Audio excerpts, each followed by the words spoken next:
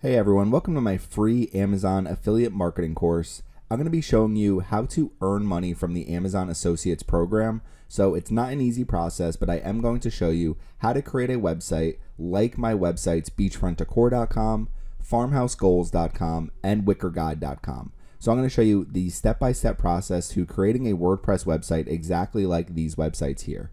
Now, before I get started into the video, I just want to go over some notes and then some important video timestamps. There are 11 parts to this video, so I start by going over just how to get started with Amazon Associates, then how to choose an Amazon Associates niche, how to choose a website host and a domain name. Next will be how to create a WordPress Amazon affiliate marketing website. That's one of the most important parts to this video. And then there's a few more parts here.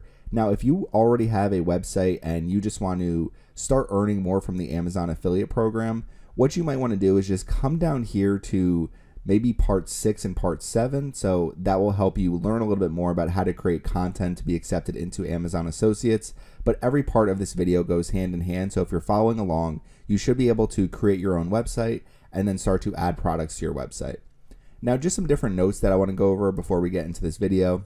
There will be a part 2 of this course released within the next week. It's going to be unstructured and it's just going to be a couple hours of me working on the website and showing you some different things that I do on my own websites. I'm going to do my best to answer any questions you might have in the comment section, so please leave any questions in the comment section. I'm not going to be selling or advertising anything in this video. There's nothing additional that you need to purchase besides maybe web hosting and some of the tools I talk about. Please subscribe to my channel, like this video if it's helpful, and also use other sources of information for affiliate marketing. Don't just stick to my information. And last but not least, this video is meant to be paused. If you need to slow down the video playback speed, you can do that in the video settings. Okay, let's get into it. What's up everyone? Welcome to the Surfside PPC YouTube channel. Today is going to be my free Amazon affiliate marketing course. So I'm going to go through a step-by-step process that you can use to start earning from Amazon Associates, which is Amazon's affiliate marketing program. So if you're not familiar with any of my videos, I created a video series in the past. It was from 0 to 2K, and my goal was to create an Amazon affiliate marketing website and go through the step-by-step process for how to track all of our marketing results all the way up to creating content and earning affiliate income. So I created the website wickerguide.com, and I'm going to show you how to create your own version of an Amazon affiliate marketing website and give you an initial strategy so you can get started with creating your website, growing your website traffic, and ultimately earning an affiliate income. So for this video series, my goal was to earn over $2,000 per month. And if we look at my earnings, so I'm looking at my earnings for the summer. So I'm always going to have a peak in the summer for Wicker because more people are buying outdoor furniture in the summer. So understanding seasonality and trends will be important for the niche that you choose. I'll go through more of that as we go through the video. But if you look here, you can see I had to do a 90-day date range. So over the course of 90 days, so June 2nd to August 30th, for my website, wickerguide.com, you can see I drove over $5,600 in affiliate income. And if you look at shipped items revenue, it was over $156,000 for shipped items revenue. And we ended up shipping over 3,200 products. So it takes some time to build these websites and to earn from them. But between this income, some of the income we had from Google AdSense, and some of the income we had from CJ Affiliate, we were able to earn over $2,000 a month. So what I'm going to be trying to show you in this series is exactly the step-by-step process for doing that. So if you've watched some of these videos in the past, what this video is going to do is take all of that and put it into one video. So it is going to be a very long video, but it's all going to be filled with information that you can use to create your own website, just like wickerguide.com and just like some of the other affiliate income websites that I have as well. Now this video is going to have some different parts, so depending on the information you already know or how much you want to learn today, you can start from the very beginning and go through the entire video, or what you can do is jump down to the video description and you can go directly to the process that I use to signing up for a web host and creating a website. So what I'm going to start with first is basically a high-level overview of Amazon Associates and some frequently asked questions that people might have when it comes to using Amazon Associates. So question number 1, what is Amazon Associates and how does it work? So we already went through before that Amazon Associates is Amazon's affiliate marketing program. So what you need to do is you're going to be an affiliate. You sign up for Amazon Associates with a website, with a mobile app, or with one of their qualified social networks, And what you can do is share products. So you're recommending products with your affiliate link, and you earn every time someone goes into Amazon and purchases something through your link within 24 hours. And what you're going to have is affiliate income. The more clicks you can drive to Amazon and the more relevant and targeted those clicks are for specific products, the more you're going to earn over time. So if we come back over here and just kind of a 4-step process. So you want to apply to Amazon Associates with a website, mobile app, or social channels. You can promote Amazon products and drive sales with your affiliate link or your affiliate links for different products. You earn commissions when products are shipped. So you recommend a product, someone clicks on your link, they go in, they purchase anything on Amazon that is part of the Amazon affiliate marketing program. Anything they purchase, you're going to get credit for. And then you get paid when you reach your payment threshold, which for direct deposit is only $10 a month. So moving on to question number 2, where is Amazon Associates available? So we're going to come back over here, and if we just come over here to this drop down here, you can see I'm in United States. So if you're in any of these countries, United States, United Kingdom, Germany, France, Japan, Canada, China, Italy, Spain, India, Brazil, Mexico, Australia, United Arab Emirates, Singapore, Netherlands, Saudi Arabia, or Sweden, if you're in any of these countries, or Poland as well. So it's 19 total countries here. If you're located in any of these countries, you can sign up for Amazon Associates. All you need to do is make sure that you have a website, an app, or social channels that are going to qualify you. Now for me, I use this really just with my websites, and then I will use social media to try to build my websites. So I'm going to really focus on websites here. I'm not going to be really talking about apps or too much promotion directly from social channels. Okay, so we're going to come over to question number 3. Who can apply to Amazon Associates and what are the requirements? So you need to be in one of those countries where it's available, and then looking at the application review process here. So I'm going to increase the size of this page so we can read it a little bit easier. So you can see we look for associates who are a value add for Amazon customers. So if we keep scrolling down here, first off, there's unsuitable sites cannot participate in any circumstance. So any websites that are, I would consider rated R or violent, or anything where if you're not 100% sure if you're able to run Google AdSense ads on your website, or if it's anything that's kind of goes against the terms of service for most advertising programs, you're going to have an issue with getting your website approved through Amazon Associates. So if you're selling something like wicker furniture, for example, you're going to have no issues at all because it's a family-friendly website. It's not anything that's going to be rated R or anything like that. So I kind of look at it like if it's something that's explicit, you might not be able to participate. Now, websites, content on your website must be recent. Generally, it's not that difficult to get a website approved. So when you create a website, what you want to do is start with creating some content on your website. So you're going to have to create content anyway. So you can't just have a blank website with nothing on it and apply to Amazon Associates and say, I'm going to build it after I'm accepted. What you need to do is start creating some content, some original content, and make sure it's recent and that Amazon will go to your website, and it should be pretty easy to get through the approval process.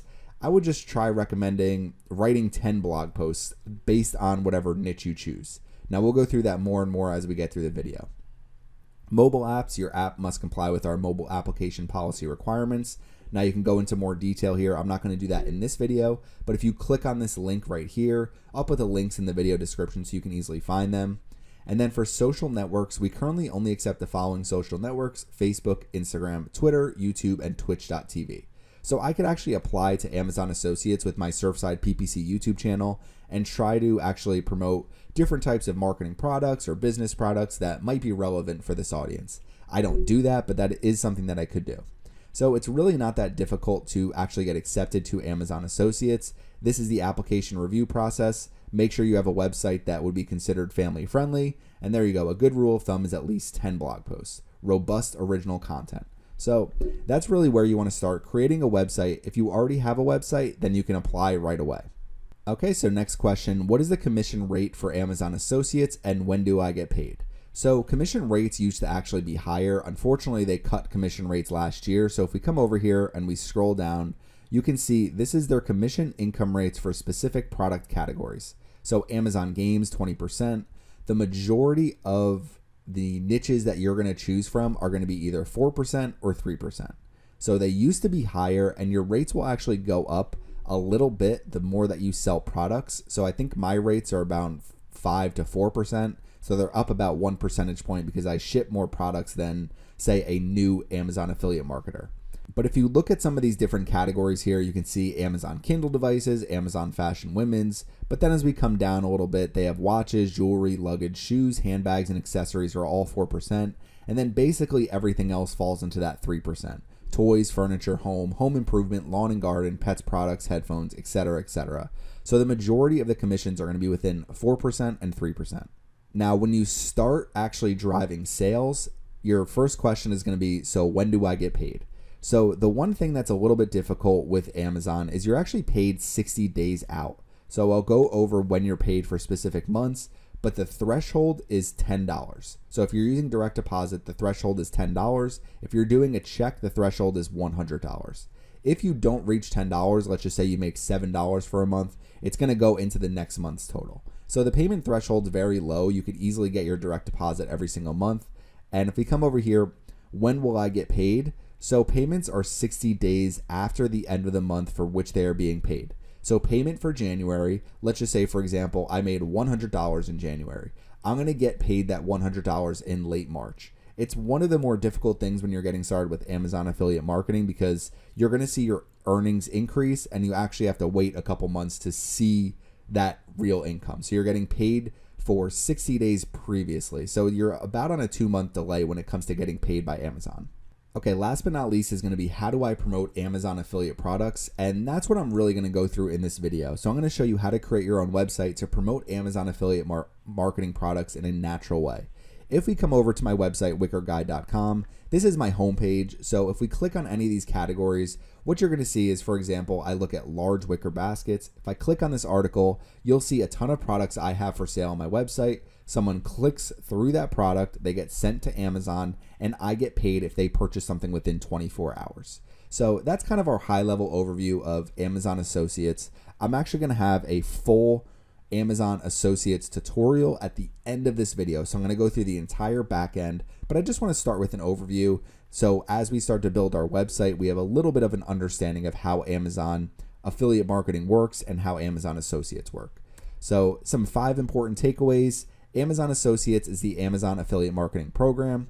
Amazon Associates is available in 19 countries. Now, one thing you're able to do is monetize international traffic with one link. So I use one link and it allows me, if someone comes to my website from Canada or they come to my website from the United Kingdom, I'm able to actually earn from that traffic as well. I'll go through that in this video, how to sign up for that and how to sign up with different countries. You can apply with an established website, mobile app, or social channels. Commission rates are going to vary from 1% to 5%. I think the majority are going to be around that 4% range, and your commission rates will slightly increase the more that you're actually earning.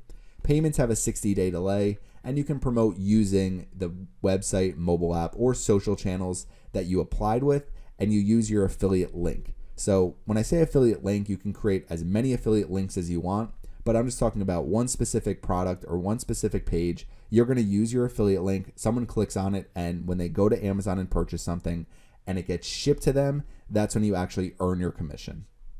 Okay, so for part 2 of our Amazon affiliate marketing course, I'm going to go over how to choose an Amazon Associates niche. So we have a high-level overview of Amazon Associates. If you already have a website, you just want to skip this part, you want to start earning from Amazon affiliate marketing, just completely skip this part and go on to creating a website. And you can even skip through that a little bit, because if you already have a website, I'm going to show you how to create an Amazon affiliate marketing store directly on your website. So how to choose an Amazon Associates niche. Now I'm going to go through 6 different ways to choose an Amazon affiliate marketing niche. And here are kind of the 6 ways that I look at choosing if I'm entering a new niche, this is what I do. So you first want to choose something you have some knowledge and some passion about. So I chose Wicker because I had knowledge about home decor and I already have a couple home decor affiliate marketing websites. So I just kind of went with what I already know. Now, when it comes to finding products you want to promote, there's 3 main things that I try to do. Use the Amazon bestsellers page to find ideas for products to promote. So if you come to Amazon and you click on best sellers right here, you're going to come in with all these different departments. It's going to show you best sellers in different categories and departments on their website. And let's just say, for example, you have an interest in automotive. You click on automotive, you can see what the best selling products are in automotive.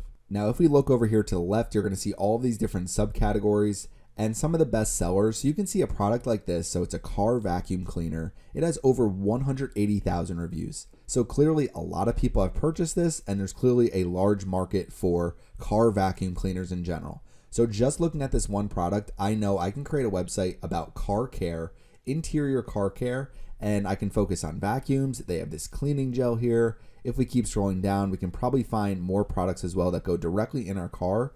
Or you can also expand and have things like compressor tire inflators.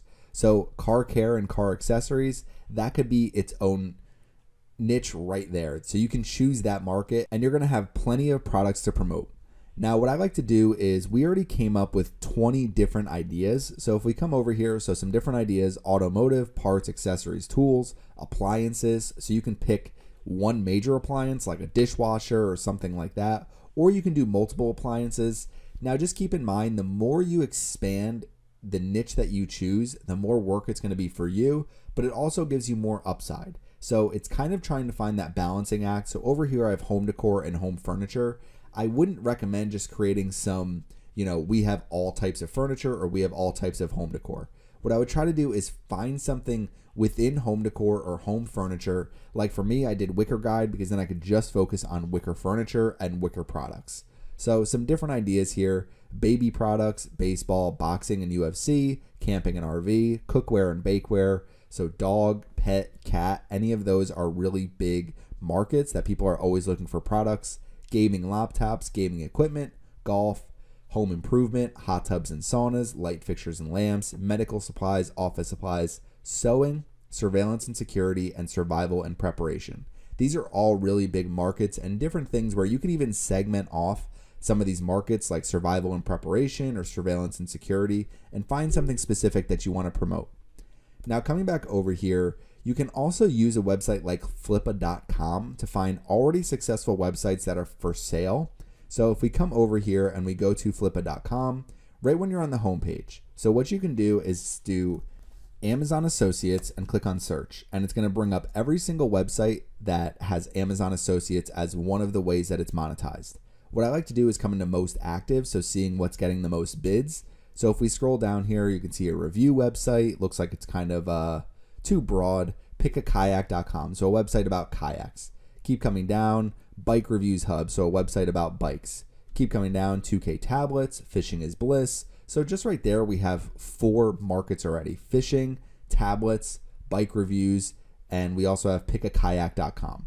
So you can find all sorts of ideas by coming to flippa.com and looking at what's already earning. So you can look at things that already have a net profit of $100, $200, $2,000 a month. And then what you're able to do is say, okay, I'm going to use that as my market because I already know there's successful websites out there like this. All you have to do is make sure you're creating better websites, keeping your content up to date, and continuously improving, and you can get your own profit in that same exact market, even if there's already established websites. I'm not the only person that has a wicker website. There are plenty more out there, and there are plenty of large websites that sell wicker products as well. So you're just trying to find your market within this larger niche. Now, the next 2 things, so I'm not going to go too much into keyword search volume and how to research keyword search volume right in this part. I will go through that more as we continue to create this video. But what you can do is go to a website like ubersuggest.com. And if we come here, it's part of Neil Patel's website. So if you go to neilpatel.com/ubersuggest, you'll find this exact tool here. They have paid and free versions of this tool, but let's just say I want to create a website about golf. So I have a passion about golf. I want to create a website that sells golf clubs, and maybe what I'm going to do is start writing reviews for specific golf clubs or specific golf brands, and maybe I can also keep up with news and write about some of the different tournaments going on to get even more traffic to my website. So there's different ways to actually drive more traffic to your website, and one thing that can be helpful is if you look up search volume. So let's just say I do golf. I'm going to keep it very broad, and it's going to give me some initial data here. Now I'm using the free version of Ubersuggest. It gives me 3 free daily searches. So you don't get a ton with the free version. If you register, you actually get more ideas, but I'm not going to do that right now. What I want to show you is the search volume for golf is very high. The SEO difficulty is very difficult, and it's probably going to be that way for any industry you choose. So don't focus too much on difficulty, whether it's SEO or paid. if we keep scrolling down and we're looking at search volume, you can find all sorts of keyword ideas. So golf courses near me, golf course. If we keep coming down and do view all keyword ideas. So what we can do is start to see how much search volume these different searches get. And if you're seeing things, for example, golf cart has over 240,000 searches, golf clubs has over 160,000 searches, golf shoes, 135,000, golf bags, 90,000. So there's plenty of people searching for different types of golf products. So it's definitely an industry I can use. Now, one thing you want to do is avoid using some type of niche that's going to be too small. So for example, we use the car vacuum cleaner product before. So let's just say I come in here and I say, okay, I just want to focus on car vacuum cleaners. That's probably going to be a little bit too narrow, and it's going to really limit your upside. So only 14,000 searches for car vacuum cleaners, and the SEO difficulty is 89. So what you'd rather do is something like car care, interior car care, or car products and car accessories to try to find more ideas to basically branch out from a narrow niche to something that is more manageable. Now, the last thing I want to go through here is choosing a niche is if you can have news or reviews that can help you grow a lot faster. That's kind of one of the mistakes I made with picking wickerguide.com. There's not really much news related to wicker furniture and wicker baskets. It's really more just a product-based website. There's also not a ton of reviews that I can do because when it comes to wicker furniture sets, there's so many different brands and they constantly have new products that it's not like there's kind of the best wicker furniture sets for 2021 with product reviews, because it's just things change so much within this industry that it's really just so product focused. Now, if we use golf as an example, I can write reviews about new golf clubs every single year, and I can also keep up with news. I can start writing things about, how to bet on golf and some of the golfers I'd choose for a weekend, and that can allow you to expand into even more markets and kind of sign up with even more affiliates over time. So understanding a niche idea, if we come over here again and we look at these 20 ideas, so boxing and UFC, you can write about current boxing matches, UFC fights over the weekend. If you're writing about baseball, you can write about news, you can review new products, baby products, same thing. You can review strollers or cribs or different things like that. Things like home decor, home furniture, it's a huge market because everybody's looking for those, but it's a little more difficult to write news or to write product reviews unless it's something that is so popular and isn't really going to change too often.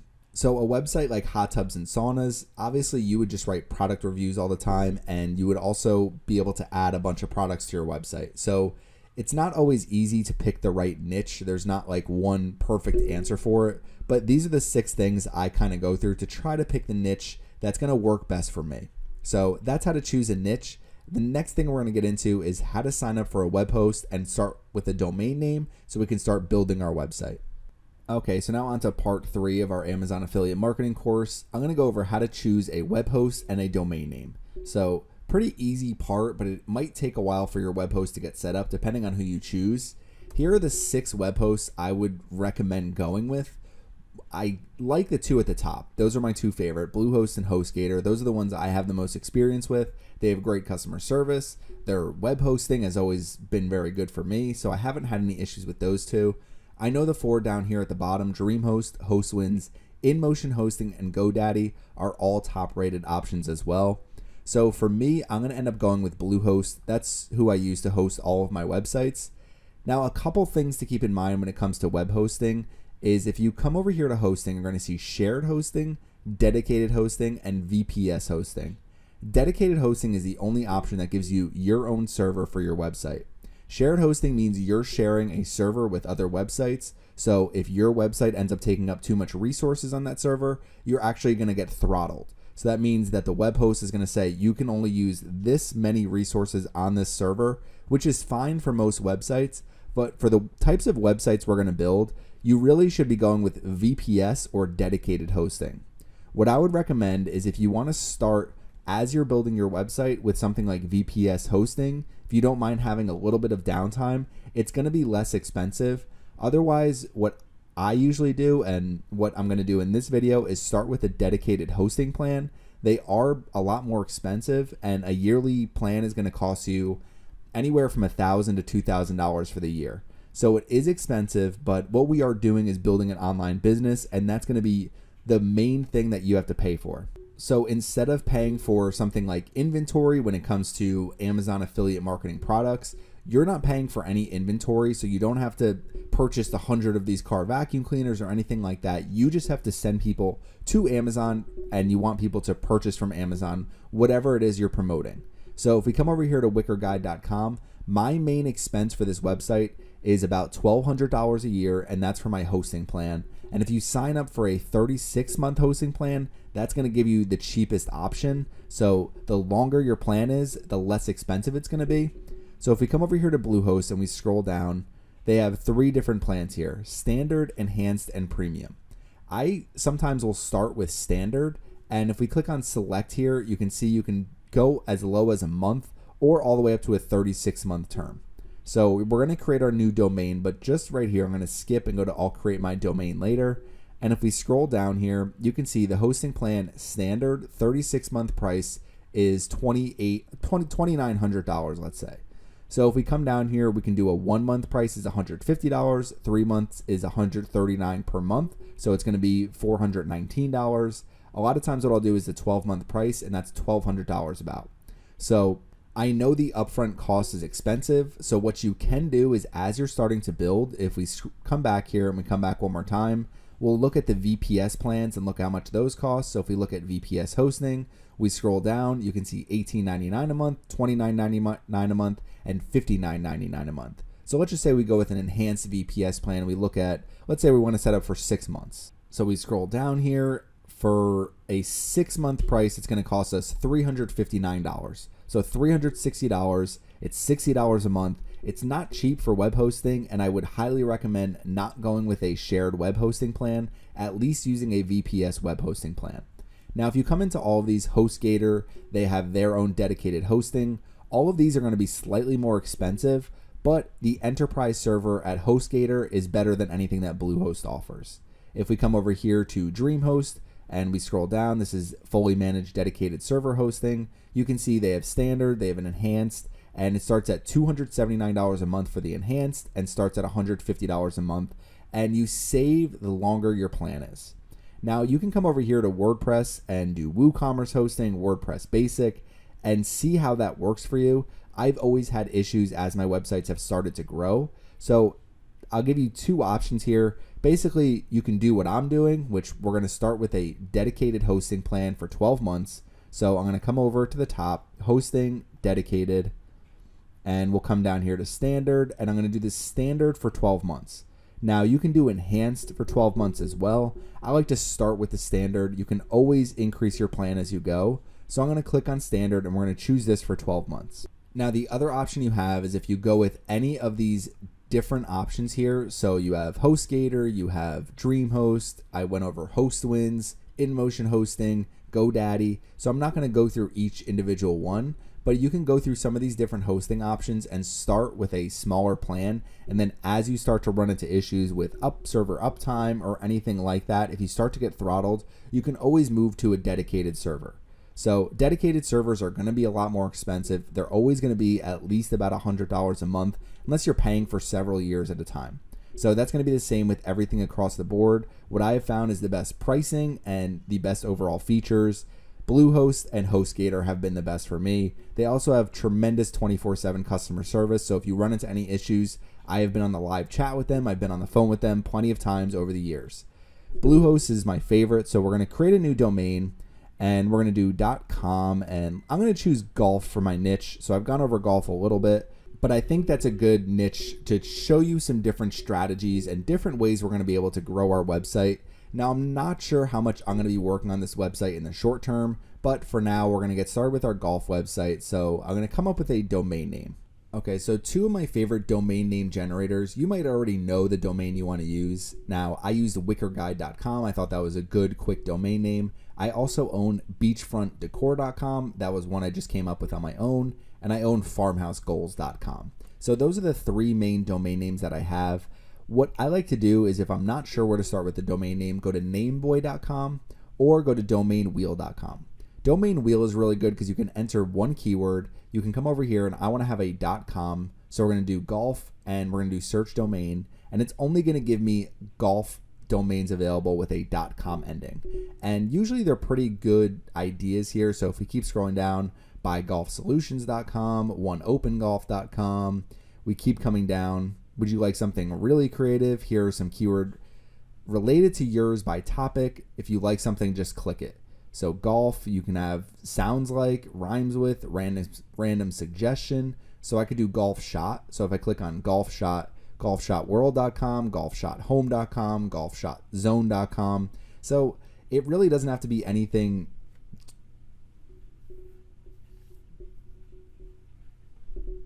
specific when it comes to your domain name, but you just want, when people see it, have some idea of what to expect from that website. So if I named my Wicker website golfshot.com, people would be really confused every time they went to it. If we come over here to nameboy.com, we'll scroll down. They actually give you some that are available for sale, but are going to be a little more expensive.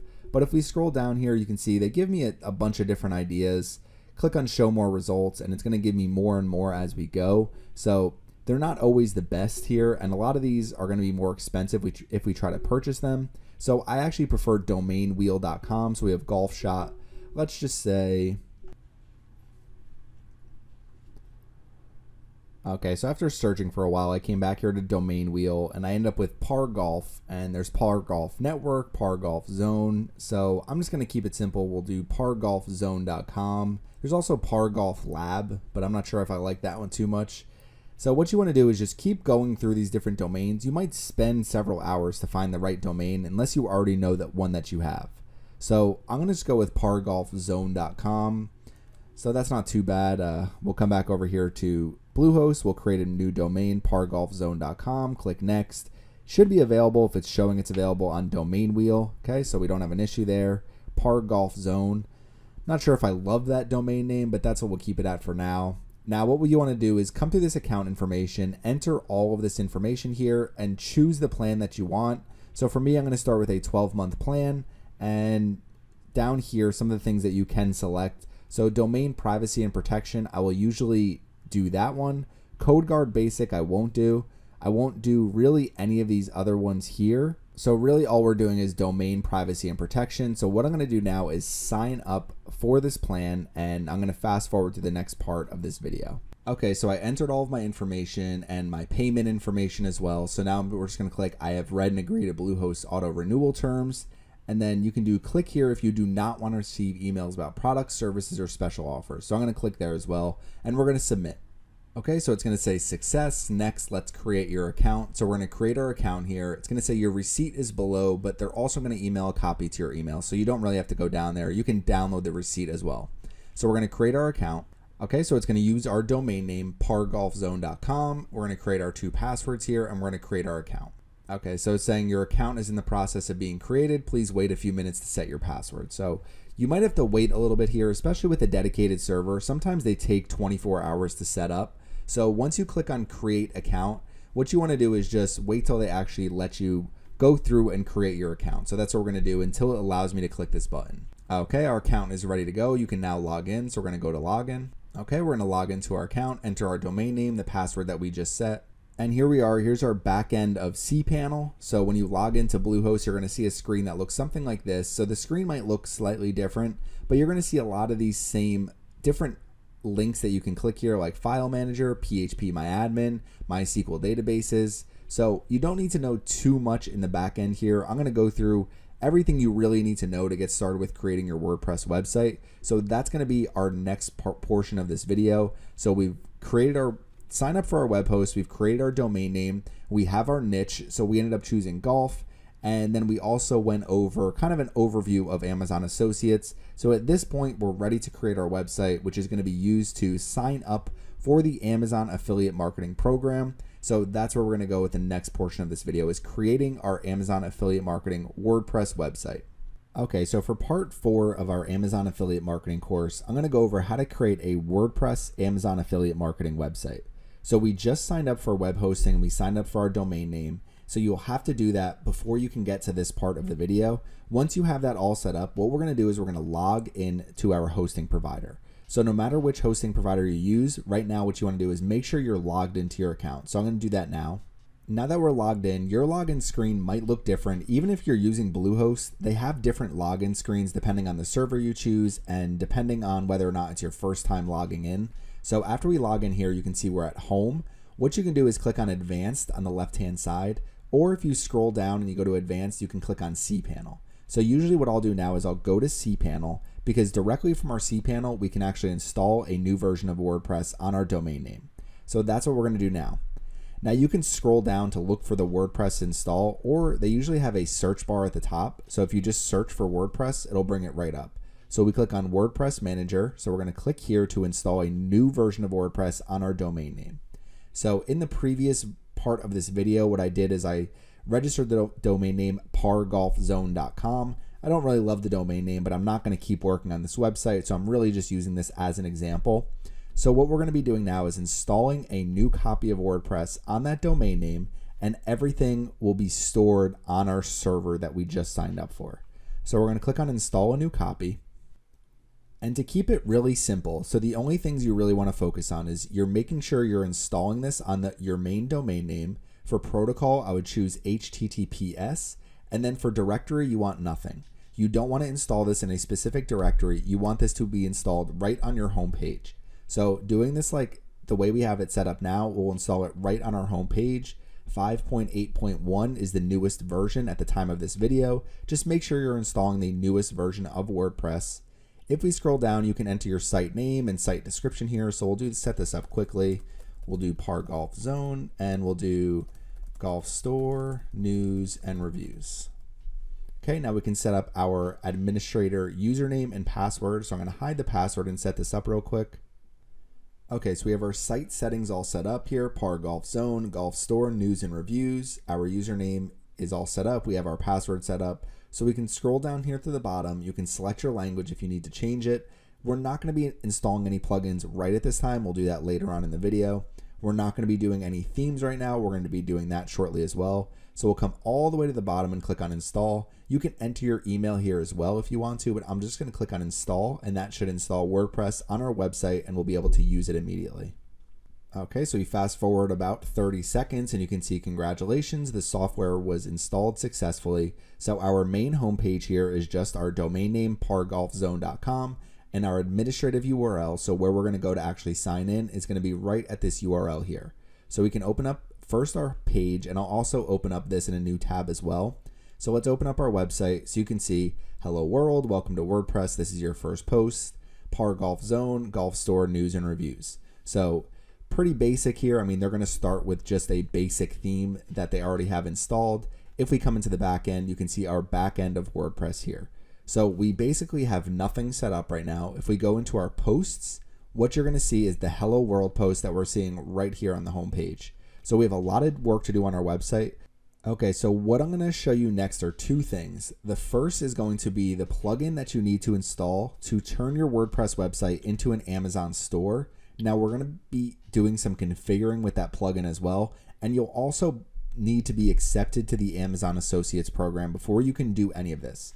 I'm going to show you a little later on in this video what you can do is if you're not accepted into the Amazon Associates program yet. I'm going to show you an initial content strategy that we can come up with. So if you want, you can fast forward to that part of the video and then come back after you are done.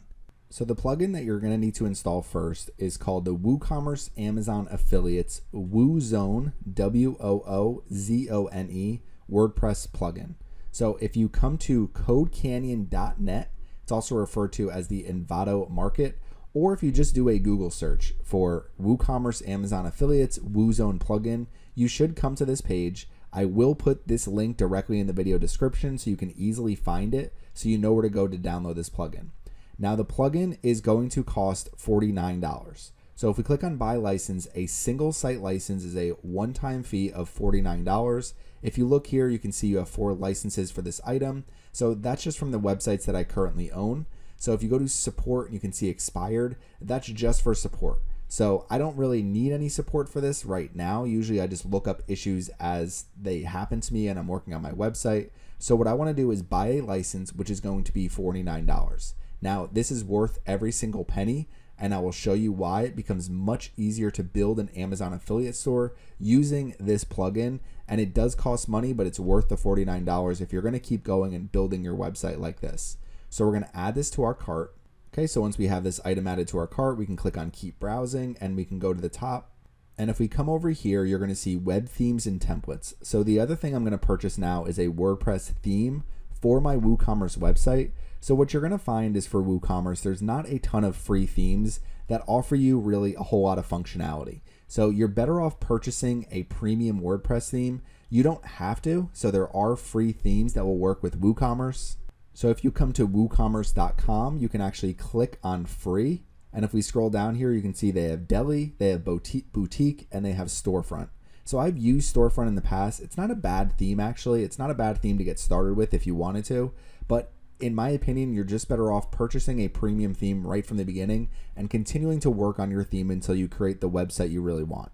So you don't have to go with the theme that I use, but what you can do is if we come over here and we click on web themes and templates, so I've already opened the page, and once in there, you click on WooCommerce or e-commerce. So if you come over to web themes and templates, you click on WordPress, what you can do is actually scroll down here and click on e-commerce. So once you're in e-commerce, one of the options is going to be WooCommerce, and now you can see over 1,200 themes. So the one that I use on all my websites is Flatsum. So it's $59 for a single website, and you can see for the sales, over 172,000 sales, a ton of product reviews with 5-star reviews. Now what you can do is look at all sorts of different themes here. The point of this video isn't to go through every single theme, but if you do come to themeforest.net and you look up WordPress, e-commerce, and WooCommerce, you're going to find all of these different themes that you can go by. If you want to find a cheaper option, you can. So if you want to scroll down and see if there's anything a little less expensive, so $39 here. Most of them are going to be $59, but if you keep coming down, you'll see lower prices. Sometimes they have themes on sale too, so some really good themes. So this one is minus 20%, really good reviews as well. I've never used a lot of these themes, so if you find one that fits better for your website, then use one of these other themes. But I have found Flatsum to be very easy to use, and it gives you a lot of different options as well, whether you want something a little bit more advanced or something just for beginners. So for this, all I'm going to do is click right here. We're going to add it to our cart, select our license. We'll just do a regular license and add it directly to our cart. So now we have 2 products in our cart here, and if we click on go to checkout, you're going to see it's going to be the same exact shopping cart. So it's going to show themeforest.net here. Before it was codecanyon.net. It's also Envato Market. So this includes a lot of different websites, but you're going to purchase them both from the same exact company. So when you come to your shopping cart, you're going to see your WooCommerce Amazon Affiliates WordPress plugin and our Flatsum theme. I'm going to put both of these links directly in the video description, and I'll also put the link to when you're looking for different WordPress e-commerce themes, so you can see all the different themes if you want to preview some different options. So our cart total here is $108. And I know you might be saying, okay, I just paid for hosting. I'm having to pay for this Amazon Affiliates plugin and this Flatsum plugin, and my website's not even making anything yet. It's a very small initial investment compared to other businesses that you can run. If you're running a Shopify website, you're going to be spending a monthly fee in that case. For this, our monthly fee is really just going to be our hosting costs. So for right now, our cart total is $108. So I'm going to go through the entire checkout process. And what we're going to get are 2 zip files, a zip file for our WooCommerce Amazon Affiliates plugin and a zip file for Flatsum. So I'm going to download both of those zip files and then install them on my website. So I'm going to show you how to do that, but I'm going to fast forward through the checkout process. Okay, you'll see here payment complete and email confirmation is coming your way, and the items are now available on your downloads page. So you can find your downloads page by just going up to the top. You'll see downloads here, or just clicking the link they provide right after you make your payment. So we'll click on downloads. And you can see we have our theme, so Flatsum is our theme, and then the WooCommerce Amazon Affiliates WordPress plugin. You'll see WZone here. It's also referred to as WooZone. So what we can do is we can download both of these. So that's what I'm going to do now is download installable WordPress file only. And we're going to download our WooCommerce Amazon Affiliates WordPress plugin. So we're going to download that as well, installable WordPress file only. Now, one thing to keep in mind for both products, what you're going to need is if you click on download, you're going to need your license, certificate, and purchase code. They're going to ask you for that as you install your theme and this plugin. So I can't show you mine because I'm going to use mine for myself, So as we go through the process, just know that you're going to need to download this PDF, and it will show you what your certificate and purchase code is, and you'll need to enter them when you install both of these, and I'll show you that in a minute. So what we're going to do next is we are going to come back to our website. So you go to your website and you go into the back end. So the way we get there is go to your domain name /WP admin. So make sure you have that page for your administrator page so you can see your back end. When you do go in, you're going to come to your dashboard. So if we scroll down here, what we're going to do is come to plugins and add new. And what you want to do is click on upload plugin here, and we're going to choose a file. And for your plugin, the file that you're going to use is the Code Canyon file. So the zip file that comes from your WooCommerce Amazon Affiliates plugin. And we're going to install that now. Okay, so it's going to say installing plugin from uploaded file. As long as you see this plugin installed successfully, what you want to do is activate your plugin. You shouldn't have any issues when you're installing this plugin. Just follow the same steps I just did where you purchase it and then you install that plugin. Now they're going to show a few different messages here. So first is going to be for the best possible user experience, recommend using it with some of the different AA team custom themes. So you can go through some of these different themes here. I just use the Flatsum theme. I haven't had any issues, so we're going to dismiss this notice. So we need to increase our memory limit, and it says they recommend setting it to at least 128 megabytes. We will do that later on. A couple other things they have here. I'm just going to dismiss this notice for now, so we don't need to really worry about all of these different notices. They really want you to purchase some of their different products. So Amazon Affiliates products boxes block, Amazon product comparison tables. So I'm going to dismiss all of these for right now. Now, one of the things you're going to see is WooCommerce plugin not installed. So in order for the WooZone plugin to work, we need to install the WooCommerce WordPress plugin as well. That is completely free plugin. So you don't need to worry about purchasing anything for the WooCommerce WordPress plugin. So if we click on install WooCommerce WordPress plugin, you can see it here. You can also just go directly to your plugins page and go to add new, search WooCommerce. That's really all they did here. And you can see WooCommerce 5+ million active installations, install now. It's completely free. So click on install and activate this plugin as well. Okay, we'll click on activate. And what it's going to say is welcome to WooCommerce. Tell us about your store and we'll get you set up in no time. So for right now, what I'm going to do is just skip setup store details. So we're going to skip it for right now. And you might see a page that looks like this. Welcome to your WooCommerce store's online HQ. For right now, I'm just going to click on X. We're not going to go through all of this, but we will go through this in a little bit as we go through setting up our different plugins and setting up our theme. So we come back over here to WooZone. So if we click on it, it should get rid of that notice that we need WooCommerce to run. Okay, so now you can see here in our dashboard, it's asking for our item purchase code. So that is what you're going to be looking for on your downloads page. You come here to download and you look up your purchase code. So I'm going to enter my purchase code now. Okay, so I entered my purchase code at the top here, and all I'm going to do is click on activate now. And what it's going to say is welcome to WooZone Setup Wizard. So we are going to go through this real quick. So we click on get started. It's going to say what kind of website is this? Blog, online store, personal website, other. So it's kind of a blog and online store, but we're going to choose online store. We'll click on next. What is the state of the website? So we're doing fresh install. If you already have some content, you can do you already have some content as well. So for me, I'm going to be choosing this second one here. I'm creating a new website with the sole purpose of having a store featuring Amazon products. So we're basically going to be creating a blog and a web store. So your answers here aren't that important. You can choose some of these other options as well, but we're just going to choose the second option. And then it's going to come into settings and give us some different options for settings. Now, usually what I'll do here is I'll uncheck the on-site cart. I will keep 90 days cookies checked. Again, you can change all of these settings as you go. So don't worry too much about the initial setup process, but I will uncheck on-site cart. You can keep reviews tab. I'm going to keep cross-selling here. Product availability by country, I'm going to uncheck. Show coupon, I'm going to uncheck. Checkout email, I'm not going to check. And then show free shipping, I'm not going to check. So what you see here is 90 days cookies, reviews tab, cross-selling, and remote Amazon images are the only 4 I'm going to keep checked right now. So we're going to go to next. So prices set up, I usually use it as Amazon or other sellers. Import product from merchant, I will do Amazon and other sellers. Import as publish. So when you're importing products, you can either import them as drafts or directly as publish. I import them as publish. If you do it as drafts, what you can do is revise your products before you publish them. I have done that in the past as well, so either or works. Import products with price 0, I never keep this checked. and import attributes, I do check this. So we're going to click on next. So number of images and variations. I usually don't import variations. So for this, I'll do none.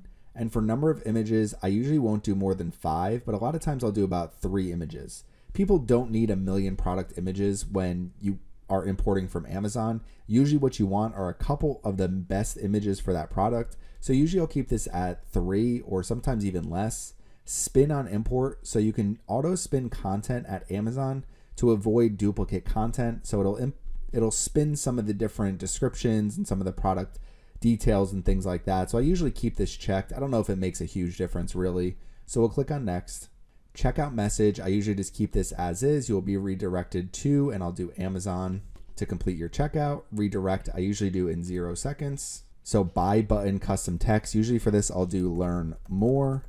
I'll do buy button opens in a new tab, and then as of text font size, usually I'll put this at about 0.8. So you can change this as well. I'll show you a little bit more about this as we go, but we're going to click on next. Now here is where you need to, if you don't have an Amazon Associates account right now, what you're going to do at this part is you're going to return to the WooZone dashboard. If you do have an Amazon Associates account and you've been accepted, what you need is your affiliate ID, and I'm going to show you how to get your access key ID and your secret access key ID so you can sign up for WooZone and connect your WordPress store to your Amazon Associates account. So all I'm going to be doing right now is United States. I will show you how to add additional affiliate IDs as we go, but I want to keep this simple. For our access key ID and secret access key and our affiliate ID, that's all going to come from our Amazon Associates account. So what you want to do right now is sign up for your Amazon Associates account. Okay, so once you sign into your Amazon Associates account, what you want to do is come up to the top and you're going to see your email here, and you want to manage your tracking IDs. So within your associate accounts, one of the options is manage your tracking IDs. And what we want to do first is create a new tracking ID for our website. So we come over here, click on manage your tracking IDs. It'll bring us to this page. I click on add tracking ID. And what I can do is just par golf zone -20, and we click on create. We'll see if it'll come up. Okay, so we have our ID now, so we can copy this and we can go back to our setup. And what you're going to see is your affiliate IDs. So this is going to be our affiliate ID for the United States, and it's going to make sure that every single click that we send from our website ties back to this affiliate ID, so we know actually where our sales are coming from. So the next thing we need to do is create new access key IDs and secret access key IDs. So the way to do that is coming back into Amazon Associates, and what we're going to do is we're going to come to Tools, and you're going to see Product Advertising API. So we click on this page here. Okay, so we have to block out some of this right now, but you're going to see created access key ID, status, and actions. So at any time you can have 2 access key IDs through your Amazon Associates account. They recommend that you change them every 90 days. I'm going to be changing these as well after this video. So what we're going to be doing first is if you have 2 here already, you're going to need to delete one and make sure you update your access key ID and secret access key IDs for your websites where you're using them. So we're going to first delete this one right here. So we click on delete. Delete your credentials, yes. Okay, so now we just have 1 access key ID. So all we need to do is click on add credentials. When we click on that, it's going to give us an access key and a secret key here. So you can download credentials, or we'll just copy them right here. And we're going to come over to our setup, and you're going to see access key ID, and you just want to paste those 2 keys here. So your access key will go right here. And then if we come back over here, you can see our secret key. So we're going to copy that as well. And we're going to come over and we're going to enter our secret access key. So we have our access key ID, our secret access key ID, and our affiliate ID set up. So we're going to scroll to the bottom. And what we can do is check our Amazon AWS keys. Okay, so country United States, it's going to say it was able to connect to Amazon with the specified AWS key pair and associate ID. So what you want to do next is click on finish. Okay, so you can see now you can go and import Amazon products into your website. So we can click on close. Okay, so our WZone is all completely set up. The next thing we want to do is install our Flotsam theme. So if we come back over to our website here, we just refresh the page. You can see it doesn't really change much at all. The only thing we have up here is WZone debug bar. So we don't really have anything that's really much different here. So we're going to come back over to our backend. Now, one of the things you're going to see is when you install WooCommerce, you're going to have a products section. So WooCommerce allows you to build an e-commerce store from your WordPress website. So for us, it's just going to be a strictly affiliate e-commerce store. When someone clicks on a product, they're going to go directly to Amazon. There's different ways you can set it up, and I'll go through that as we go through the video, but I just kind of want you to understand your back end. If you see this product section, you're wondering where it came from, it's from the WooCommerce plugin. And WZone is what allows us to import our Amazon products. So coming over to appearance and themes, what we want to do is install our Flatsum theme now. So we want to click on add new. You can see right now we have 2021. It's the default WordPress theme installed. So we want to click on add new. We want to upload a theme, and we're going to choose the file that we got when we downloaded our theme earlier from the downloads page. So we're going to come to choose file. You're going to see it's our theme forest file. It's a zip file here, and we're going to install now.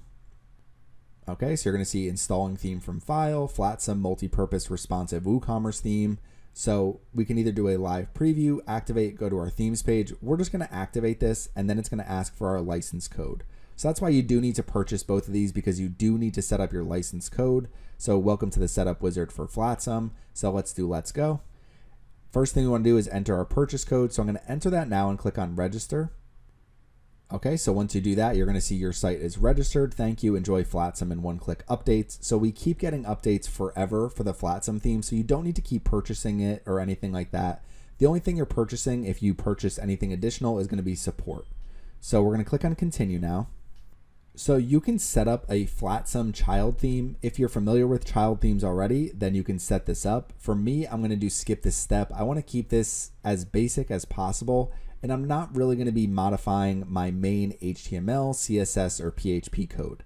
So if you're modifying any of this code, then what you want to do is set up a child theme, because it allows you to easily change this code without changing your main theme. So we're going to skip this step, and we're going to go into plugins. So it's going to give us some different options for plugins. We're going to skip this step. We're not going to add any of them. So content, so it's going to say install demo content. So this will create default posts, default pages, default blocks as seen as in the demo. So you can install all of these. I don't do this, so I'm going to skip this step. You can see some of the different default things if you do install all of these now. It allows you to learn a little bit more about the theme. I've been working with Flatsum for so long that I don't want to go in and install any demo content. So I'm going to skip this step. Logo and design. So you can upload a logo right now. It's going to show our Flatsum logo right now. So we're just going to keep this as is. You can also change some of the design presets. So if you want to go through and click on some of these different presets, you can do that as well. And then when you are creating your website, you can actually just automatically have one of these setups here like they do. I usually just keep it as the main preset that they have, and I keep the logo as is for right now, and we're just going to skip this step.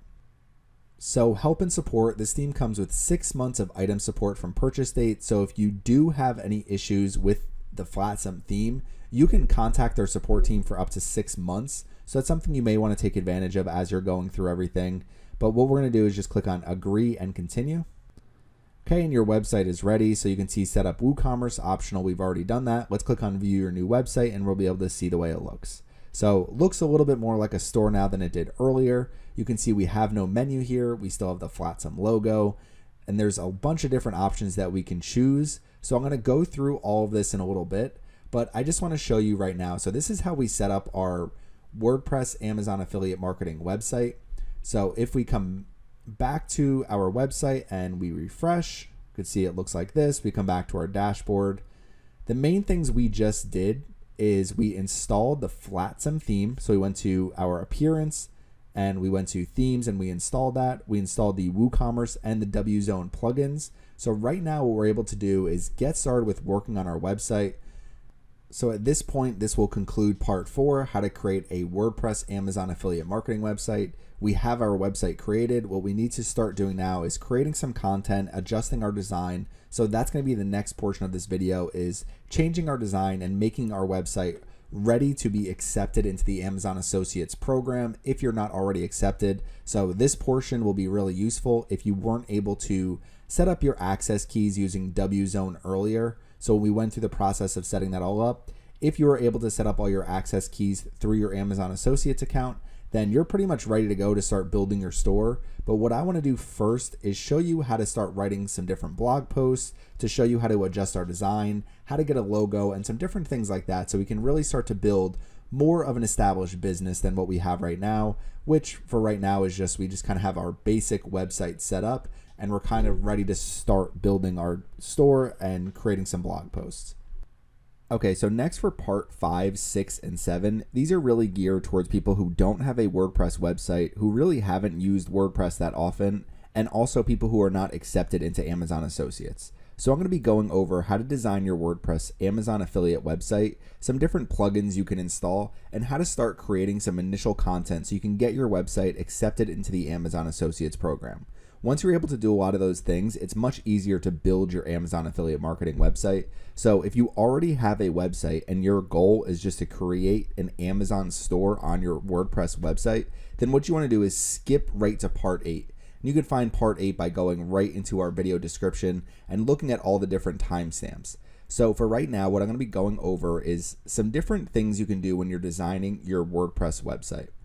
So some 6 considerations that I would recommend looking at. Colors, so you want to make sure you have a color scheme for your brand in general. Logo, so obviously you want to have a professional looking logo for your company and a professional looking logo on your website.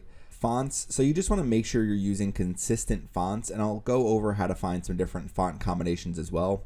And then 3 different things to consider as you're building your website and creating your design. The header and the footer, mainly the header because people are going to see your header as soon as they come onto your website. You want to make sure your website is easy to use and easy to navigate. Your homepage, so what your homepage design will be like, and the way you're going to design your blog posts and your pages and different things like that. Last but not least, widgets and plugins, how you can use some different widgets and plugins to improve the overall design and appearance of your website. So let's get into it, and I'm going to start by going over colors, logo, and fonts, and then I'm going to go through the next 3 after these first 3.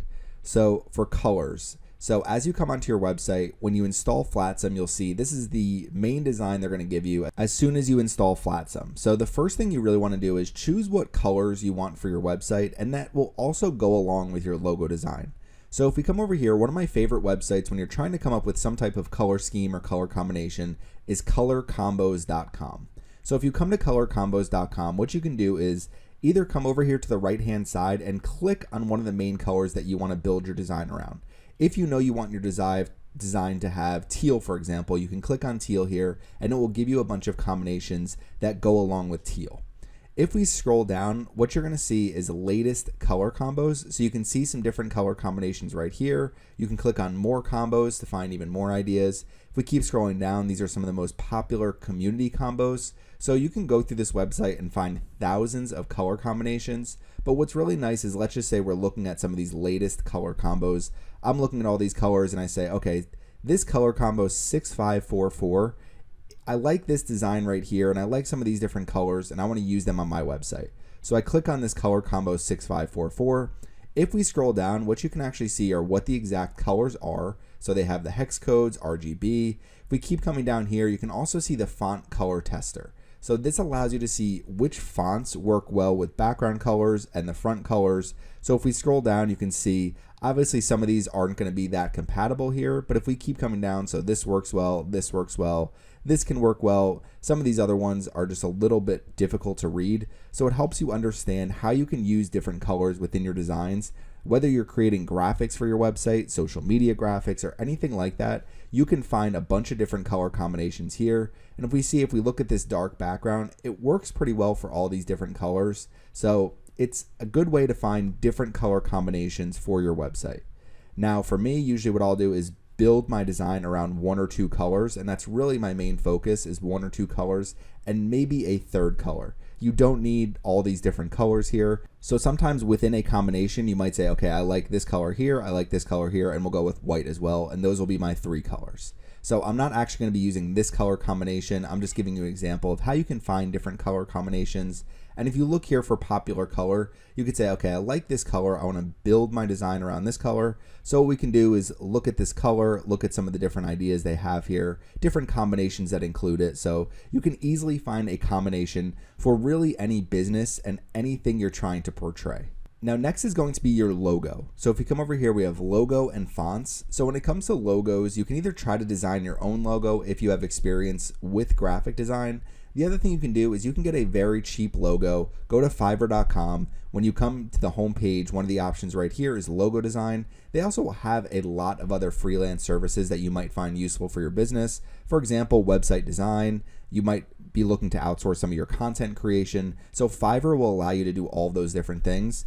If I click on logo design here, what it's going to pull up are some of the most popular logo sellers. And you can see here, all these ones at the very top have over 1,000 positive reviews, and they're all right around 5-star rated. So if you look, you can see right here, I will design 3 modern minimalist logo designs starting at $15.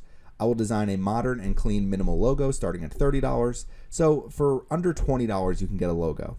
You can see here, some people have options starting at $5, $10, $15, $20. And you can also find logo designers who will create a logo and social media graphics for you as well. If we come up to the top here, you can select your logo style. So if you know you want a mascot type logo, if you know you want a signature logo, a hand-drawn logo, a vintage logo, you can click on any of these options up here and it will give you the best sellers. Now for this example, I'm not going to keep this website that I'm working on, pargolfzone.com. It's just not going to be a project that I continue after I create this video. So I just created 2 simple logos, and all I'm going to do is upload them in a few minutes.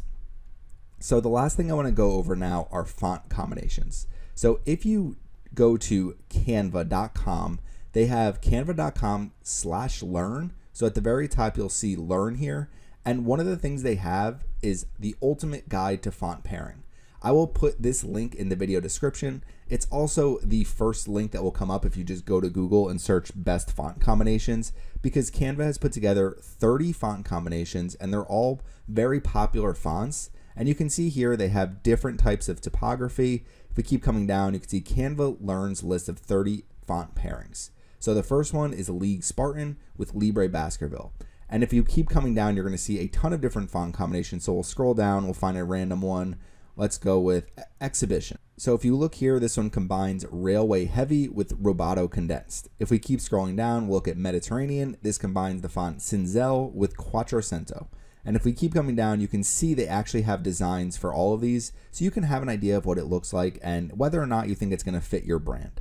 So looking at the first 3 here, color combinations, logo, and fonts, you just want to make sure you have a cohesive brand and color scheme and the fonts that you're using to go along with your logo, so that when you do create designs, graphics, whether they're on your website or you're creating social media designs, that all of your graphics kind of have a similar look to them and a similar feel, so people can pick out your brand very easily depending on what you're focusing on. So if we come back over to our website, what I'm going to do now is change some of my colors, change my logo, and I can also show you a little bit with fonts as well. So one of the things you can do is if you come to your website, no matter which theme you installed, over here at the top, you're going to see Customize. So if we click on Customize, that's where we can adjust our header, our footer, we can adjust our colors, so different ways that we can make our website look. So you can come here right down the left-hand side. You'll see header, style, blog, WooCommerce, layout, footer, pages, portfolio, menus, widgets. So there's a lot of different options here. What you can do to start with is, let's just say we come over here to header and we come to the very top. So you can see HTML1 is this right here, custom content. So this is our top bar. There's a top bar menu here. So you can see assign a menu in theme options and menus. So there's no menu here yet. You could see newsletter. So let's just say I know I'm not going to have a newsletter yet. What I can do is take this and just drag it right to the bottom. That's going to get rid of that at the top, and that's going to easily adjust the way this top bar looks. You can see we have logo, search icon, main menu. Let's say I want to put my search icon all the way over here to the right-hand side. I want to get rid of my account, and I want to get rid of cart, and we'll get rid of the separator too. So now what we have up here is a search bar. This is where our menu is going to go. It's our main menu. We still have a top bar menu up here. We have social icons up here. So let's just say we click on social icons. What we can do is enter our URLs. We can adjust the way the icon looks. So there's some different styles here we can choose from. So as you're going through and customizing the design of your website, you can see it's very easy to adjust all of this. If we click on logo, it's going to bring me right to this logo and site identity portion. And if we start scrolling down, you can see I can change my logo position, so I could put this more towards the center, but I'm just going to keep it on the left-hand side like it was. I can remove this logo, and what I'm going to do is upload the different logos that I've created. If you don't upload a logo, you're going to see just your main site title there, which doesn't look too bad if you're doing it just for the meantime as you're waiting for your logo. So if we scroll down here a little bit, we go to logo image, I can select the image, and what I'm going to do is upload the two logos that I created. Okay, so these were both really quick logos that I created. So what we can do is make sure we put our alt text logo.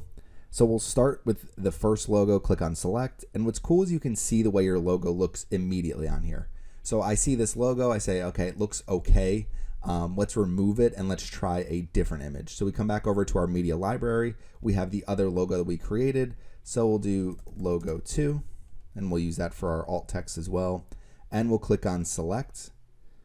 So now we have our other logo here. So it's a better looking logo to me. I could still probably improve it, make these words at the bottom a little bolder or get rid of them altogether. So I'm going to keep this logo for now. Par Golf Zone. There's a little logo here on the left hand side. We have our text. So this is what I'm going to keep for right now. And then what I can do is build off of this main color on my logo. So I can make sure that my website is geared around that color. So what I can do now is scroll to the top and we can click on back here. So we have logo and site identity. And what we can do is click on back one more time. So instead of being in the header portion, we can go to style. So if we click on style, you're going to see colors. And what they have is primary color. So we can change our primary color to match our logo. And if we click here, my primary color is this green. So you can see it changes this at the top here. It matches our logo much better. It is this color now for this button. And you can change your secondary colors if you want. So let's just say I choose some type of dark gray. Okay, we'll go with that dark gray here. Success color, I can choose my main color and make it a little bit darker. And then we have alert color. We can keep that as red if we need to. So type, so this is going to be for text. So our base color, right now it's showing gray. So you can see this is that right here, the base color. This is our headline color. And then they have divider color as well. So you can adjust all of these different colors on your website, link colors. So right here is a link. So that's the color for our links right now. If I don't want that to be the color, let's just see how it looks with using our main color. So it's going to adjust this here. So uncategorized, you can see is that color. So it doesn't look too bad. It might be a little bit too much green. So in that case, what you can do is come over here. Maybe you change it to something, maybe some type of dark blue. We'll see how that looks. And those could be kind of the two colors we go with. I don't think this is the greatest look in the world, but just giving you some different ideas of what you can do to match different colors on your website. And again, go back to colorcombos.com and you can find a really good color combination using your color and another compatible color that would work. So let's just keep this like this for right now. So we have our link color, we have our main color here, our headline color. Now let's just say I want to make my font color a little bit darker. So we'll put that as a darker gray. Okay, so now our text is a little bit darker. We have our link color here. So some different link colors throughout this page. And you can see we have our main color as the top bar. So if we come back, you can see global styles. So default button radius, not really much we can change there. Typography. So this is where we can change some of the different fonts that we're using. So the default here is Lato. So you can see that's our main for the font. That's for our base text font. If we keep coming down, that's our navigation font. You can see our alt font is Dancing Script. But if we come to the top, let's just say I want to change my font slightly. So for headlines, it's Lato. Let's just choose Lemon here. Go with something random. And you can see it changes that up here at the top. Now I'm just going to keep mine as Lato because it's an easy to read font. It looks good on this website. But what you can do is go through the different font families and again, go back to that font combination article from canva.com because they're going to have a lot of those different font families in here. So we can do one of those really quickly if we change the font for the headlines and the base font. So let's just come over to our font combinations. Let's just choose this one here. So Cinzel and Quattrocento, as long as they have both of those fonts, they might not, but I'm pretty sure for, okay, so we have Cinzel and what's Quattrocento. Okay, so you can see here, going with those two fonts, this is what it would look like. So it looks a little bit different. You can see the different headlines over here. I don't really like the look of this too much. It might work for certain websites, maybe a recipe website. It almost looks a little Halloweenish, but what I'm gonna do is just go right back to Lato and keep it as it was, but just knowing you can easily change the fonts in here by going to customize and easily change any of your designs. So it's actually really easy to change designs. Sometimes people are a little worried about changing font colors, changing the colors on their website, but you want to make sure you have a good cohesive design for your website. And a lot of that is going to come in here when you click on customize, and whatever your theme is, it's going to allow you to adjust all of these different options here. So you have presets, logo and site identity, top bar, so that's the top bar up here. We have our header main. So if we click on header main, you can adjust the height, the text color, the background color. You can add a background image. You can add or remove a divider, add a shadow. So there's a ton of different things you can do here with your design. So I just want to kind of give you a little bit of a background for how to adjust all of these things very easily within WordPress. And once you're done doing that, we click on publish. It's going to make our website look a little bit different now with some of our new colors, our logo. And any changes you make, just click on publish and you can easily change them. You can also revert back to the initial settings very easily, so you don't have to worry about making too many changes on your website. And again, all you have to do is click on customize at the very top here. And the other thing that you can do is go into the back end of your website. You can go to appearance and customize, so that's going to be the same exact link there. You can go to themes to change your theme if you want to, and a lot of themes will also have their own link here. So for Flotsam, I can click here, some theme options, advanced, and the setup wizard. So make sure you go through all of those to create a basic starting design. So if we come to the bottom, you can see our footer is a little bit of a different color. Our top bar is now matching our logo. So we have an initial kind of design here with colors, with our logo, and you can adjust your fonts as well if you want to. Once you kind of have all of this set up, what you want to do is start adjusting some of your widgets on the right hand side. You want to start adjusting your header a bit. You want to start adjusting your footer a bit, and you want to come up with the overall design that you want for your website. So if we come back over here, the next three, header and footer, homepage and post, widgets and plugins. So let's start with header and footer. And for this example, I'm going to go over my header and footer and some of the different design elements that I've used on my website, farmhousegoals.com. So I haven't really introduced this website too much in this video yet, but I do own farmhousegoals.com. And if we look at the very top of the page, it's a very simple header. So I have my home page. If we click on the logo, it'll bring you home. You can click here and search. There's also just a search bar right there. So most people who are going to search are just going to use this main search bar. But what we can do is if we go to shop, you can see there's a drop down menu so people can easily find what they're looking for. Let's just say someone's looking for Christmas decor. So farmhouse style Christmas decorations. If they come over here, they can see all of the different subcategories we have. They could easily click on any of these links and it will take them to those pages. If they come to blog, they're going to see a lot of the same things. So for the blog, maybe someone's looking for farmhouse furniture. They can see some of the different subcategories we have, or they could just click on farmhouse furniture and it will bring up all of our farmhouse style furniture blog posts. Now, the other thing I have up here is top posts. So some of the most popular blog posts on my website I've listed here. So there's probably a few too many. So I could take away some of these so it's not such a long list. Or I could probably expand this and make it a larger menu so it's easier to find some of these top blog posts. The other thing I have is at the very top, home, shop, and blog in case people are unable to find that easily. And then over on the right hand side, today's deals. If you click on this, it's just going to bring people to an affiliate page. So this is just a way to drive some affiliate traffic.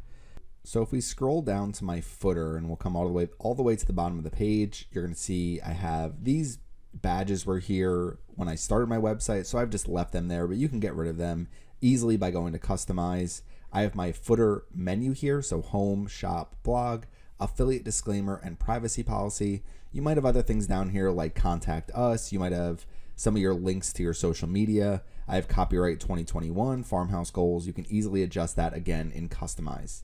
Now what I've done is I've used a widget to display some of my pictures from my Instagram profile, farmhouse goals. So with this, people, if they scroll down to the bottom, might see some of these pictures, go to my page, and you can see all the way at the bottom, follow on Instagram. So it allows me to gain more followers on Instagram if people do come to my footer. And then the other thing I have at the bottom of every page is sponsor. So I put this on the left-hand side because if people are scrolling on a mobile phone and they get to the bottom of a page, this is the first thing they're going to see. So it allows me to drive, again, some additional affiliate traffic.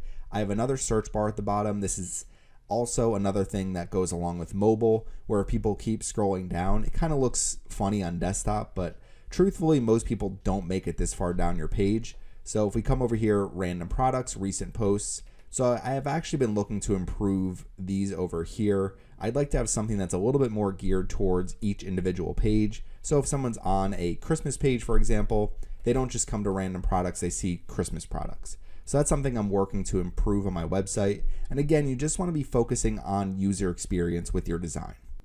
Okay, so I scrolled back up to the top here, and if we're looking at my homepage, what I've done is I started with my different store categories at the top. I've adjusted this homepage a lot over the last several years. This is the homepage I've had for a little bit while, but I'm probably gonna redesign it again soon. What I try to think about for my homepage is what are people looking for first and what are people looking for most. So for the farmhouse decor store, you can see some of these broad categories. So if someone comes in and they're not looking for bedding, Christmas decorations, furniture, lighting, but they're looking for wall decorations, they can click here. It'll bring them to my store with all the different subcategories. If I keep scrolling down, so farmhouse decor, again, I pulled out some of my main decor categories, but you can see some of them are the same as the top. Keep coming down, some design inspiration, so kitchen designs, living room designs, modern farmhouse designs. I'd like to get more pages here, so this is something I want to keep improving.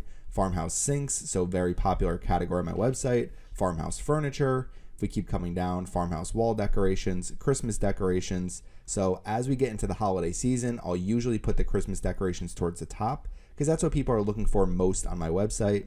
And then as we come down here on social media, about farmhouse goals, and then just kind of some overview content.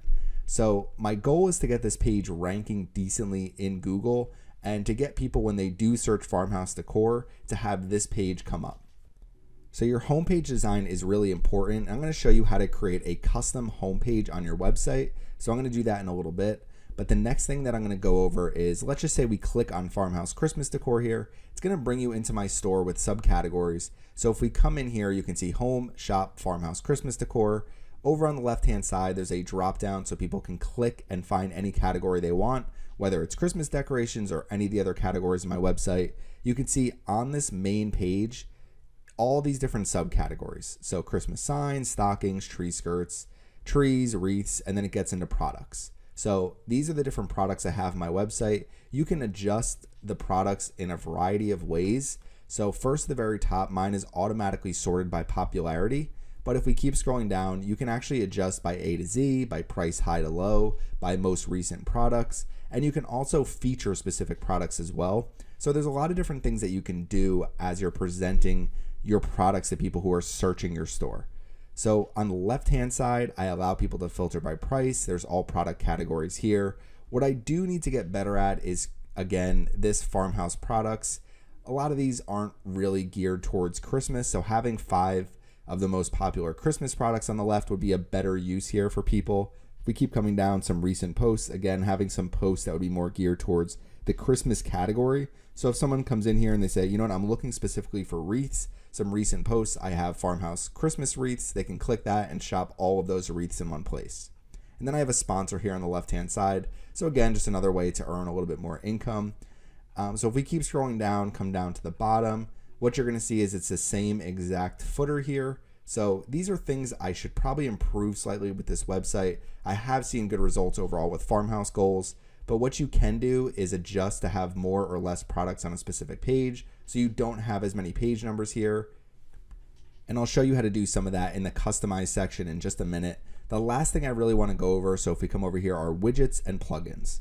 So if I open up this other page here, if I come to the back end of my website, so if you're in appearance, so you're going to see themes, customize, widgets, menus. So in your appearance, that's where you're going to adjust a lot of your design elements and some of the things I've been showing you. So when you come to widgets, you're going to see a page that looks like this. And it's going to be different depending on the type of theme you choose and some of the different customizations that you've already made. But the main things that are always going to be there are usually sidebar, footer, and you might have footer too. So those are the 2 things you really want to start with. When we install WooCommerce, you can see we have a shop sidebar. So with our shop sidebar, that's the one we were just looking at. It has product categories. It has filter products by price. the products list, recently viewed products list. So if people have looked at several different products, we have flat some recent posts, and we have custom HTML, and that's the sponsor that I showed you. So again, coming back over here, you can see these are all the different widgets, and that's why what is showing is currently showing here on this page.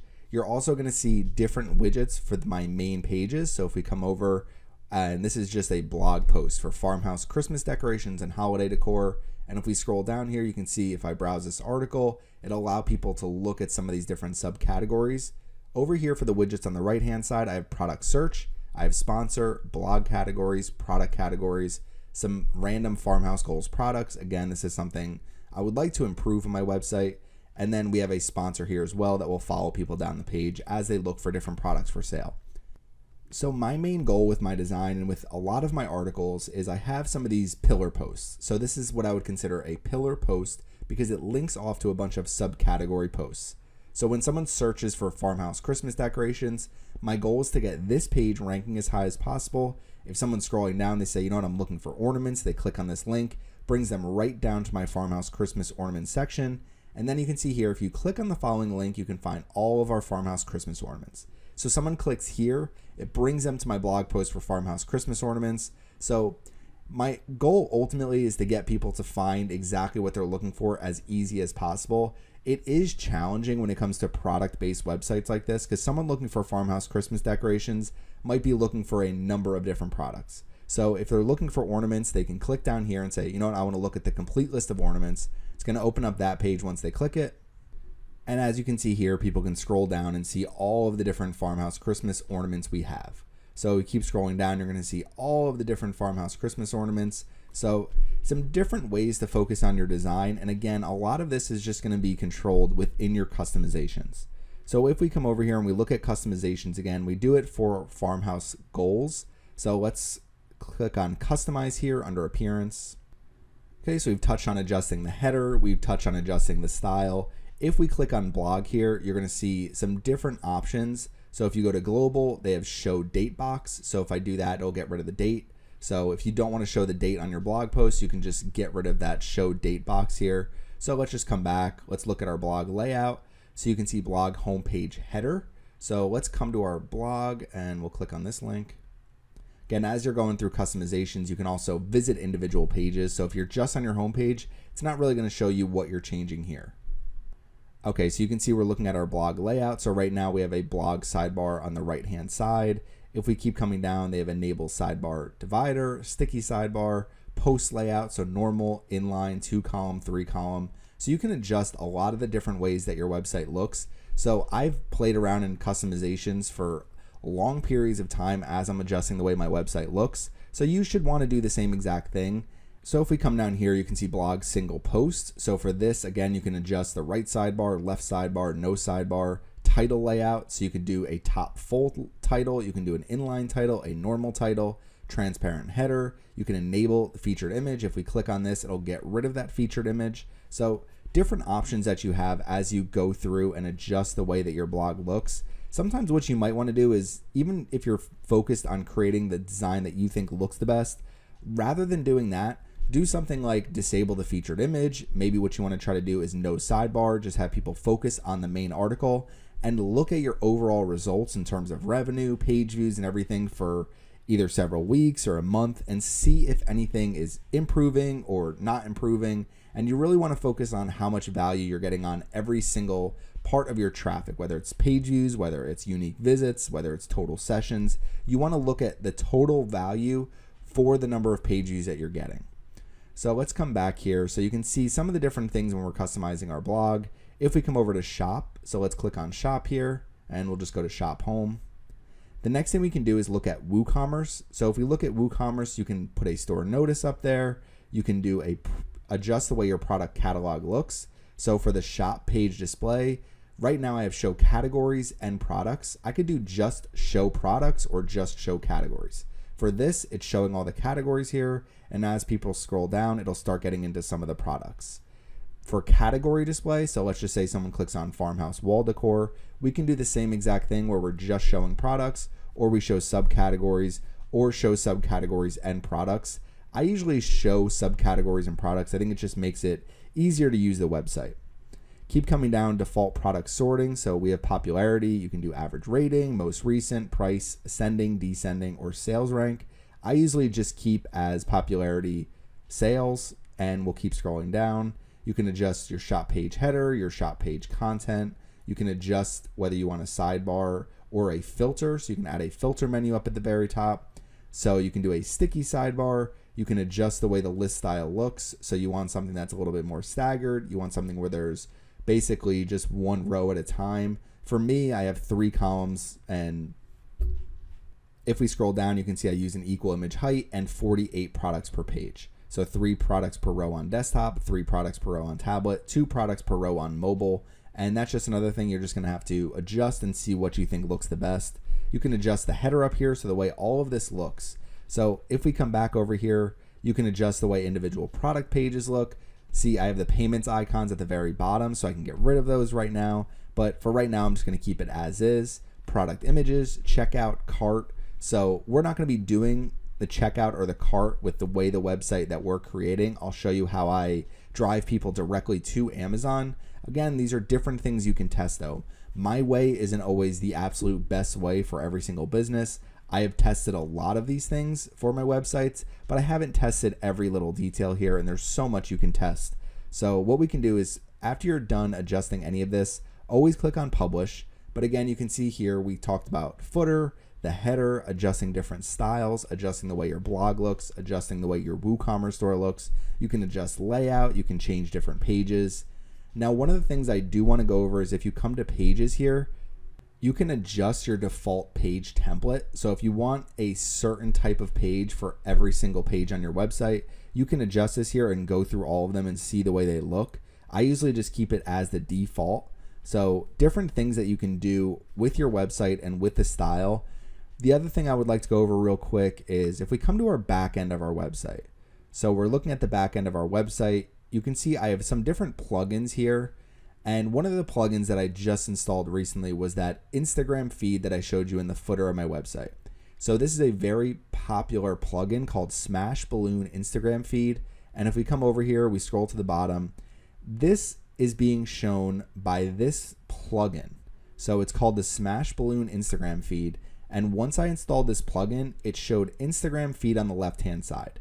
So this is going to happen with a lot of the different plugins you install. So for example, I use simple 301 redirects completely in the back end. But if we go to settings here, you're going to see 301 redirects. That is a link that ties back to this plugin.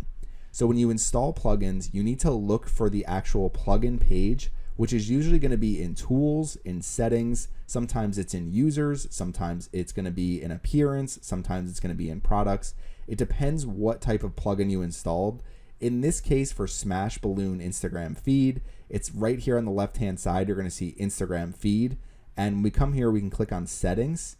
Now, once we're in here, you can see our Instagram feed settings, so we can configure our settings. We manually connected our Farmhouse Goals account. We can customize the way it looks. And then you can see display your feed. Now, this uses a short code to display our feed. It's very easy to use. This is the short code. So Instagram feed. The way that works is if we go to appearance and we go to widgets one more time. So I just kind of want to show you the relationship between plugins and widgets and the way they appear on your website, especially a WordPress website. It's very easy to use and customize. It's just understanding how all of this works. So when we're within widgets and we come over here to the left-hand side, we installed the plugin that I showed you earlier, the Smash Balloon Instagram feed plugin. We scroll down here, you're going to see Instagram feed right here. So that is the widget that was created when we installed that plugin. It goes along with this Instagram feed link right here. And no matter where we want to add an Instagram feed, we can click on this drop down and I can say, okay, I want to add it to any of these different options. So I can go footer 1, I added it to footer 2. So if you click on add a widget, what it's going to do is you're going to come over here to footer 2 and you can see Instagram feed. So I just did follow Farmhouse Goals on Instagram, and this is a short code. So this short code is all managed through the plugin Smash Balloon Instagram feed. And when we have this here and we enter this widget on our footer 2, click on save, we refresh the page, you're going to see this. So this is all controlled by that one plugin, and you can see there is a widget to put these different pictures on my website wherever I want them. And there's also a settings page. So on the left-hand side, you see Instagram feed, a settings page that manages the way this looks. So I can customize this and add more pictures to the feed. I can make this only 3 rows or 3 columns instead of 4 columns. So you can adjust the way this looks in so many different ways. So for this, I like the way this looks, so I'm going to keep it as is. And the way it displays is this Instagram feed shortcode. So there's a ton of different shortcodes, and a lot of times they're managed by the plugins you're using. I'll go over shortcodes a little bit more when it comes to WooCommerce and how to display different types of products on your pages. But a lot of things are managed with shortcodes through WordPress, so it makes it much easier to display your Instagram feed or anything else by using a shortcode. So if we come back over here, looking at some 6 important design considerations. Now we can sit here and talk about WordPress design basically all day, for colors, for logo, for fonts, how to adjust your header and footer, your homepage and posts, your widgets and plugins. There's a lot of different things to look at. And over time, the more pages you create, the more products you add, and the more you have on your website, the more you can actually change your design and update the way your design looks. So coming back here, that's part 5. It's going to be designing your WordPress Amazon affiliate website. I wanted to go over some of these different options you have here. And in particular, one of the main things I wanted to go over was just that customize page that I showed you. So when we come to the top here, you click on customize. Doing that is going to allow you to change the way your shop looks, change the way your website looks. I didn't want to do too much for pargolfzone.com right now, so I showed Farmhouse Goals as the example because I don't want to adjust too much before I start creating content. So you really don't have to go through your full design yet, but I just want you to be aware of all the different things you can customize and change on your website. Okay, so next is going to be part 6. Part 6 is going to be very quick, and it's going to be popular plugins to install when you get started with WordPress. So what I want to show you here is when we first got started, we've only installed WooCommerce and WZone, the WooCommerce Amazon Affiliates plugin. So this is obviously a premium one we purchased. I just recently updated it. You can see update here. When you come to your plugins page, you can enable auto updates for a lot of your plugins, and I would highly recommend doing that. You always want to keep your plugins up to date because what that allows you to do is make sure you have no security issues with any plugin that is a little bit out of date. A lot of times plugins are updated just because there might be a vulnerability and there might be people trying to hack with some of the things in that plugin. The only time I've ever had a website hacked was several years ago, and it was because of a plugin. So what you want to do is make sure you keep these always updated, because if you kind of get behind on some of your plugin updates, you might end up having a security issue on your website. So Akismet Anti-Spam, this is one you want to activate and sign up for. What it does is just make sure it protects your blog from spam. So making sure you're not getting spam comments or any other type of spam on your website. This is a very popular plugin. What I've done is I pulled a list of some of the most popular plugins, depending on what you need them for, but all of these plugins should work pretty well for most websites. So these are 10 popular WordPress plugins. Technically there's 11 plugins, even though there's only 9 on this list, but Auto Optimize or Auto-Optimize, however you want to call it, I usually just call it Auto Optimize because it's easier to say, and WP Optimize are 2 different plugins that can work well together because they both perform different functions and they don't really step on each other's toes when it comes to just optimizing your WordPress website for speed and optimizing your code and the way that your website is presented to visitors. So these are 2 different plugins. And then Classic Editor, Elementor, and then the other one that comes with new versions of WordPress is Gutenberg. I still use Classic Editor, so anything I do in this video is going to be shown using Classic Editor. The other ones are going to be more drag and drop type builders. So I prefer Classic Editor. You might, if you just start working with WordPress now, you might prefer to use something like Elementor because it's a very popular plugin. And if you're not sure how to use it, there are a ton of videos out there. I am not a professional whatsoever with Elementor, so I use Classic Editor. That's what I've always used, and that's what I'll keep using, just because it's hard for me to make too big of a change at this point. Now, Yoast SEO allows you to manage all of your search engine optimization, set custom titles, make sure that your website is as optimized as possible for search engines, and it's much easier to use Yoast SEO because you could adjust individual pages, create your meta descriptions, and make sure you don't have any indexing issues in Google or anything else like that. So what I'd like to do in later on in this video is go through more WordPress plugins, But for right now, I'm just going to go through some of the popular WordPress plugins. They're very easy to install and get started with. So the next is WordFence Security. It's a free plugin. Just make sure, helps your website from other security issues that you might have. There are going to be people who try to sign into your website. So what WordFence Security will do is if someone continuously tries to sign into your WordPress website, eventually they're going to set limits to that. So there's different things that WordFence can do just to make sure you're not getting hacked. WooCommerce, so we've already installed WooCommerce. This allows you to run an e-commerce store from a WordPress website completely free. WP Forms allows you to create contact forms and different types of forms on your website. Very easy to use. Went over Classic Editor and Elementor. If you like a drag and drop, more of a visual builder, then use Elementor. If you prefer kind of the classic, looking at just writing text and inserting your images, basically seeing more of an HTML and text type of editor, then you want to go with the Classic Editor. Updraft Plus will allow you to make backups of your website very easily. Now you do need to probably upgrade to a premium version for pretty much any backup plugin you're using, but some of them offer some pretty good free versions as well where you can back up at least once a month or something like that. As your website gets bigger, you definitely want to make backups, even if you do it once a week, just to make sure if anything happens to your website, you always have a backup on hand. Monster Insights is used for website analytics, so you can connect your Google Analytics account using Monster Insights. And then last but not least is AMP for WP, aka Accelerated Mobile Pages. This allows you to easily create accelerated mobile pages on your website without too many customizations. Now, one of my favorite articles when it comes to plugins is isitwp.com/top WordPress plugins. If you go to Google and search the most popular WordPress plugins, or if you just come to your own website and you go to plugins and then add new, when you click on add new under plugins, it's going to show you featured plugins. And then if you click on popular, it's going to show you the most popular plugins. So Contact Form 7, Yoast SEO, Classic Editor, Elementor. So you're going to see a lot of the ones I just went over. I kind of grabbed some of them from this popular list, but all of these are really popular plugins, highly rated. A lot of people use them, but you don't need all of them. It's not like you need all-in-one WP migration. This is just removing, transferring, copying, migrating, or backing up a website with one click. WordPress importers, you can import post pages, comments.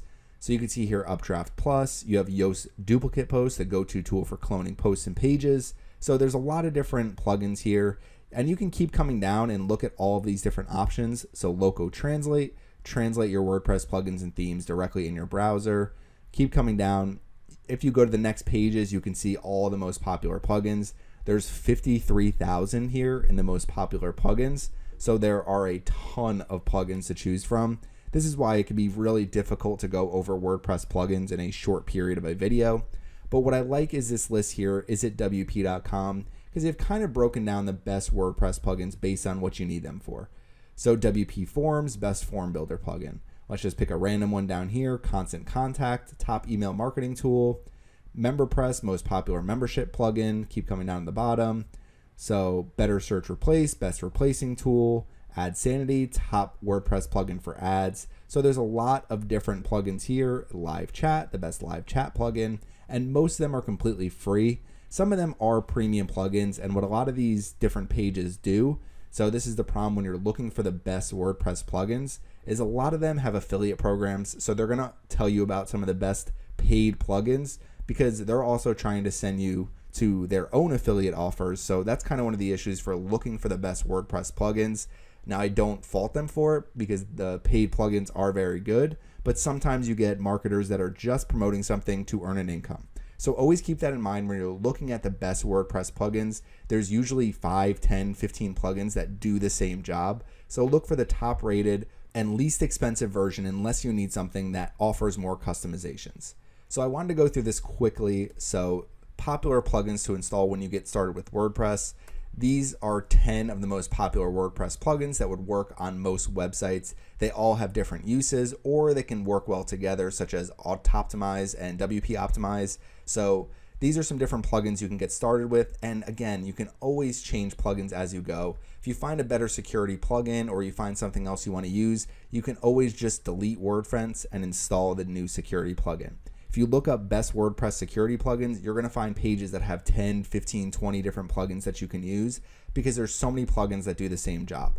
So this is number 6, some of the most popular WordPress plugins and some of the ones you should get started with as you start building your website. And then the other thing you can do is, let's just say you need a plugin for an image gallery. Go right to the WordPress plugins page. So if we come over here again to plugins, what you can do is just go to gallery and we're just going to search gallery here in keyword, and it's going to bring up some of the most popular plugins that will offer a gallery. So you can find anything you're looking for here. No matter what you need, there's always going to be a plugin for it.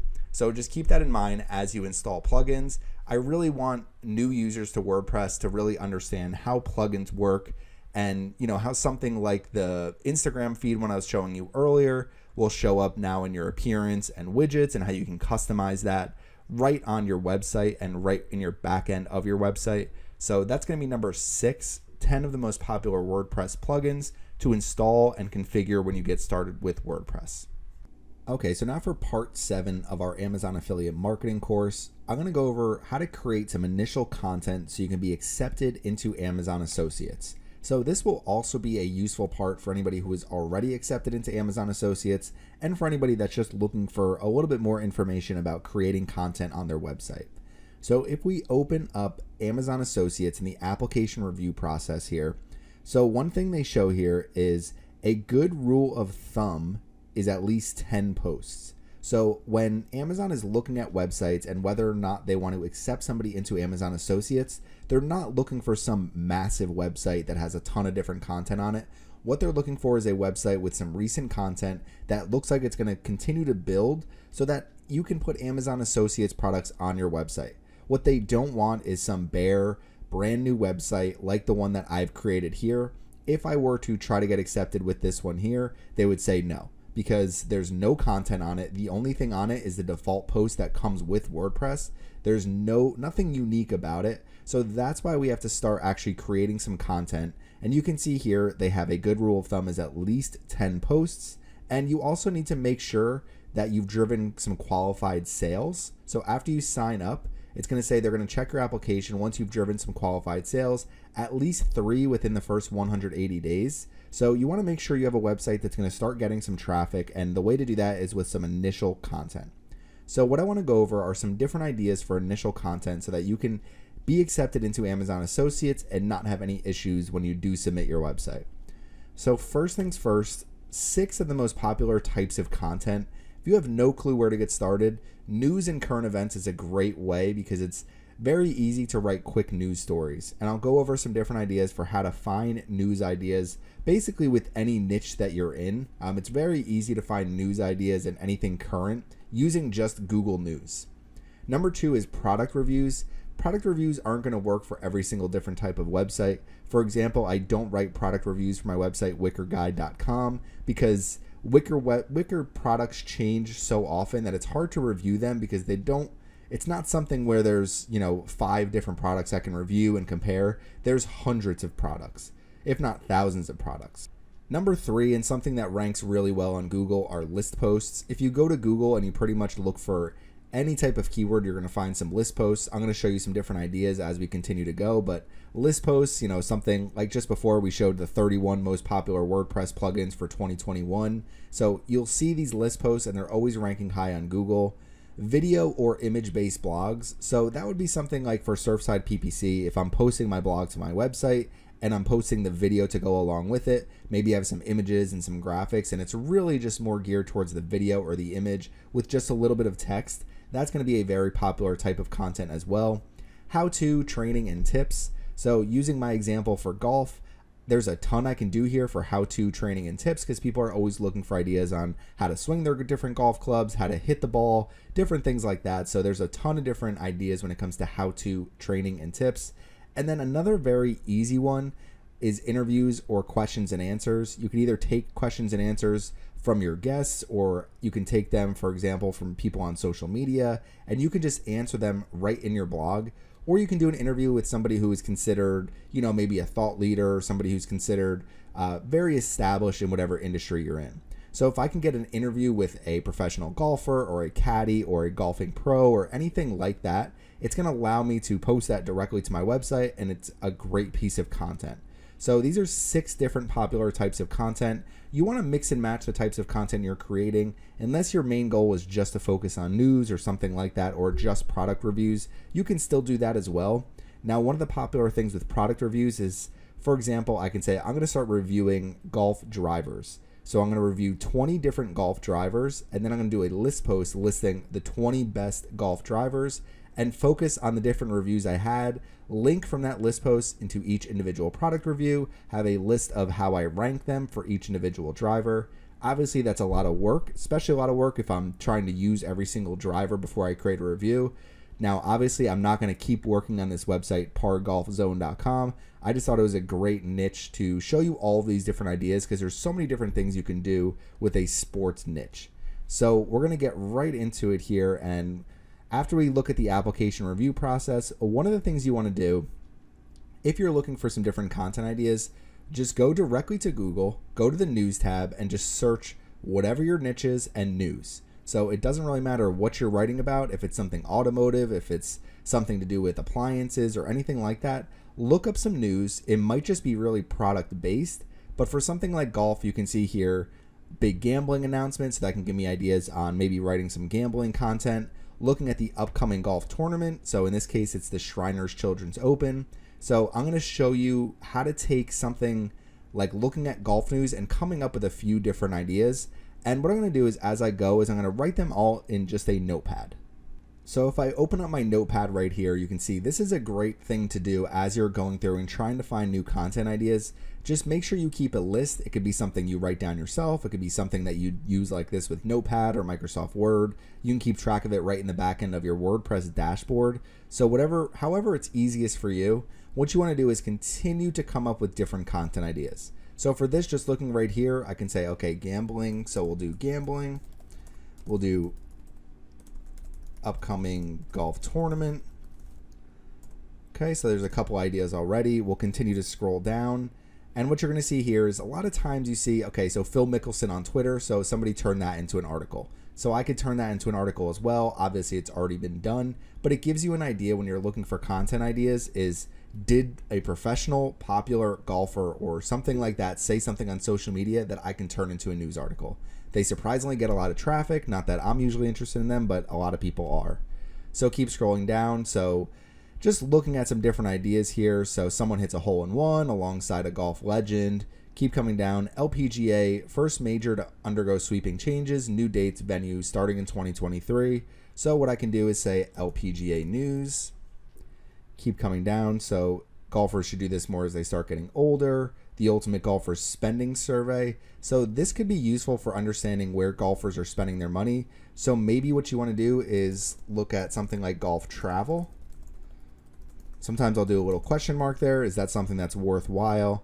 $70 million golf attraction going into the Strat in Las Vegas. So that's definitely something you can do. So what I'll do is kind of have an overview up here at the top. And then as I start getting down a little bit more, let's do something like, okay, so we'll do posts here. So the first one I can write about is the Strat golf attraction called Atomic Range. So just looking right here, you can see it's Atomic Range. I can open up this page and that's something that I can write about.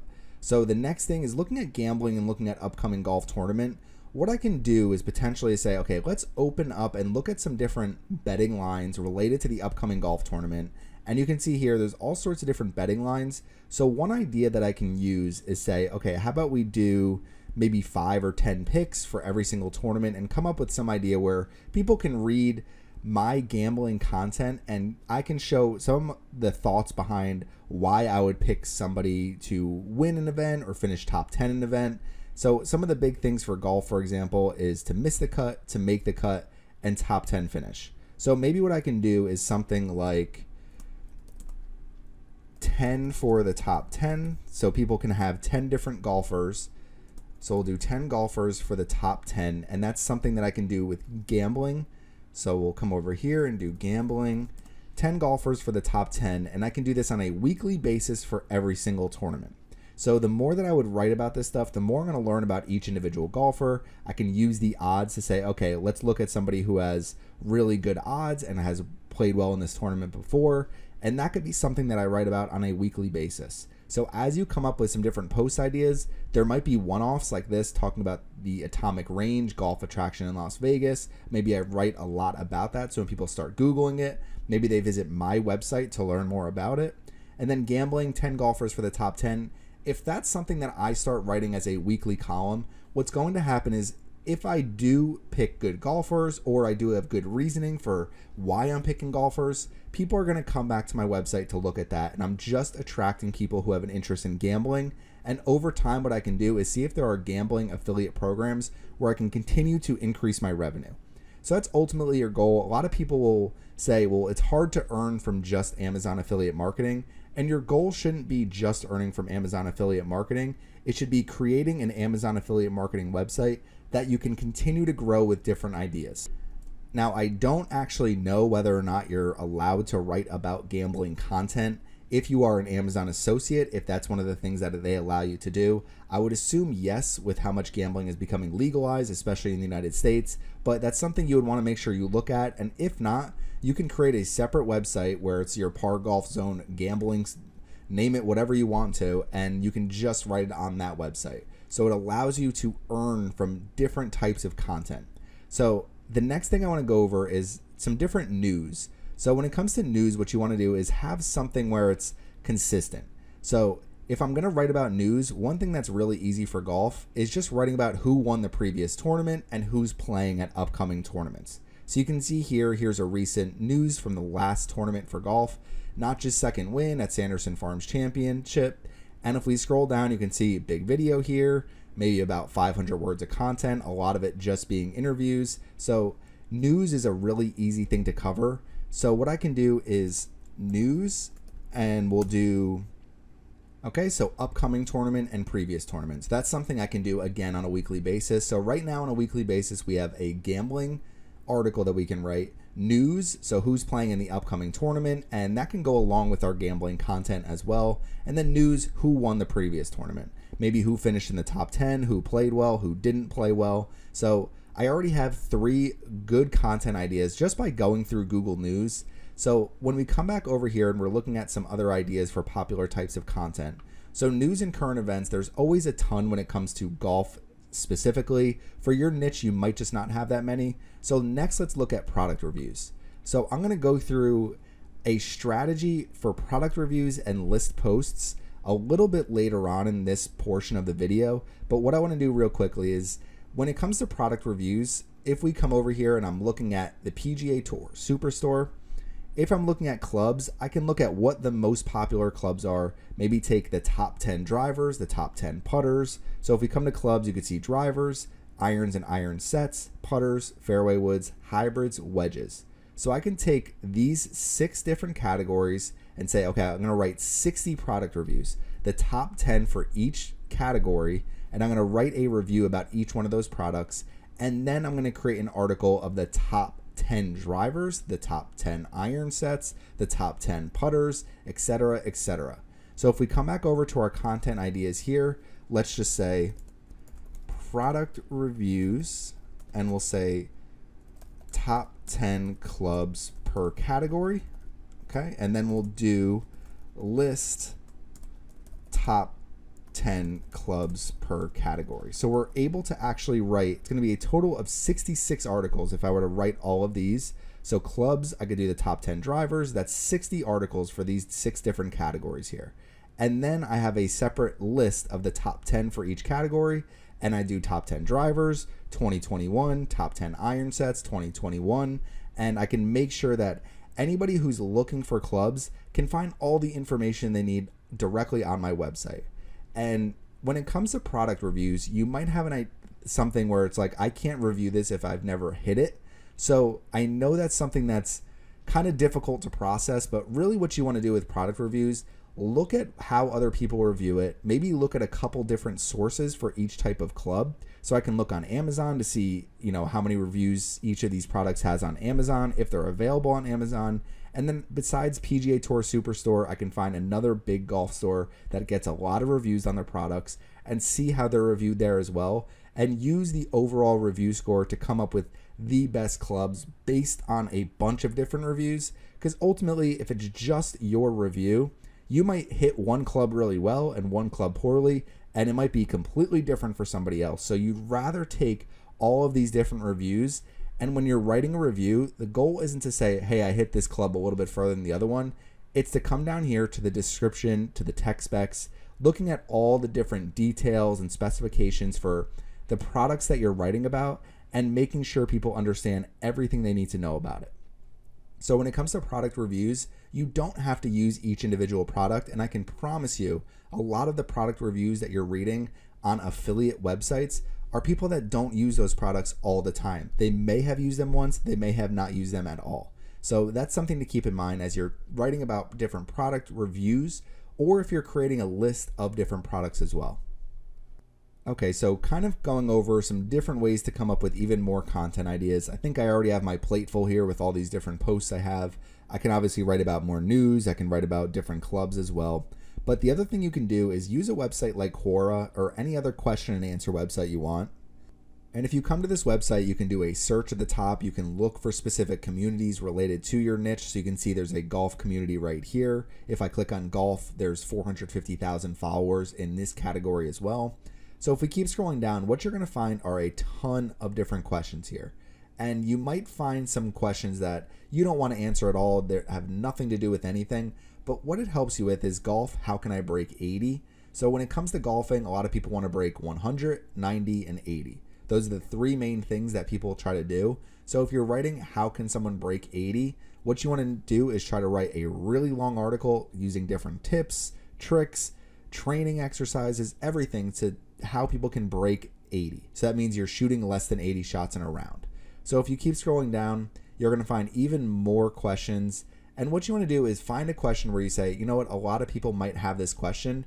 So for example, I open this, why is golf generally an expensive sport? I can do right on my website, 10 reasons golf is so expensive, and go through all the different reasons here. And the good thing about Quora is you also have a ton of answers to questions already. So someone right here gives 5 different examples of why it's so expensive. If you keep scrolling down, there's even more answers down here as well, where people will list all these different reasons that golf might be so expensive. So if you say, okay, I have 8 reasons right now, but I need a couple more, look at some of the other answers and you can say, okay, that's a good point too. I'm going to add that to my article and offer my own unique spin on it. So using something like Quora will allow you to come up with a lot of new ideas as well. Even if it's not something that people are searching constantly into Google, it's something that might drive a couple people to your website every day, and it's an article that you can write in several hours.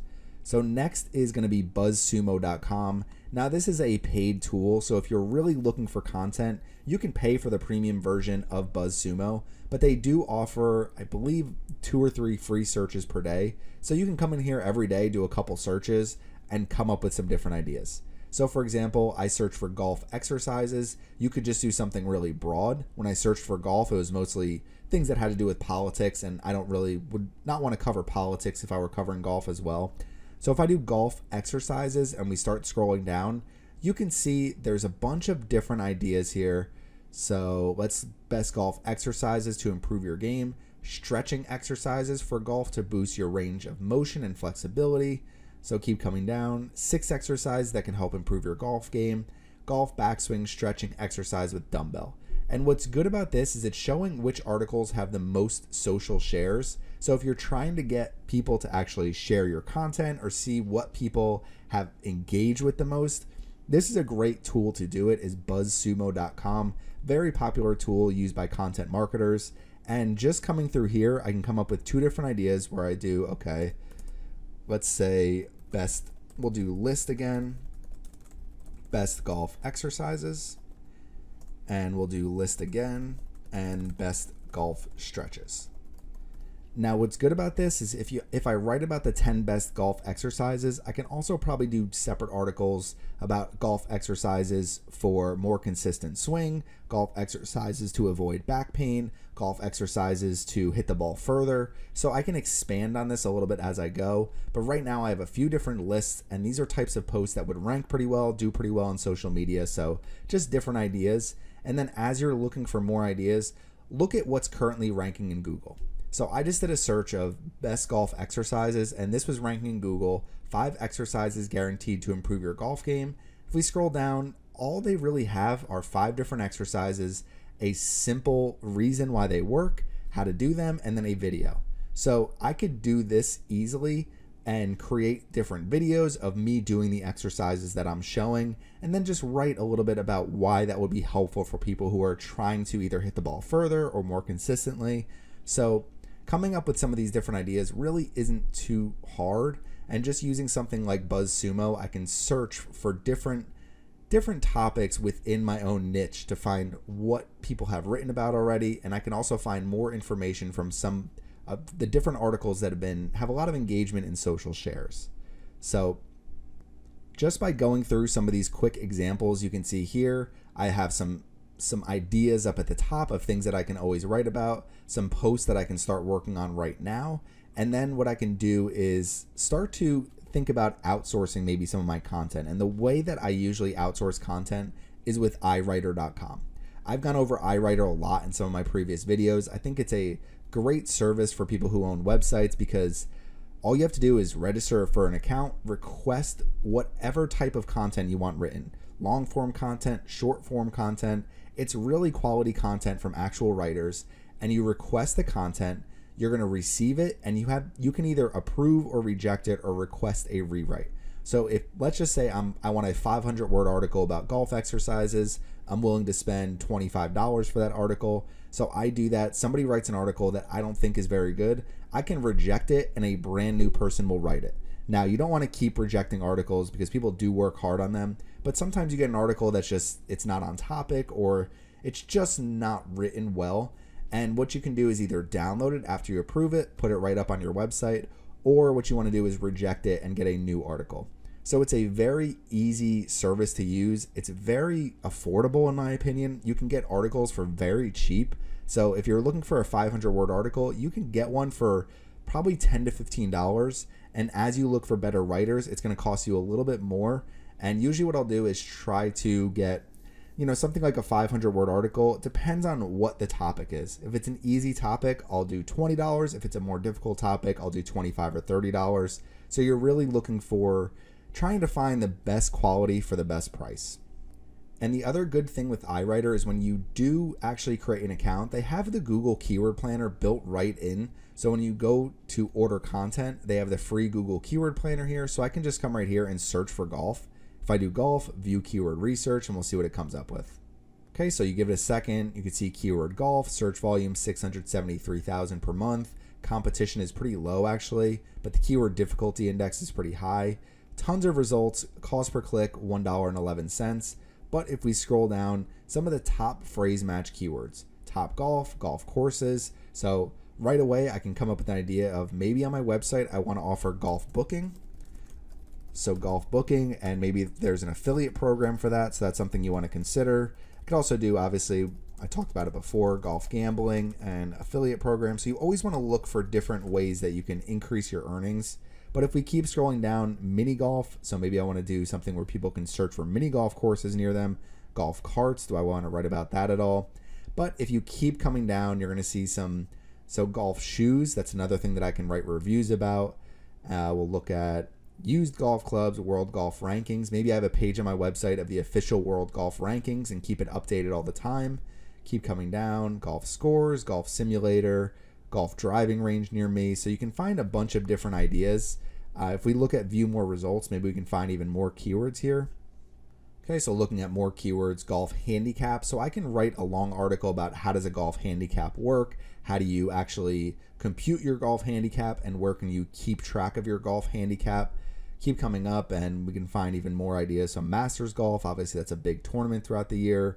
Golf range finder. This is a great way to find a ton of different products for sale. So as we build our affiliate marketing website and our affiliate store on our website, I can make sure, okay, let me make sure I'm listing golf grips for sale. Let me make sure I'm listing golf hats for sale. Golf range finders, that's another type of product. And you could see a ton of search volume for all these different products. So it's a great way to find even more keywords and more ideas as you're building out your store. So I love iWriter.com. This is a pretty new feature as far as I know, adding the Google Keyword Planner directly within iWriter. You can also use other free keyword tools. You can go directly to the Google Keyword Planner through your Google Ads account. You can use ubersuggest.com. There's keywordtool.io. So there's a lot of different free keyword tools where you can find a ton of different keywords. And if we come over here, you can see I came up with a bunch of different content ideas. So if you're just getting started, one of the main things that I recommend is writing some different articles on your website. So I'm going to come back over to my dashboard for pargolfzone.com. You can see here, if I come to posts, the only post I have is the default post that comes with WordPress, which is Hello World. So what I'm going to do is trash this post. Okay, and what I like to do is start with post categories. And what I'm going to do is my first category, so you're going to see uncategorized here. So I'm going to create a new category, and I'm just going to call it Golf Swing Tips.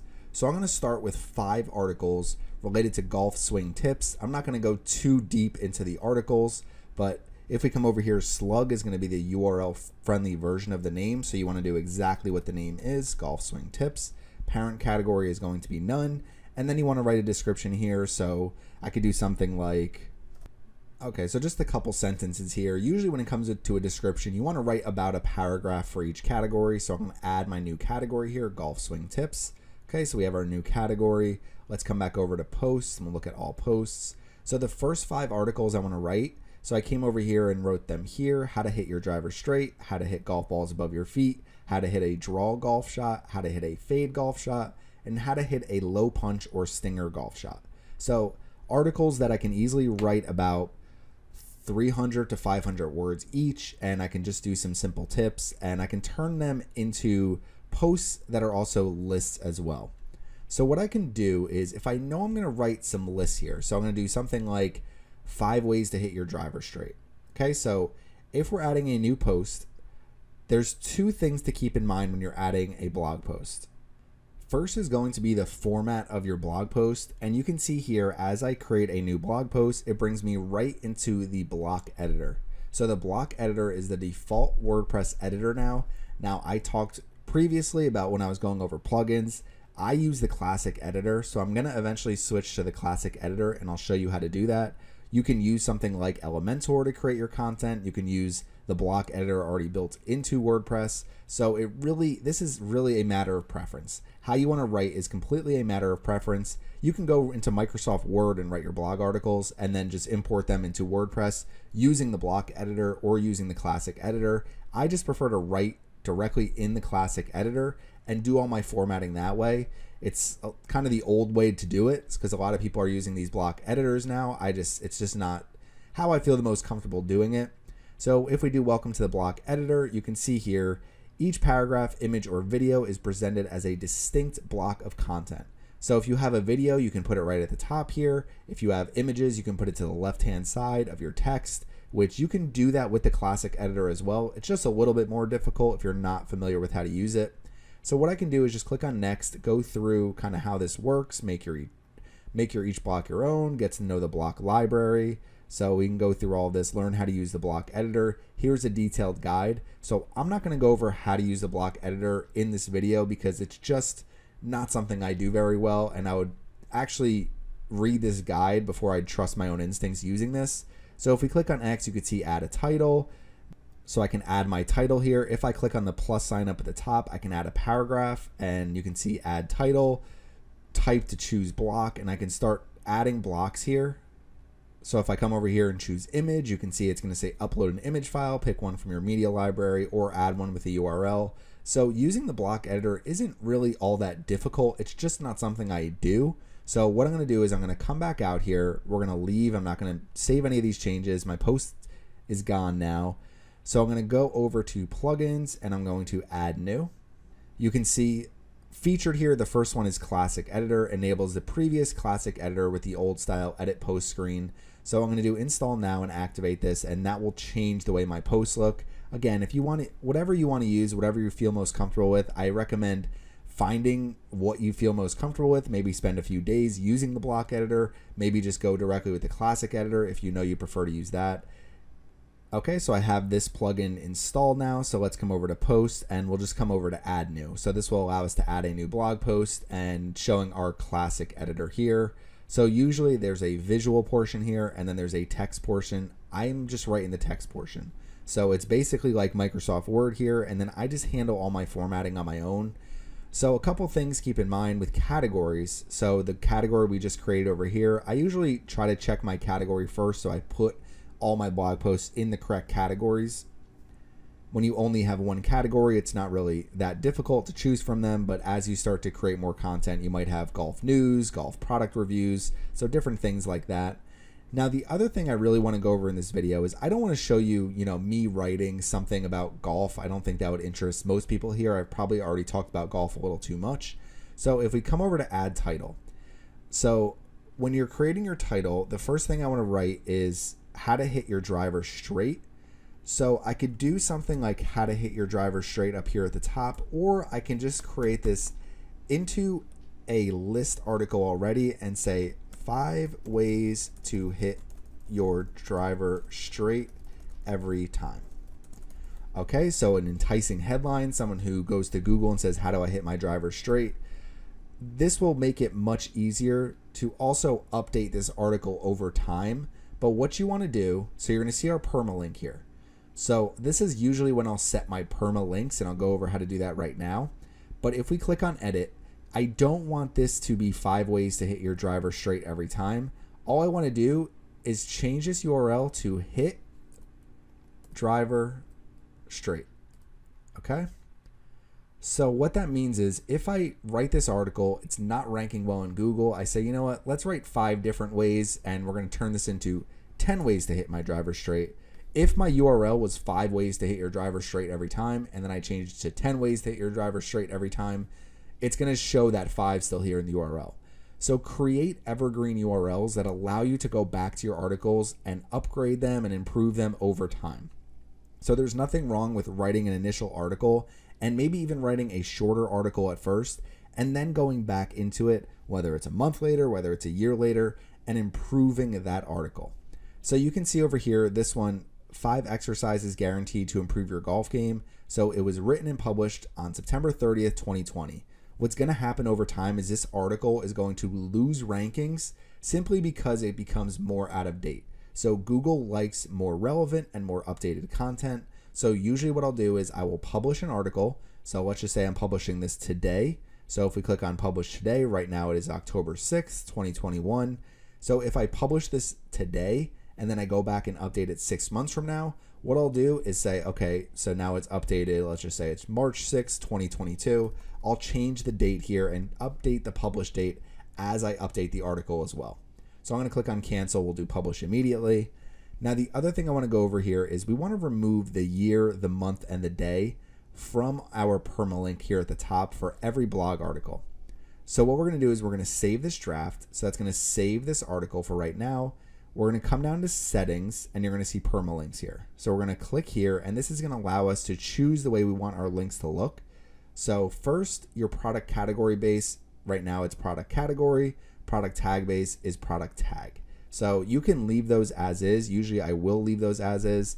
The only thing I really change is if we come up to the top here, for post name, I just change it to sample. The way they have here, sample post, and you can see the custom structure post name.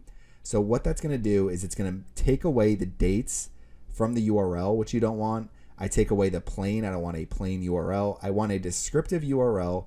I don't want it to have anything here like, anything additional besides the post name. So we're going to use custom structure. I usually just choose post name here. So we're going to click post name, scroll to the bottom and save changes.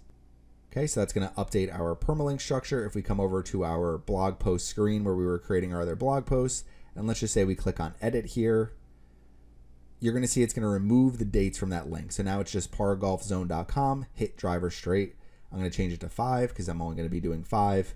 Now the other thing I like to do, so we're going to save this draft again. I know I'm going through a lot here, but I really want to set you up so that when you're creating new content, you have kind of a plan and idea in mind of what you want to do. So we're going to do add new for post again.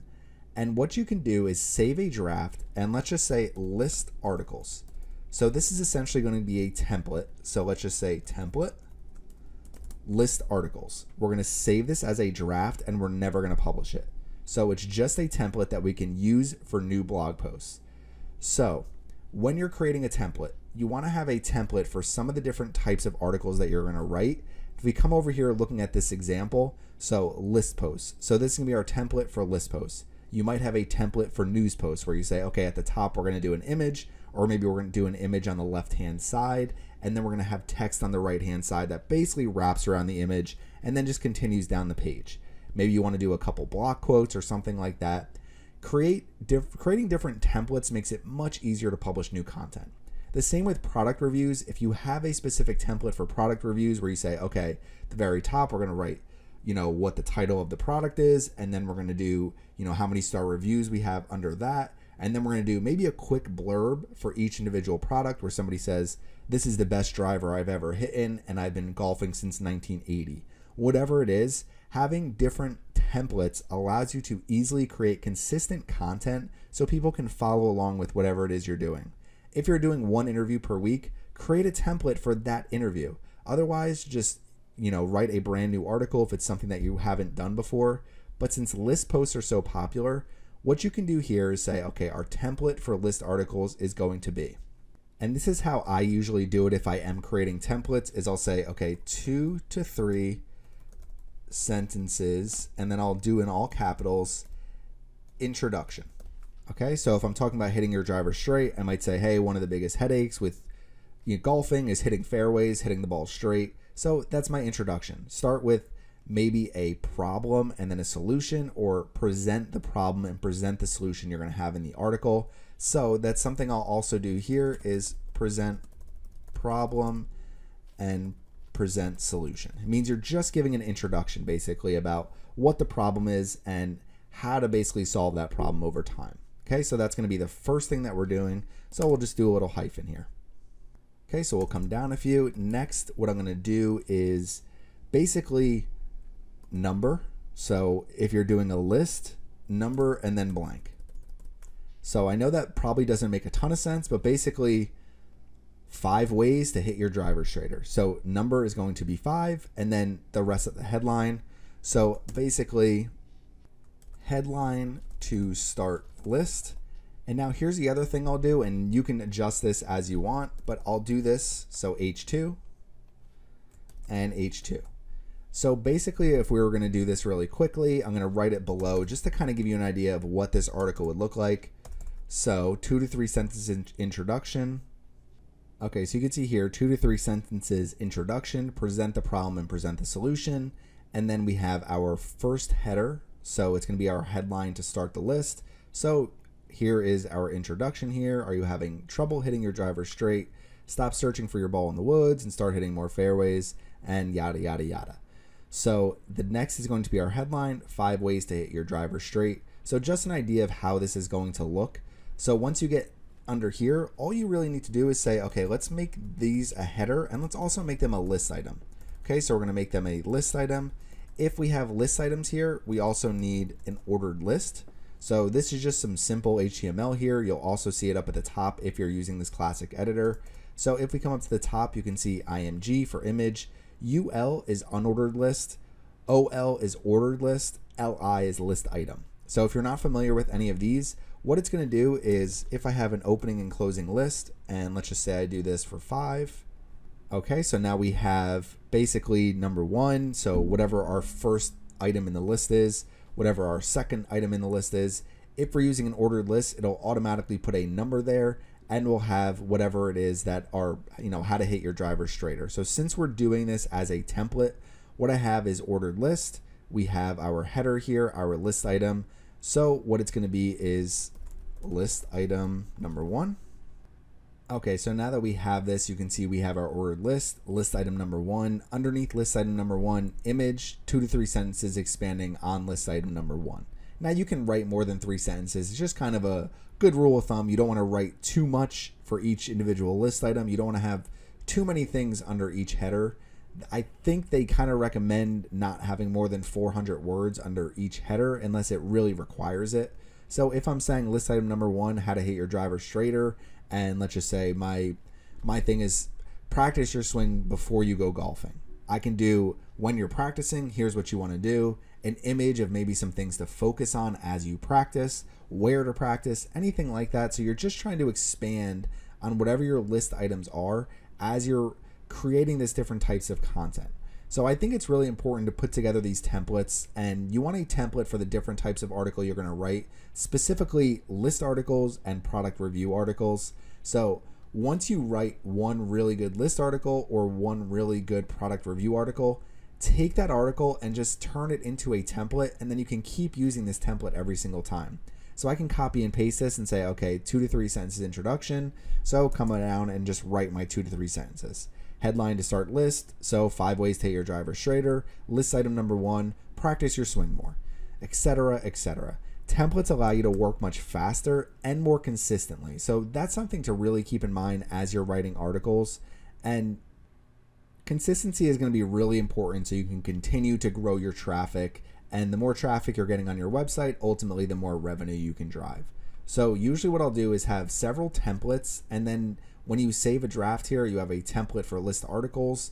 As you update more of your blog posts, so we'll come back over to blog posts here, you can see template list articles. You can just look at all of your drafts to find which ones are templates, or what you can do is just at the very bottom, you're going to end up having all of your templates. So you just come in here.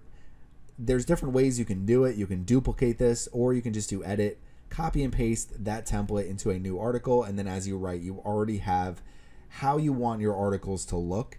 Now it's going to be helpful if, let's just come to preview here and see the way this looks. So what's good about a template is you can kind of have an idea of how your headers are going to look. So headline to start list, list item number 1, image 2 to 3 sentences expanding on list item number 1, list item number 2.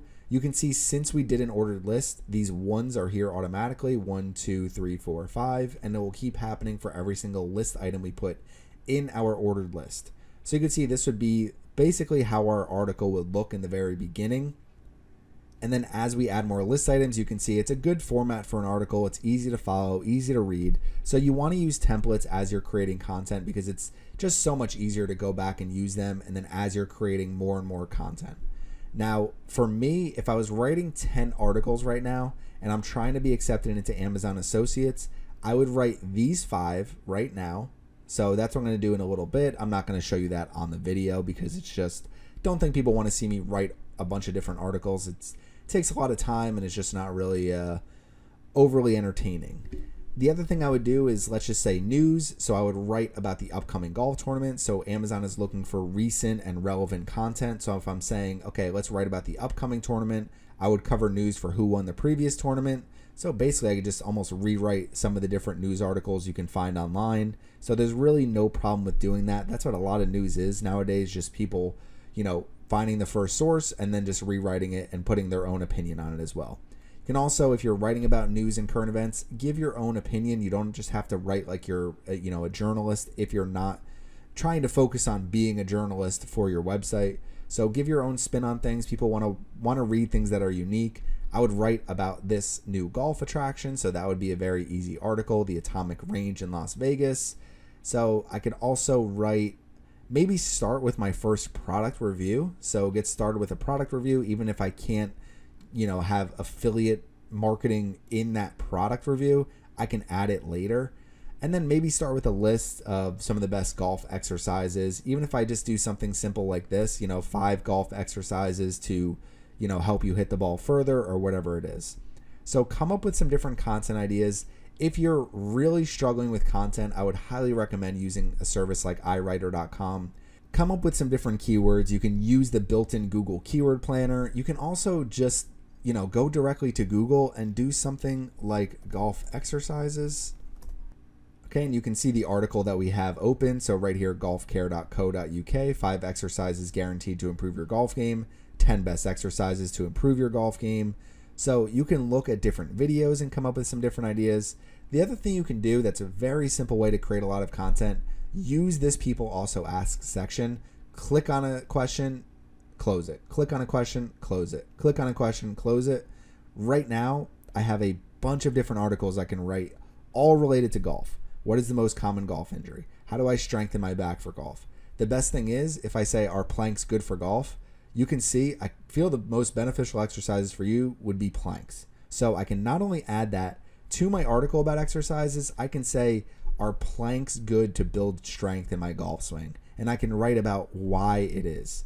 So they also have here golf tip, strengthening core for good golf games. So you can find a lot of different ideas just by looking at what's already written, what people are asking. If you scroll to the bottom of Google, they usually have a ton of different ideas here. Golf exercises at home for distance, printable golf exercises for seniors. So you can create basically a infographic or a large graphic that can be printed out, make sure it all looks really good, show the different types of golf exercises, and you can do one for distance, one for seniors, maybe one for flexibility, maybe 10 golf exercises with bands. So start on some of these different topics and just start writing, start creating some content. If you're having trouble doing that, take some of these keywords, go directly to iWriter, spend a little bit of money, and you're going to have some content in no time. Now, you want to make sure you're not investing too much money in content right away. You don't want to invest thousands and thousands of dollars if you're not getting traffic yet. But as you get started, make sure you're writing enough content so you can be accepted into the Amazon Associates program. Content on your website must be recent, generally within the last 60 days. Doesn't mean they're going to, have any issues if you do have older content on your website, but you do want recent content. Good rule of thumb is at least 10 posts. So finishing up number 7, I know this is a pretty long part, but creating some initial content to get accepted. This is where you want to start creating some of the different product or post categories on your website. So I showed you me creating that golf swing tips. I would also do something like golf exercises and just start writing different articles. And when you are creating articles, some of the best tips I can give you is if you come into the back end of your website, making sure that you're categorizing everything, making sure you're using templates. And then the way I showed you with the URLs, you want to make sure you're setting your permalinks so that you have very clean URLs so you can go back and edit your articles over time. I would guarantee that this article right here has probably been updated several times. If it hasn't been, I'm assuming they're going to start updating it, especially as they realize they're going to start losing traffic on that article. You can even see here they have some recent articles, the 15 best Scottish golfers of all time. So in 10 years, this article might have 2 or 3 different golfers on it because there's new golfers all the time, and you want to make sure you keep everything relevant and up to date. And one of the best ways to do that is making sure you're using these URLs where you can easily update your content and you don't have to write a completely new blog post. You don't want to write 10 different articles about hitting the driver straight. What you want to do is write one article and make it the best article over time. So hopefully that all makes sense for part number 7. So this is how to create some initial content. Try to write at least 10 blog posts so you can get accepted into Amazon Associates, and also how you can use a notepad to come up with a bunch of different content ideas. Just using this right here, I can start writing about gambling. I can start writing about some different product reviews. And then for some easier content, some tips, some how-tos, some news. So getting started with content is going to be one of the most difficult parts of building a successful Amazon affiliate marketing website. It takes a lot of time to create content, or it takes a lot of money.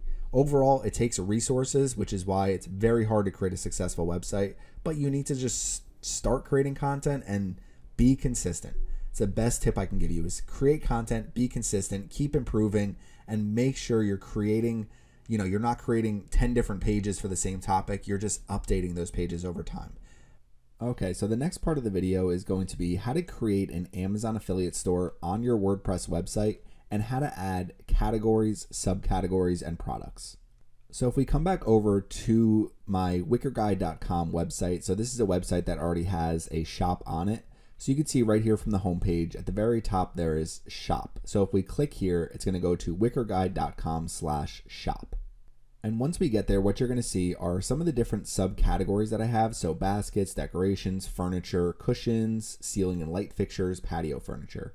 If we scroll down, you're going to see some of these different products here. So let's just say, for example, someone comes into my shop, they're searching for a wicker basket. So they click on this part of my shop. They're going to go into the subcategory page for wicker baskets. Okay, so once that loads here, you can see I have all of these different subcategories here, and all of these are just based on my keyword research. So what people are looking for the most when it comes to any type of category of products. So if we keep scrolling down here, you can see these are all subcategories, and then we get into a bunch of different products here as well. So let's just say, for example, someone sees this here, they want to purchase it, they click on learn more. It's going to bring them directly to Amazon. You could see at the very end here is my tag wicker 0720, and if someone comes in and they add this to their cart and they purchase it within 24 hours, I'm going to get a commission. So the way Amazon works is if I'm sending people here, the more clicks that I can drive, basically the more commissions I'm ultimately going to get in the long run. So my goal is to get people into my store and into my website, clicking on learn more and going to Amazon so they purchase something directly from Amazon. And one of the ways that you can easily have products on your website is by importing them directly. So that's what I'm going to show you in this video, is how to create a shop like this on your website. If you already have a WordPress content website in any niche where you can sell Amazon products, this is a great way to drive additional traffic and drive additional revenue as well. So the first thing you want to do is you need to go to your plugins. You need 2 plugins to be able to import products directly from Amazon, and that's WooCommerce. So WooCommerce is going to allow you to actually add products to your website and product categories. So you see here, there's a WooCommerce tab on the left-hand side. When you install WooCommerce, you're also going to get this products tag. So you can see all products, add new, categories, tags, and attributes. So once you install WooCommerce, it allows you to create this shop page. And then the other plugin that you're going to need to import Amazon products is WZone, the WooCommerce Amazon Affiliates plugin. And if we come over here to codecanyon.net, so I already went over this earlier in the video, but if you come over to codecanyon.net, you do need to purchase a regular license of the WooCommerce Amazon Affiliates plugin. It's $49. It's a one-time fee. Any additional payments here, so it says extend support to 12 months, or if you're trying to have support forever, you can actually pay to make sure you have support forever. However, the regular license will automatically update once you purchase it one time. So it's a $49 one-time fee for the license, and you do get 6 months of support from their team. So if you have any issues, you can always reach out and contact them. So earlier in the video, I showed you how to install both of these plugins. So WooCommerce, if you go to plugins and add new, and you just search for WooCommerce, you'll see it right there. You can easily install it. So that's going to be the first thing you want to do, is install it and activate it. And then the other thing you want to do is install and activate WZone. Now, once you install and activate WZone, you do need to be accepted into the Amazon affiliate program. So if we come to the back end of Amazon here, you can see to get into the Amazon Associates program, what you're going to need is to be accepted. And then what I do is, if you come over and go over your name up here at the top and go to manage your tracking IDs, what it's going to do is going to allow you to add tracking IDs for any different website that you create. So this is one of my tracking IDs here for the new website I'm working on, Par Golf Zone. So you can see, so I know where these purchases are coming from. So I know anything through Wicker is from my Wicker Guide website. Anything from Farm Goals is for Farmhouse Goals. So it allows you to add a tracking ID specific for your website. So you want to add that tracking ID first. Now, the next thing you're going to want to do is come to your account settings in Amazon Associates. So again, right down here, account settings. So after you create your tracking ID, so the next thing you want to do is click on edit your website and mobile app list. So you can add your website directly to your Amazon Associates account. So that's what I'm going to do now, is click on this and add pargolfzone.com. Okay, so you can see beachfront decor down here at the bottom. So if I come in to enter my website, all you want to do, okay, so enter your website, click on add, and it's really that simple. So if we scroll to the bottom here, you can see my websites. Let's click on next, and you can see my website list. It says, are any of them above directed primarily at children under 13? The answer is no. We're going to confirm. And now you can see our websites and mobile apps are updated here. So you just want to make sure you add your website here to your Amazon Associates account. And then the last thing you're going to have to do is actually connect your Amazon Associates account to your WordPress website using the WooCommerce Amazon Affiliates plugin, aka WZone, aka WooZone. So there's different names that it's called, but it's the WooCommerce Amazon Affiliates plugin. So what we're going to want to do, and I already showed you how to do this earlier in the video, but I just want to go over it again as we're going through this. So if you come to tools, you want to go to product advertising API. And if we scroll down here, you can see there's access key ID. And what you want to do is add new credentials, and that's going to give you an access key ID and a secret access key. And when you add new credentials, what you want to do is go back to your website. So we're going to come to the back end of our website, and you want to go to WZone and you want to go to config. So we're going to go to the config link here from WZone. Okay, when you come to this page, you're going to see a page that looks something like this. I've already set it up through Amazon for myself. So if we scroll down here, what you want to do is enter your access key here and then enter your secret access key here. You want to check those keys. You should get a confirmation message that your Amazon Associates account is connected to your WordPress website. And then you want to add those Amazon AWS keys, and you want to scroll all the way to the bottom. You want to enter your affiliate ID here. So I'm going to eventually enter affiliate IDs for some of these different countries as well. But what you want to do is scroll down to the bottom and just click on Save the Settings. Once you do that, you're going to be able to import products very easily using Amazon and using your website. Okay, so once you have those saved, what you want to do is you can actually use this direct import extension here as well. So you can see that it says no product advertising API keys. So I still set up my product advertising API keys, and then I click on direct import extension. So if you come to direct import extension, it's going to say your API URL, and that's going to be the URL for our website. It's going to say get the WZone direct import extension here. So you want to click on that, and you're going to see WZone direct import. We're going to add this to Chrome. So we're going to add extension. Okay, so now we have it added here. So what we want to do next is we're going to come over. You're going to see this API secret. So we want to generate a new key here. So we're going to generate a new key, and we're going to save the settings. Okay, so now what we're going to do is we're going to open up Amazon.com. So we'll open up Amazon.com. And what you're going to see at the top here is a bar. So WZone direct import. So you see it at the very top here. If you want to import products, please go to any Amazon product details page.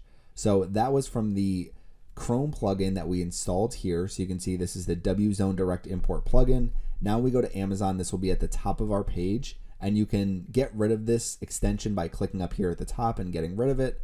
But let's just say, for example, I want to add this clock to my website. If I click on this clock, now you're going to see at the top, it's going to say before using this extension, you need to authorize it in the WZone plugin on your install. So we're going to come back to our website, and we're in the backend still in the direct import Chrome extension. So you're going to see at the very top, do you want to authorize WZone direct import extension to access and import products into this WZone install? If you don't see this, try refreshing the page, try reopening the direct import extension link after you've completed the other steps. And what we're going to do is we're going to click on authorize. So you can see website successfully added. So if we come back over here to Amazon, let's refresh this page. And what you're going to see is it's going to show what the product is. So you can see the product name at the top, the image here, and then we have a price. And then we come over here for where to import, and it's going to say one site selected. And you can see it has our website Par Golf Zone here. So if we click over on this side, it's going to allow us to import into a category. Now, what I would recommend not doing is auto detecting categories from Amazon. What that's going to do is import Amazon categories, not all the products in those categories, but the exact categories that Amazon uses. So I'll show you exactly what I mean. It's kind of right over here. You can see it over on the left-hand side. But if what you want to do is click on the drop-down and choose the correct category for your website. Now, I'm not going to be importing this exact product. I just want to show you how this is done. I'm going to actually import products in a minute, but you don't want to auto-detect categories from Amazon. You want to choose the right category on your website, and you want to import this product. So I'm not going to do that right now. I'm just going to click on close for right now. So if you do auto-detect categories from Amazon, you see over here there's home and kitchen, home decor products, clocks, and wall clocks. When you import this product, it will import all of those different categories and subcategories as well. I would highly recommend not doing that because you might want to name your categories specifically for your own website. For example, for my beach website, I do beach wall clocks, or for a farmhouse website, I would do farmhouse wall clocks. And same when it comes to wicker guide. If I was importing wicker furniture and wicker baskets, it might just say home decor products, baskets, and have nothing to do with wicker. So you want to create your own product categories. So that's what we're going to do next. So we're going to come back over to our website. We're still in the direct import Chrome extension page right now. So what we want to do is we want to go to products and we want to go to categories. And this is going to bring up all the different product categories on our website. Now let's just open up this uncategorized page. So we click on view here and open link in the new tab. So you can see if we go to pargolfzone.com, it has /product category /uncategorized. Since we have no products here, there's no products at all on our website. It's going to say no products were found matching your selection. Now what we can do is come over here and just go to the shop page. So we'll do shop, and that's going to show what our shop homepage would look like. So it's home and shop right here. So once you install WooCommerce and the WZone plugin, you're able to actually have this shop page immediately. So now what we want to do is add some product categories, and There's different ways to come up with the different product categories that you want to add. Usually what I'll do is I'll use a tool like the Google Keyword Planner. So if you have a Google Ads account already, what you can do is sign in and go to the Google Keyword Planner, and that's going to allow you to do some keyword research to find a bunch of different product categories. The other thing that you can do, and it's something that might be a little bit easier when you're getting started, is look at an existing store and see the way they set up their categories. So one of the things I've done with my own websites is I've used a website like wayfair.com. So if we go to wayfair.com, since my websites, a lot of them are geared towards furniture and home decor, a lot of the same categories would line up with what Wayfair has. And I'm also an affiliate of Wayfair. So when I'm doing something like, for example, for my website, farmhousegoals.com, it's all related to farmhouse style decorations and furniture. So if I come to furniture here, I could see living room furniture. So I can create a category, farmhouse living room furniture, farmhouse sofas, farmhouse love seats, farmhouse sectionals. So a website like Wayfair already has done all of this research to find all of these different product categories. So I can see what the most popular types of products are. Even if you're coming over here, you could see shop by color, Wayfair deals, get inspired. So it allows you to come up with a lot of different ideas by looking at very successful companies who have already done it. Decor and pillows. So I might say, okay, I don't know how I'm going to do window treatments, for example. So I could do farmhouse window treatments, farmhouse curtains, farmhouse drapes, valances, etc., etc. And it allows you to create really good product categories right when you get started, and you can always break them down further if you want to. So that's kind of my approach now. Is I've done the keyword research strategy, but it might be easier for me to just say, okay, let's go to a big golf website, golfgalaxy.com, for my website, pargolfzone.com, and let's just say I want to start adding clubs to my website. So I want to start adding some golf clubs. So if I click here in clubs, you can see they broke it down by drivers, fairway woods, hybrids, irons and iron sets, wedges, and putters. So I could do the exact same thing here. So if I click on drivers, you can see they have golfgalaxy.com/shop drivers. So I can see golf drivers here. And when I come here, obviously it has all these different golf drivers. They've broken it down for men's, women's, boys, girls, and unisex. Keep coming down, brands, and then you can see hand, right-handed versus left-handed, loft. So they have a lot of different subcategories over here to the left-hand side. What I can do is just say, okay, I want to start by creating a category for golf clubs. So that would be my first category. So if we come to shop departments here, you could see golf clubs. Once I'm in golf clubs, I can create a category for golf drivers. And once I'm in golf drivers, I can break it down by some of the different brands and start adding by each individual brand. And then I could either use product categories or tags to allow people to search if they want a men's driver, a women's driver, if they're looking for a right-handed versus left-handed driver, maybe if they're looking for different loft here. So there's a lot of different subcategories when it comes to golf. You might find that the niche you choose doesn't have all these different subcategories. For example, a lot of the home decor, they don't have as many subcategories. A lot of it is by color or by price, different things like that. So what I can do is come over here to product categories, and you can see in the back end of my website, so we're in products and categories, you can see the only one I have here is uncategorized. So I can change that to golf clubs. So just come into edit and we'll do golf clubs. For slug, that's the URL friendly version of the name. So the easy way to do this is just take the name above and just do it just like that. Put a hyphen in between each word and then just keep it all lowercase. For parent category, this one's going to be none for right now. Now you want to write a description for all of your different product categories, and you also want to upload a thumbnail. Now when it comes to finding images for the thumbnail, usually what I'll do is I'll just use Amazon. So I'll use pictures directly from Amazon. So I just did a search for Callaway Golf Driver. That's going to be the example I show you in this video. So I've never had an issue with using these images for specific products. And if you go on different websites, for example, here's Amazon.com, here's golfgalaxy.com, you're going to see the exact same image here. And if I come into Amazon and let's just say I click on this specific driver, and let's just say, for example, I want to use this picture for my golf clubs product category. So I think this picture will be a good picture so people know they're finding golf clubs.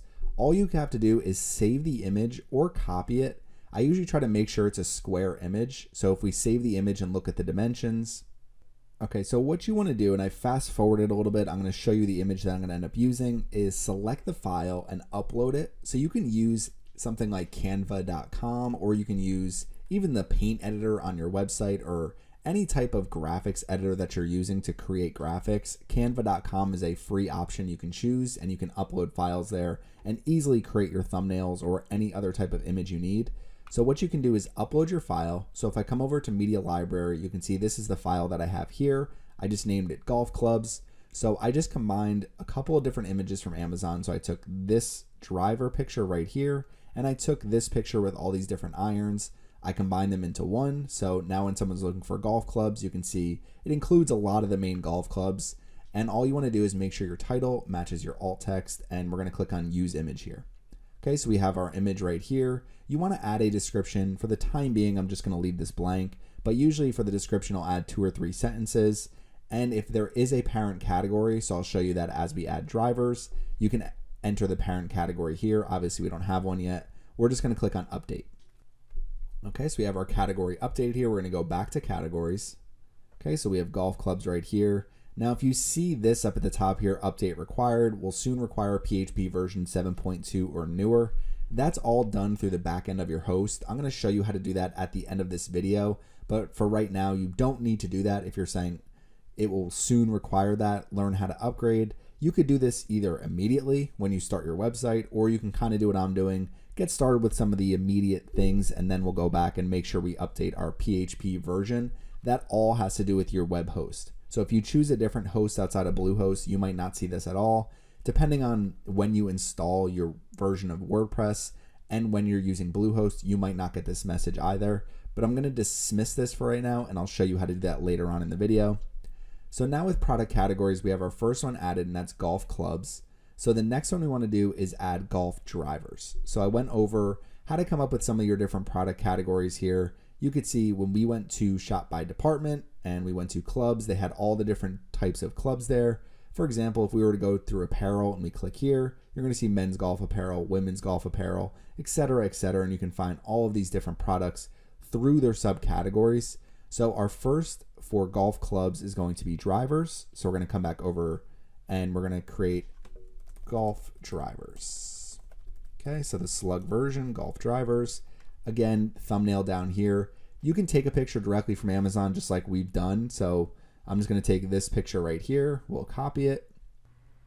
Okay, so we have our next image uploaded here. So I just did golf drivers. We're going to click on use image, and we're going to add this new category. So we have 2 categories added, golf clubs and golf drivers. Before we add this category, this is where parent categories. So you want to choose the correct parent category. Otherwise, it's going to create golf drivers as its own parent category, and I want it to be within golf clubs. So we're going to scroll down here. We're going to click on add new category, and we're going to do this one more time for Callaway golf drivers. And that parent category is going to be drivers. So you can create a bunch of parent and children categories. So for this one, we're going to do Callaway golf drivers, and we'll do Callaway golf drivers. Enter your description here. We're going to upload our image. Okay, so I created this little image here. So we used one of the big pictures of their driver, and we added a smaller picture in here as well. So you can kind of just make sure your images are pretty consistent with what you want it to look like. So you can see we have golf clubs, golf drivers, Callaway golf drivers. So we're breaking it down by brand. We want to add this new category. What we could do is create even more subcategories. So if we come over here to Golf Galaxy, I could say men's drivers. I can keep coming down. I can say specific loft, right hand, left hand. So that's something you can also keep doing as you're building your subcategories out. And the more subcategories you create, the better, because what you want to do is make sure that you're adding the exact right products into each category, and it's really going to help you as you're creating your store. So we have our 3 categories here, and what we want to do now is we're going to come over to Amazon, and what you can do is search for the product you're looking for that you want to add. So you can see I just entered golf driver here. So what I can do is I can come down to brand, I can click on Callaway, and we'll scroll down so you can see there is 2021 driver, 2020 driver. So any of the drivers that they have here for Callaway, I can add directly onto my website. There might not be a ton of products depending on each of your categories, and some of your categories might only have 1 or 2 products. there's no issue with that. If you start breaking it down here on a larger website, they're going to have the same exact thing. So if I click on men's and I click on just Callaway drivers and I'm just looking for a specific loft or a specific flex, I might only find 1 or 2 drivers that fits my needs, but there's no problem with having subcategories that don't have hundreds of products. So what we're going to do is come back over here. We're going to open up this page. We'll close this one here. So this is one of the images I used. So we're going to open up this page, and the WZone Direct Import extension will be right at the top here. And you can see you can either import this product directly or import this product in all of its variations. So the variation is going to include left hand, right hand, the different shaft materials, the different flex options you have here, the different configuration.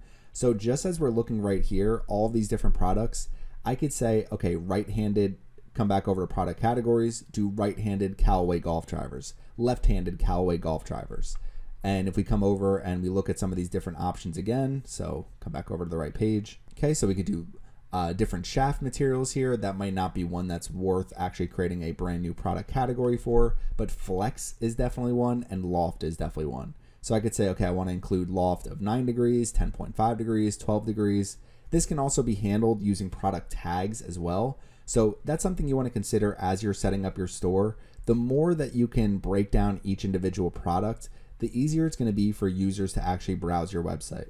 This is something I wish I did better on Beachfront Decor as I was setting up the website. So it's something that I've improved over time. It's probably something I can keep improving, but it does take a lot of time to break these down using some of the different product categories and product tags and allowing people to search through all of these different products on your website. So what I'm going to do is just add this product. We're going to come in here. We're going to choose our website. You're going to see importing category. So we have our 3 categories here. Again, you do not want to auto detect categories from Amazon. You want to come down to our Callaway golf drivers. We want to click on close here, and we're going to click right here to add this product. You could add all of the variations and just say, okay, if people come in here, they're going to have the options for hand orientation, shaft material, flex, and configuration. You just need to make sure if you are adding variations that your theme supports it and that it looks good to the end user so they can actually choose between all these different variations. I have found it can be difficult when you're importing a lot of these different variations and trying to keep up with all of that. I prefer to just add one type of product and kind of go. That's kind of been my strategy. It might be different though depending on the niche you choose. So that's something that you're going to have to try to improve over time, just making sure you're adding products that people can easily browse through and find. So we're going to click this button here. We have our correct category. So once you have Callaway golf drivers, click this button and you can see product was successfully added into our database with the ID of 28. Click here to view the product. So let's come in, let's view our product. So you can see pargolfzone.com, product, Callaway Golf 2021 Epic Max driver. You can see Amazon price, $529. So when we import it, it's going to import this exact price here. It's going to show all of the same information. So if we scroll down, you can see they have some text here. This is our short description. If we click on learn more, it's going to bring us directly to Amazon. So we're going to keep scrolling down. Here's the description. It's going to show no reviews here. So I've never tried to import Amazon reviews, and I don't really have any reviews on my products. So you're able to get reviews easier from an e-commerce website. I have read things where people have imported reviews directly from Amazon, but I've also read that that's against Amazon terms of service for Amazon Associates. So in an effort to not ever get kicked off of Amazon Associates and lose that stream of income, I just don't use reviews really altogether. You can remove the reviews tab if you want to, or you can try to write some of your own reviews for products. It's going to become very difficult if you're adding hundreds or thousands of products to your website. So that's just something to keep in mind with reviews. You can adjust the way your product page looks. Again, go to customize here and product page, and you can change how all of this looks here. You can put learn more towards the top. You can get rid of the short description altogether. You can change the way this Amazon price looks. So there's a lot of different things that you can change on your website about this, but you can see we imported this product here. If we click on learn more, it's going to bring us to Amazon with our Par Golf Zone tag here. So if anybody comes in and purchases this, it'll come back to our website. Once you add a product, it's going to show duplicate product detected here and show the actual ID number of the product on your website. So This is how you add different products to your website. And now if we come back over to our website again, and let's just say we go to our shop page. So if we go to shop, okay, so you can see right here, we have our Callaway golf drivers on our shop page. You can add widgets here to the left-hand side, so your shop sidebar. Let's come over to wickerguide.com. You can see I have some most popular categories, filter by price, product categories here so people can search through the different product categories. I've wanted to add more with, adding some different colors. So for people who are looking for any type of wicker basket or wicker furniture in different colors or styles, I can add that to my website as well. So it's just something to consider as you're trying to make the shopping experience better for people who are visiting your website. Now let's come back over to our product page.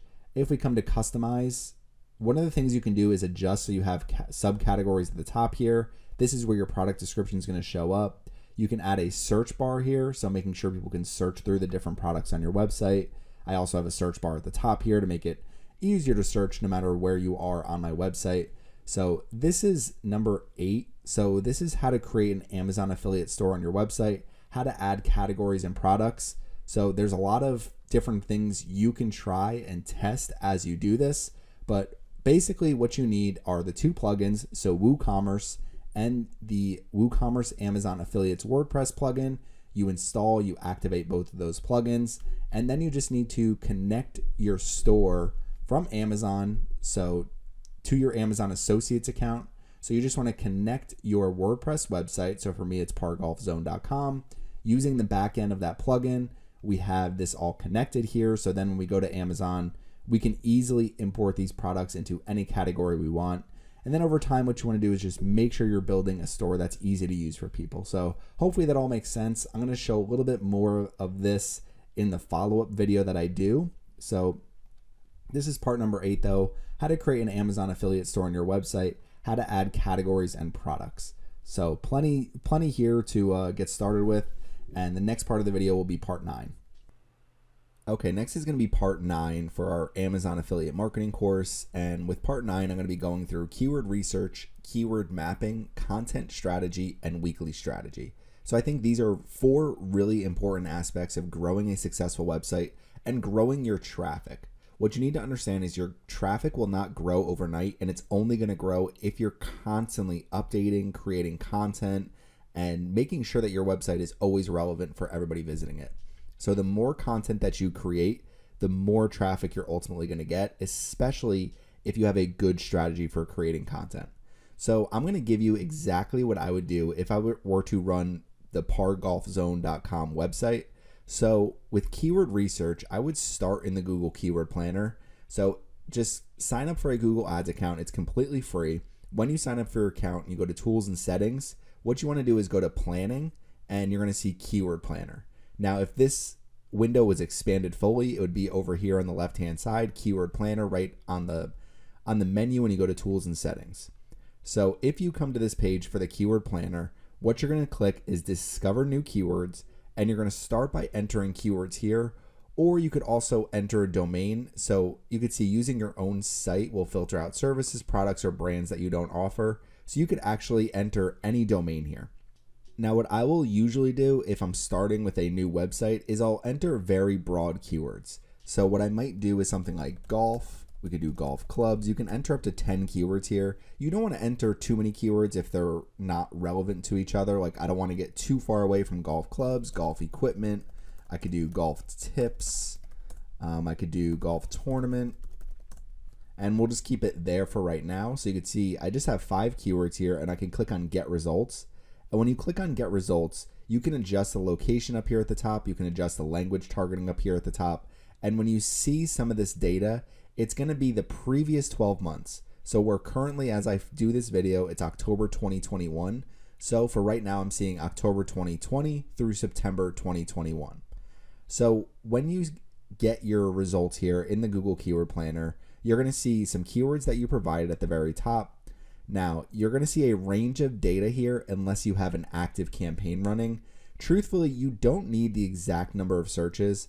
The more important factor is kind of looking at it from a ranking. If you were to rank by average monthly searches, you could see here, these are the most searched keywords. So if we just look over here on the left-hand side, there's a lot of golfers here, a lot of people looking for driving ranges, or sometimes people will be looking for mini golf near me. So you might not want some of these different keywords as you're targeting for your content. So what you can do is refine keywords. I actually like this refine keywords they have on the right hand side. It's a fairly new feature in the Google Keyword Planner. It probably came out last year. So if we come over here, you can see, let's say I expand all. So you can see brand or non-brand. So if I don't want any of these brands in the keyword, I can get rid of them altogether. For me, I'm going to eventually target some of these keywords. So I want to keep brand keywords. So we'll keep scrolling down. Retailer. So I don't want any retailer keywords. I'm not going to be targeting people who are searching for Costco or Amazon or Walmart or anything like that. Resort hotel, I'm going to get rid of that. So we'll keep coming down. TV network, I'll get rid of that. You can see other brands here. So a lot of these are just some brands that are associated with golf and some of the brands for some of the major tournaments. So for right now, I can get rid of some of these.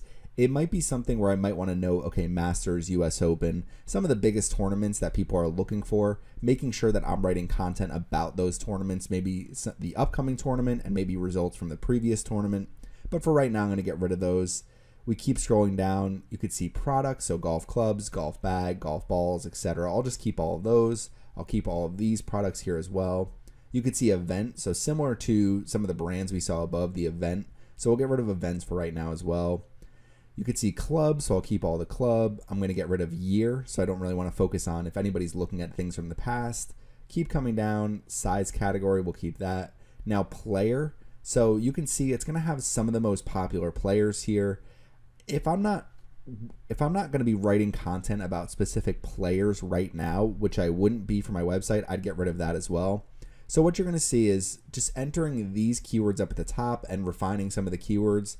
I originally had about 6,500 keyword ideas. I'm down to about 3,500. And you can see there's still some names in here. So these are some golfers as well. So you can kind of go through some of your keyword lists and get rid of them. Usually what I will do is looking at the keyword ideas, looking at average monthly searches, is I will export this data. So if you come up to the very top, you can see there's a download button up here. You can download all of these keywords. So we'll keep scrolling down for right now.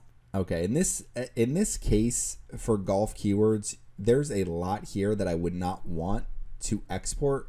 So what I would do is I would export this data and go through one by one for a lot of these keywords to get rid of a lot of these keywords.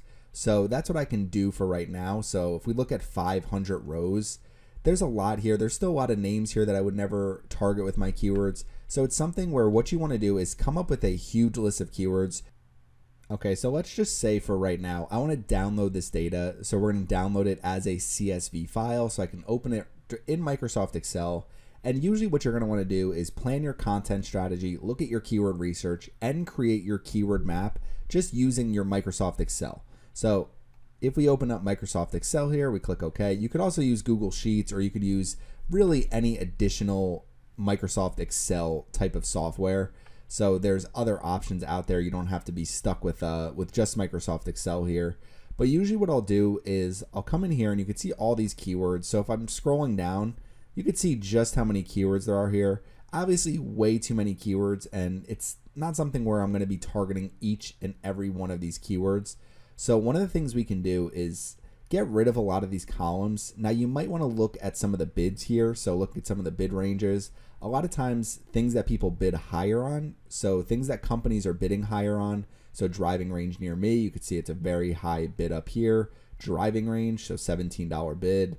Come down here. So some of these different keywords you might see some high bids, and that generally means that advertisers are making money from that keyword. Now in some of these it's not really the greatest indicator because some of them are just on specific golfers or something like that. But you can see golf lessons near me, so $3.87. So that's just an example if you're looking at some of these higher bids. In this case, I'm not really seeing a ton that's giving me too much information.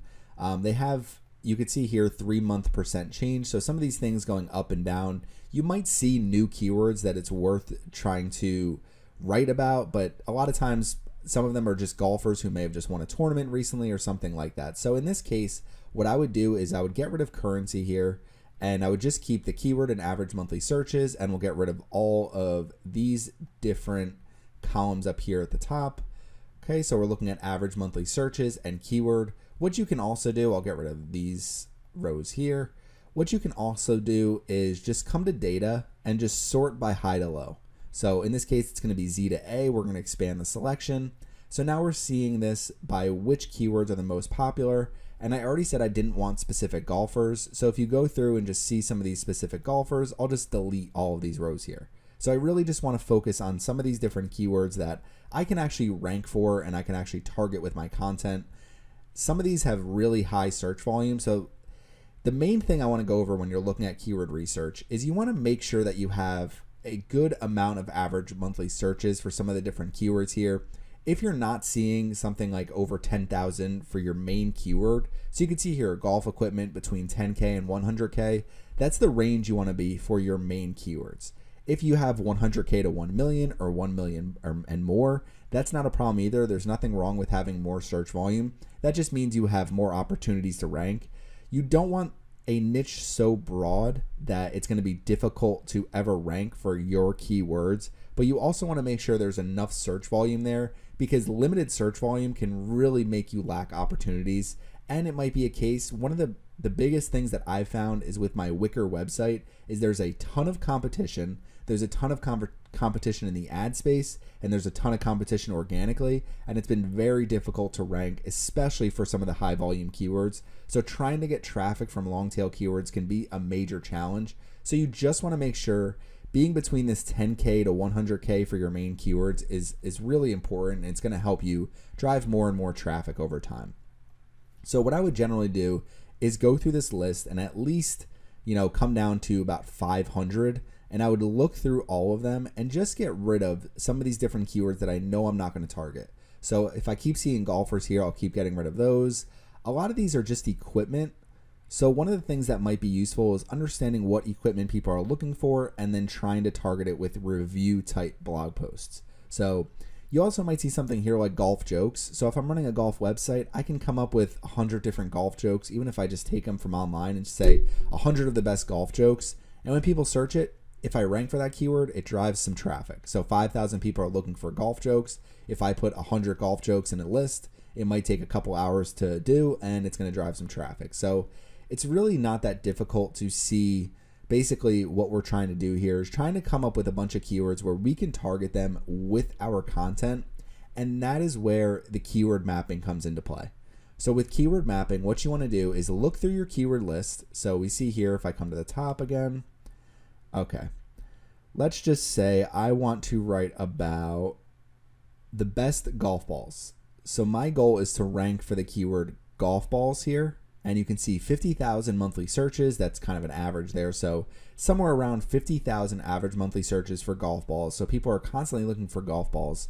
If we just do a quick Google search for that, so we can see here some advertisements. If we keep scrolling down, golfballs.com, golf balls for sale, Dick's Sporting Good, golf balls. So it might be something where I could just try to rank with golf balls by adding a bunch of products from Amazon, like we went over in the previous part of this video. So going to Amazon, making sure that we have a product category for golf balls, doing all the different types of brands, and making sure we have all the major golf balls on our website.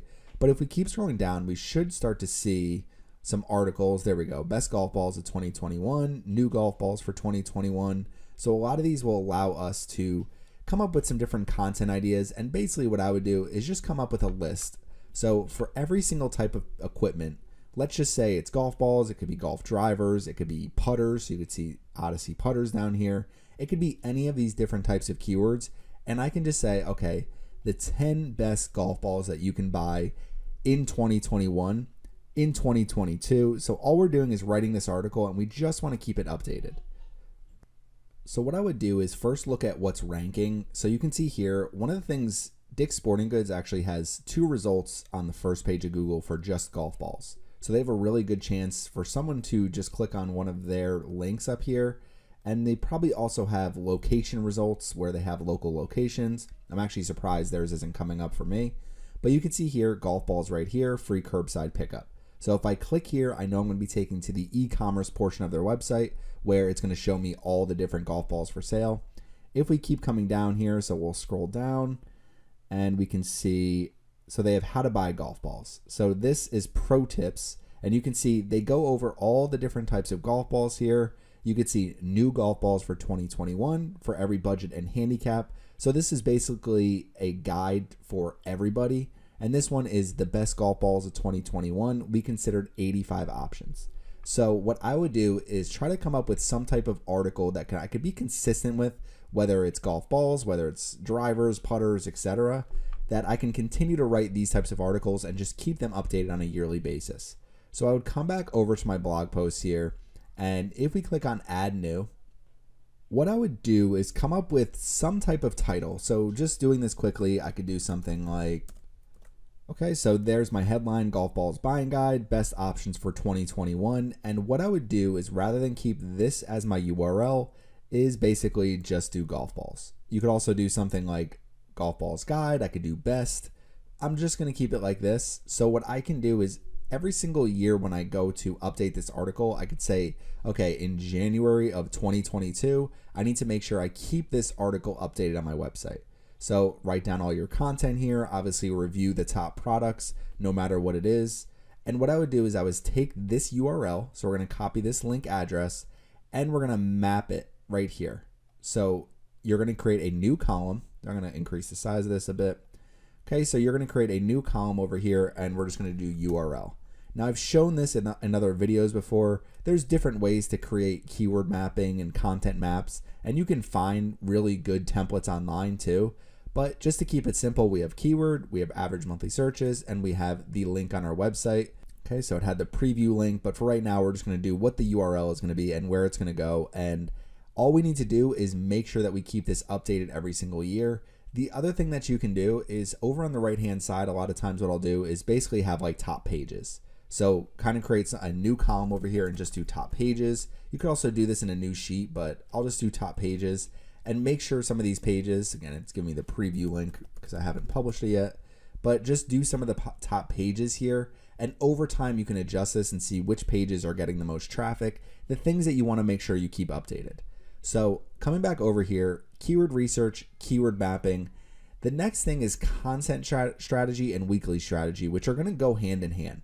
What you want to do is come up with a weekly strategy for creating content so that you consistently have new blog posts going out and you consistently have old blog posts being updated. So I'm going to keep this really simple. I'm going to do it right in Microsoft Excel. I'm not going to make it look great or anything like that, but what you can do is just come up with a content strategy. Again, I'll increase the size of this so it's easier to read. Okay, and all you have to do is, let's just say Monday, Tuesday. Okay, and here we go. We'll keep this very simple because you can make this look a lot better. You can create a content calendar, which is what I would recommend doing. What I will do is share a content calendar and a complete spreadsheet for you to go off of. You can use it as a template. I will share it in the video description. So if you look in the video description, you will find a Microsoft Excel file that you could use to kind of guide your overall strategy. Obviously, it's going to change depending on the niche you choose, but I'm going to show you how I would do it. So content strategy, we have the day and we have the task. So what I would recommend doing is coming up with a weekly strategy for what you are going to do on each individual day so you have a consistent posting schedule. So what I can do is say Monday or Sunday. Tournaments usually run from Thursday to Sunday for golf. So what I can do is say on Sunday, my task is going to be write a recap of weekly tournament. Okay? So if we come over and we look here, so this is the tournament schedule for the PGA Tour, just to give you a quick example. So these are some of the upcoming tournaments. And if we come over here, you can see if I look up the upcoming tournament, what you're going to see is picks, field grade, odds, golf predictions, best bets in Las Vegas. DFS picks, so that's daily fantasy sports. You can see betting picks, odds, and previews. So a lot of people are looking for betting picks, previews, things like that for the upcoming tournaments. If we're looking at the previous tournament, so the last tournament was called the Shriners Children's Open. So this is the most previous tournament. You can see the exact leaderboard here. So I can take the exact leaderboard and show what the final was for everybody. And here we go, 5 things from the Shriners Children's Open from PGA Tour. Who won the previous tournament, which in this case is Sung Jae Im. And you can see they have grades, they have a storyline here. So what you can do is just say, okay, on Sunday night, what I want to do is write a recap for what happened in the previous tournament. And you can see it's going to look something like this. So I can do 5 things, I can do 10 things, I could do a few things we learned, basically what the final results were, who played well, who didn't play well, and basically that's it. That's something you can write up very quickly. It's just a matter of being consistent. And the more that I write up these different recaps, the more that people will come to my website and read them. So if you stay consistent with the types of content that you're creating, if you stay and keep up with your content strategy, it's much easier to actually stay ahead. It's much easier to keep driving traffic back to your website. And it's also something that you can outsource later on. So if you find that you're writing some of these articles are taking a long time, your website's starting to earn some money, you might want to invest some of that money back into your content creation. That's usually where I spend the majority of my money if I'm investing it into my websites. So Sunday, write a recap of the weekly tournament. And then what I can say is for Monday or Tuesday, write something about the upcoming tournament.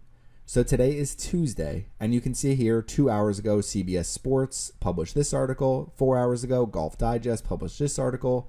7 hours ago, Action Network published this article. So what I can do is say, okay, on Tuesday, I want to make sure I am, okay, so Tuesday is going to be write preview and betting picks for upcoming tournament. Now, if you want to take it a step further, what you can do is over here and see is say, I want to have this published by, let's just say I say 2 o'clock p.m. So 2 o'clock p.m. Eastern Standard Time. You don't really have to do that, but let's just say I want to have it published by 2 o'clock p.m. Eastern Standard Time. Sunday, write a recap of the weekly tournament. I want to have this published by, and let's just say 8 o'clock p.m. Eastern Standard Time, assuming the tournament's all finished and I can easily write the recap in time. So what we can do is publish time, okay? And now we have tasks for Tuesday and Sunday. We're writing about the weekly tournaments. So what I can say is Friday and Saturday while the tournament's going on, Thursday as well, I could say Friday and Saturday, I'm just going to add products. So I'm going to add products and add products. Okay, so that's an important part of building your Amazon affiliate store is consistently adding products to your store, making sure you have all of the top products, and you can go through and also edit other products, add your own descriptions, maybe write some reviews on products. So there's different things that you can do, but let's just say add products. And that's kind of an all-encompassing, making sure that we have new products added to our website. And as you watch the tournament, what you can do is add products to your website. So that's what we're going to do Friday and Saturday. Now, in the one previous video, I went over how to come up with some different content ideas very quickly. So you can see here, gambling, upcoming golf tournament. We already have those two. The other thing I want to make sure I'm doing is writing at least one article per week, kind of going back to golf swing tips, how to hit golf shots, some different things like that. So let's just say I do that on Monday. Let's say Monday I write a golf swing tip article. Okay, so I'm going to write some article or update an old article. Now, when you have the task here, you can either write new or update old. Either way works. You want to write new as you first get started, but what you're going to end up seeing is as you write more and more, there's not like going to be some new thing for how to hit your driver straight. So what you want to do is make sure you keep that article updated. Maybe add a new tip, maybe add a new drill, something like that. Just keeping your article up to date. And for this, for publish time, let's just say I want it published by 5 o'clock p.m. Eastern Standard Time by the end of the day. So we have Monday, Tuesday, Wednesday. We have 2 days here for Wednesday and Thursday. Now you might be saying, okay, this is a lot of content to write, and you don't have to write this much, but the more you work on your website, the quicker it's going to grow. If you're not working on your website and you're not creating new content and adding new products and also going back and updating relevant content, you're always going to struggle with growing your website over time. You're going to see basically just stagnant results when it comes to traffic. So I'm giving you a content strategy where you're targeting different keywords and where you're also going to be able to grow your traffic. So coming over here, we're going to focus on a lot of these keywords here, specifically when it comes to our swing tips with the task.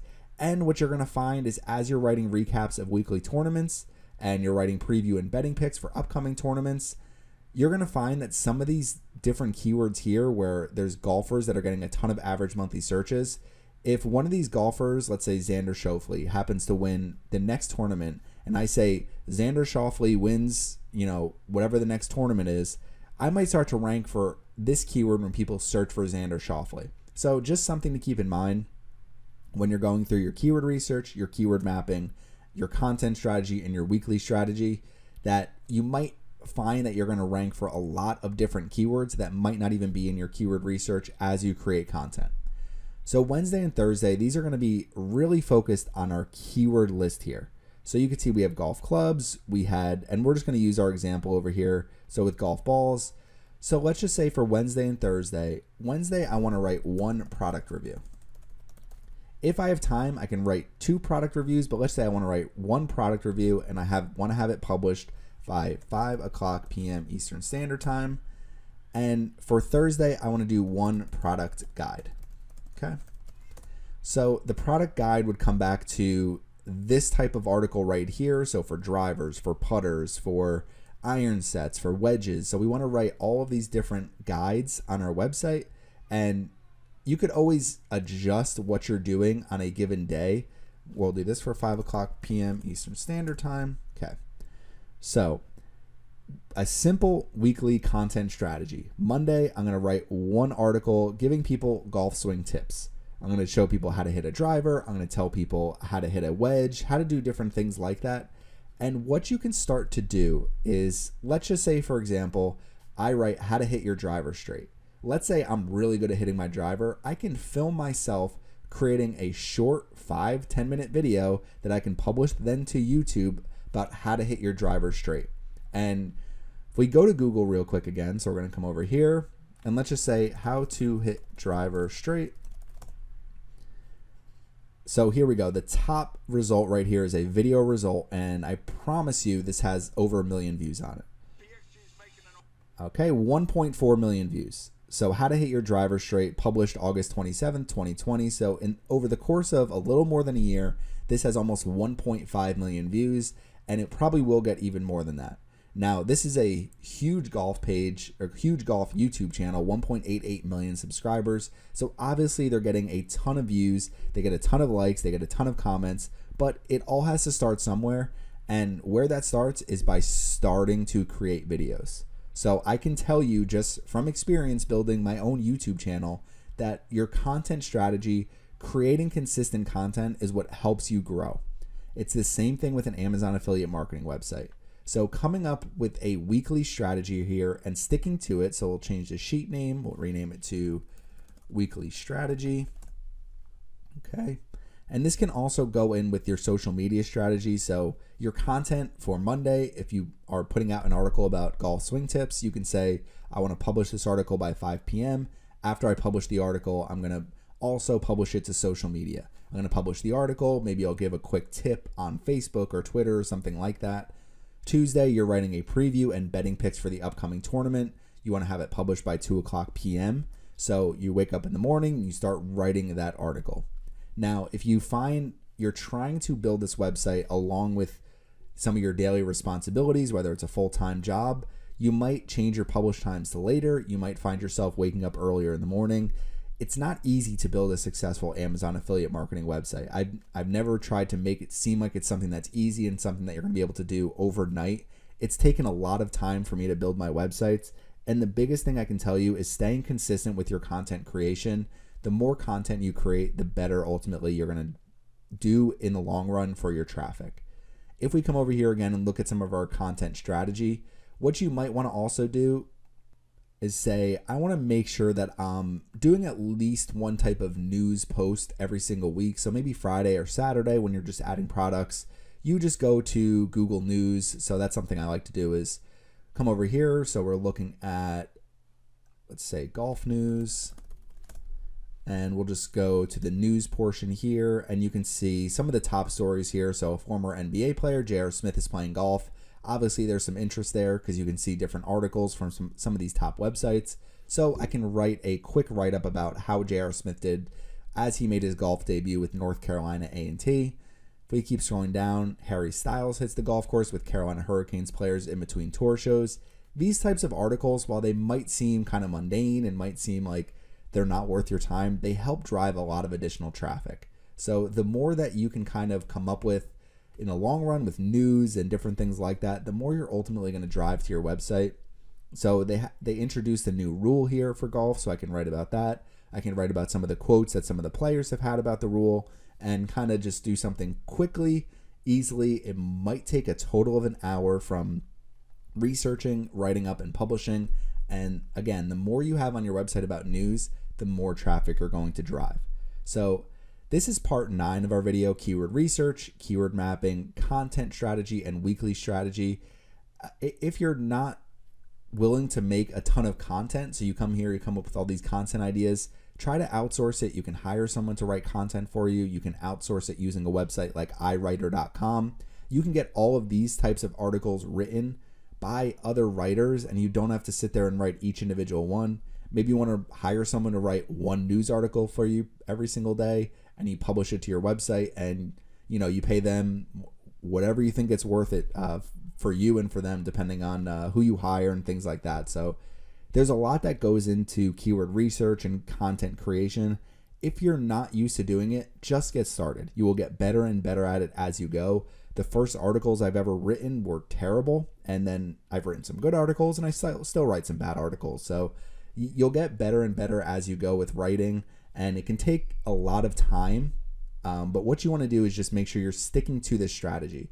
So just going days of the week and just say, okay, Monday, I'm going to make sure I write my article here or update an old article. You could also say golf swing tips or golf exercises. So you can give yourself kind of a range of some of the different things you want to cover.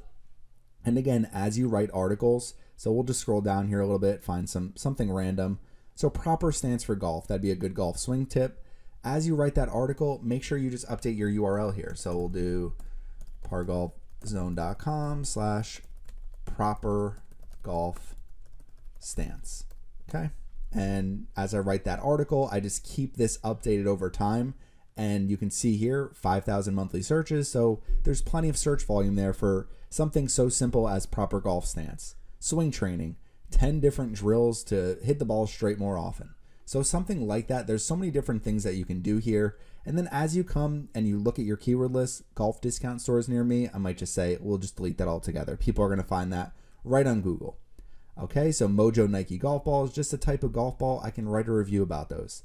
Step-by-step proper golf grip. That's something where you can get a golf club, show how to grip it, and take pictures of your own grip. Create a YouTube video and just publish that on your blog, publish it directly to YouTube. Start building your following in different places. So when it comes to content strategy and weekly strategy, there's not a one-size-fits-all strategy, but the main thing you need is consistency, and then use other forms of media, whether it's images or videos, and use social media to your advantage depending on what social media channels work the best for your niche. So that's going to be part 9, keyword research, keyword mapping, content strategy, and weekly strategy. I'm going to have a second part to this Amazon affiliate marketing course, just because as I've gone through this, there's so much more I want to expand on, where it's just me working on my website. So you can kind of watch how I would go through the process of doing these different types of things. So I'll give some more detail, especially in keyword research, keyword mapping, and more. But in part 10, I'm going to be going over how to set up some tracking on your website and how to get started with tracking your website traffic, tracking your conversions, and obviously you can use the Amazon Associates dashboard to see your earnings over time. So we're going to get on to part 10 of the video next. Okay, so the next part of the video is going to be part 10. There's going to be 2 more parts. In part 11, I'm going to do a quick overview of Amazon Associates. But in part 10, what I want to do is I want to go over Google Tag Manager, Google Analytics, Google Search Console, and show you how to set up all of those on your website. And then I'm also going to show you how to set up conversion tracking. In this case, a conversion is going to be every time someone clicks on one of your affiliate links. So it's impossible to track people after they go to Amazon directly from your website. So what we're going to do is we're just going to track the clicks that drive people to Amazon. So that way what we can do is focus on driving more and more clicks every single day from our website. So what we're going to end up showing you here is just a couple of screenshots from my Wicker Guide account. So when you have a Google Analytics 4 account and you have it set up on your website, again, I'm going to show you how to do all of this. On the left-hand side, you're going to see reports. So this link over here is reports. And when you click on engagement, you can see events and conversions. So I'm going to show you how to set up a conversion event using Google Tag Manager and Google Analytics. And then I'm also going to show you, if you click on conversions, how to set up that event as a conversion on the conversion screen as well, which is going to help you learn where your conversions come from. So these are just a couple of screenshots I took yesterday morning. So you could see there's some conversions here, some events, and this conversions shows that somebody clicked out on one of my external links. So where you want to get started is you want two things. You need a Google account to do all of these steps. So I would recommend creating a free Google account. Just go to gmail.com. You can just search Google accounts and you can create a Google account. You can see here, I just set up an email for pargolfzone@gmail.com. So it's just showing Corey finish setting up your new Google account. So the next thing we want to do is go to Google Tag Manager. So the URL for that is tagmanager.google.com.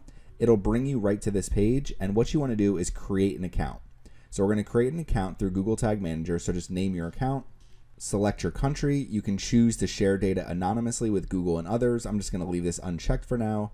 Container name, so you just want to name this your website, or if you're doing it for another platform, you can do that as well. For this, I'm just going to be focused on desktop and mobile web pages, what this video is about.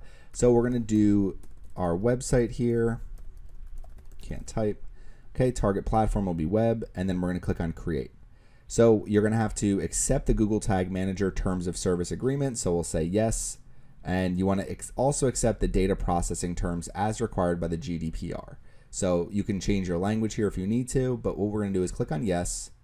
Okay, so now it's telling us to install Google Tag Manager. What you need to do is put this piece of code, paste this code as high as possible in the head of the page. And then this one, it's going to be paste this code immediately after the opening body tag. So the easiest way to do that is with a WordPress plugin called head, footer, and post injections. There's different ways to add your Google Tag Manager code to your website, but I have had no issues using head, footer, and post injections, and it's very easy to use and install, and it's completely free. So you want to come to the dashboard, your back end of your website, and you can see we're in the dashboard here for pargolfzone.com. So when you're in the back end of your WordPress website, you want to come over to plugins and click on add new. Then what you're going to do is add plugins. You're going to come over to the keyword field here to search plugins, and we're going to do head, footer, and post injections. You just want to make sure that you're installing the right plugin. So there are a few different header and footer plugins. You should see this one right here, HNF, 300,000+ active installations, and you can see 5-star reviews. So we're going to install it now, and we're going to activate it. Okay, so one thing you can see here is there's a little 1 notification here. So it's showing me there's a new version of WooCommerce available. So what we want to do is update that. You can do that directly in your plugins page. We can make sure we enable auto updates. I'm not going to do that right now, but all you need to do is just click on the update button. Just make sure you keep all of your plugins up to date. I noticed that update a little bit earlier when I was preparing for this portion of the video, so I figured I'd wait and show you on the video. So we updated WooCommerce as well, but what we want to do is open head, footer, and post injections, which is going to be in settings, and it's going to be header and footer. So it's not named the exact thing as the plugin is, it's just called header and footer in settings. So when we click on that, it's going to open up the plugin settings page. Okay, so all you need to do is when you scroll down, so you open up the plugin settings page, you scroll down, it's going to automatically show head and footer, and you can see here page section injection, and then after the body tag. So what we're going to do is come back over here to Google Tag Manager and copy this piece of code right here. So I just copied that snippet. We're going to come back over to our website and we're going to paste this here. The next thing we're going to do is copy the next snippet after the opening body tag. So we'll copy this here and we'll scroll down. Usually I'll enter this here and I'll enter it here for mobile. So it's desktop and mobile. And that's all you need to do. Scroll down to the bottom, click on save. And now you've placed that pixel on your website. So the last thing you have to do is on Google Tag Manager, we can click on OK, and you're going to see here changes not published. So after you put that piece of code or both of those pieces of code on your website, you want to click on submit, and you can add, you're going to publish this version of your Google Tag Manager. So you can add a version name and a version description. So all we have to do is say added head and body code. Okay, so added, you can name this whatever you want and enter any description you want. The more descriptive you are, the easier it is as you go back and look through some of the changes in your Google Tag Manager account. Since this is kind of a must for every Google Tag Manager account, just make sure you know that you've published this container. So now we have Google Tag Manager set up on our website. So what Google Tag Manager allows us to do is keep all of our tags in one place. So just a quick overview of Google Tag Manager. So if we click on add a new tag here and we click on tag configuration, what you're going to see is they have featured up here at the top. But just as we scroll down, you're going to see we can add tags for all of these different pieces of software. We can add custom HTML tags, and we don't need to make any changes on our website. It's all going to be housed here in Google Tag Manager. So if I have an ad roll account, I can put my ad roll smart pixel directly on my website without ever having to make any changes to the code on my website. It's all handled in Google Tag Manager. You'll see a lot as you come down here, different things that you are probably going to use over time depending on your website. The LinkedIn Insight tag. So we'll keep scrolling down. They have the Pinterest tag here. So I've used a lot of these, and you're not going to use every single one, but there's a ton of different tag options. Now the main thing we want to do is set up Google Analytics 4, so also referred to as GA4. You can still use Universal Analytics, but Google Analytics is recommending everyone switch to GA4. And if you're setting up a brand new website, then I would just recommend using GA4. So next thing we're going to do is open Google Analytics because we don't have an analytics account yet for pargolfzone.com. You can see here analytics.google.com will bring you to this page. So we're going to click on Start Measuring. Okay, so it's going to say account name. Okay, enter your account name here. You can choose how you want to share data. So you don't have to share any of this. You can share all of this. I usually just leave it as they have it. So we're going to click on Next. So property name, it's going to be the same thing, Par Golf Zone. And you could do website if you're going to end up having a mobile app or if you're going to have different properties. But I'm just going to keep it as Par Golf Zone. You can see reporting time zone is going to be United States. You can change this to your local time. I'm in Eastern Standard Time. I'm just going to leave this as is for now as well. You can change currency as well too. And you can see down here at the bottom, you can edit these property details later in your admin section. We're not going to be showing advanced options right now. We're just going to click on Next. It's going to say, help us tailor your experience by answering the following. So industry category. So for this, it's going to be sports and business size. I'm going to do small, and you can choose all of these. You can choose a few of these. A lot of times I'll just choose all of these. We'll click on create. Okay. So Google Analytics terms of service agreement, United States. I also accept the data processing terms. Scroll to the bottom. You can read through that if you want. I'm going to click on I accept. Okay. So my email communications, you can check all of these. You can uncheck all of them. I'd recommend keeping them checked because they're going to show you some feature announcements. They're going to show you some performance suggestions and updates. You can just get rid of these two if you want. So not worry about any offers or feedback and testing. So we'll click on save. So this is what GA4 should look like when you sign in. You can see there's Setup Assistant over here for your property. So you can click on Setup Assistant if you want. You can see here we have data streams. What I'm going to do is choose a platform. So for this, it's going to be web. You can see website URL. So we're going to do pargolfzone.com. Stream name, we can do pargolfzone website. Okay, so it's automatically going to measure page views, scrolls, outbound clicks. There's 3 more here: site search, video engagement, and file downloads. So you're already going to have outbound clicks measured. The one thing to keep in mind is if we don't use Google Tag Manager to set up a conversion event, then outbound clicks that go to your social media websites or that go to other websites that you've linked to that are not affiliate offers might end up being counted as conversions. So you don't necessarily need to set up conversions if you just want to measure total outbound clicks. But I'm going to show you how to set up conversions as well. So we're going to enable enhanced measurement and we're going to create stream. Okay, so it's going to show our web stream details here. You can see our URL, our stream name. Now this is what we need right here, our measurement ID. So we can copy this measurement ID, and what we're going to do is we're going to come over to Google Tag Manager. Now you're going to see here some tagging instructions. Use one of the following to start collecting data. Add a new on-page tag, global site tag, Google Tag Manager, and you can see here, learn how to get started with Google Tag Manager. So if there's any additional information you want that I don't go over in this video, you can click here and learn more as well. There's a lot you can do with Google Analytics 4 and Google Tag Manager. So I'm going to try to keep this as simple as possible. What we're going to do is we're going to come back over to Google Tag Manager. So what you're going to see this page right here, your workspace. We're going to add a new tag. We're going to name our tag GA4 code, tag configuration. So you can see Google Analytics 4 configuration is what we want right now. We're going to click here. Now what we're going to do is paste our measurement ID. So back over here, if we scroll to the top, our measurement ID, we want to paste that here. and you're going to see send a page view event when this configuration loads. That's all you need to check right now. Scroll down, triggering. So you're going to click on triggering and choose all pages. So what that's going to do is it's going to say, we want to measure Google Analytics on every page on our website. And we're going to click on save. Okay, so now with Google Tag Manager, you need to make changes in your workspace for Google Tag Manager, and then you want to submit those changes over here. You're going to see one workspace change. So we're going to click on submit, and we'll add so we'll say configured GA4 on. Okay, so we have a version name here, version description, and we'll click on publish. Okay, so you can see down here at the bottom, the tag that we added, GA4 code, Google Analytics 4 configuration, firing on all pages. So we're going to come back to our workspace.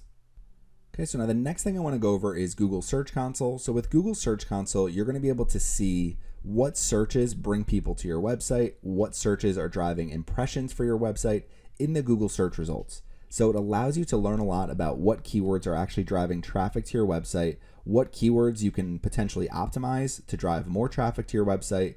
And there's a lot more as well in terms of your core web vitals. There's a lot more in terms of the overall coverage and indexing of your website.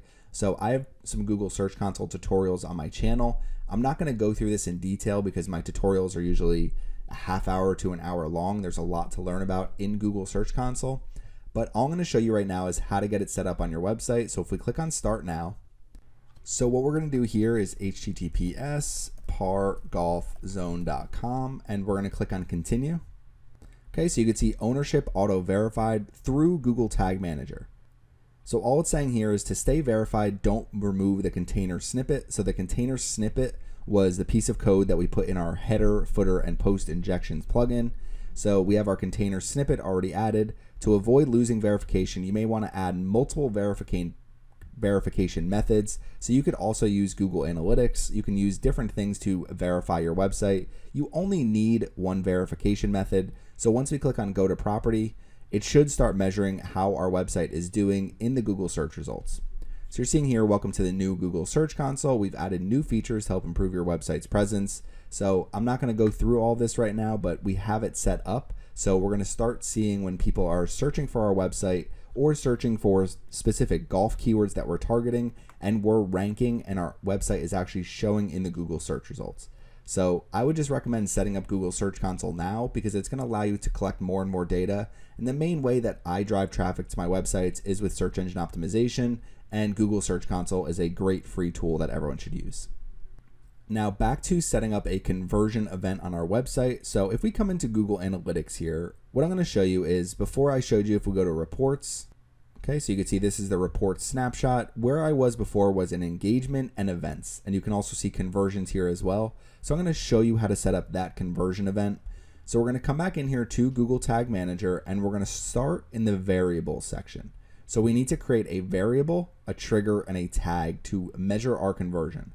So we're going to start in variables, and you'll see some of the built-in variables here. We're not going to change any of those. We're going to create a new user-defined variable. So we're going to click on new. We're going to call this conversion variable. We're going to click here to choose a variable type to begin with. And if we scroll down, you're going to see page elements, and we're going to choose auto event variable. So we're going to click here. The variable type, you're going to see it automatically shows element, and we want to change that to element URL. That's going to bring up component type, and what we're going to do here is outbound. So it's going to be an auto event variable. Variable type is element URL, and component type is outbound. Now, affiliated domains, what you want to do is enter all the different domains here, and you're going to say the variable value will be true if the URL domain does not match the current page's domain and does not match any of the affiliated domains. So the easier way to explain this is, if I put facebook.com as an affiliated domain, then if someone is on my website and they click on a link that brings them to Facebook, it will not be counted as a conversion. So what you want to do here is enter every single domain that you know you're going to be driving outbound traffic to, and you can always update these affiliated domains over time as well. So I can say, okay, any click to facebook.com, twitter.com, pinterest.com, I could say google.com. And the last one that I'll usually do, because this is going to be the beginning of the URL for the way Amazon adds images to your website from their products using that WooCommerce Amazon affiliate plugin is, so we're going to come over here, you're going to see images hyphen na.ssl-images-amazon.com. So going through it again, it's images hyphen na.ssl-images-amazon.com.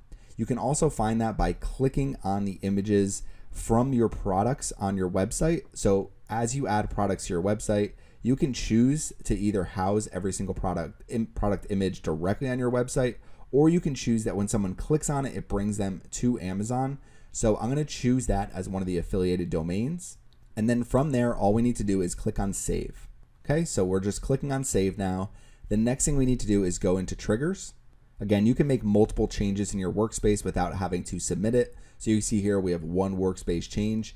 I could have just done the GA4 configuration, done the variables, done the triggers, done the tag, and just submitted it one time. So you don't have to submit it after every single change. I usually submit it after I change tags or if I make small changes within my triggers or variables. So what we're gonna do is we're gonna click on new over here, and I'm just gonna name this conversion trigger. And we're gonna click on a trigger type to begin with, and we're gonna do just links. So you're gonna see here, trigger type, it's gonna show click just links.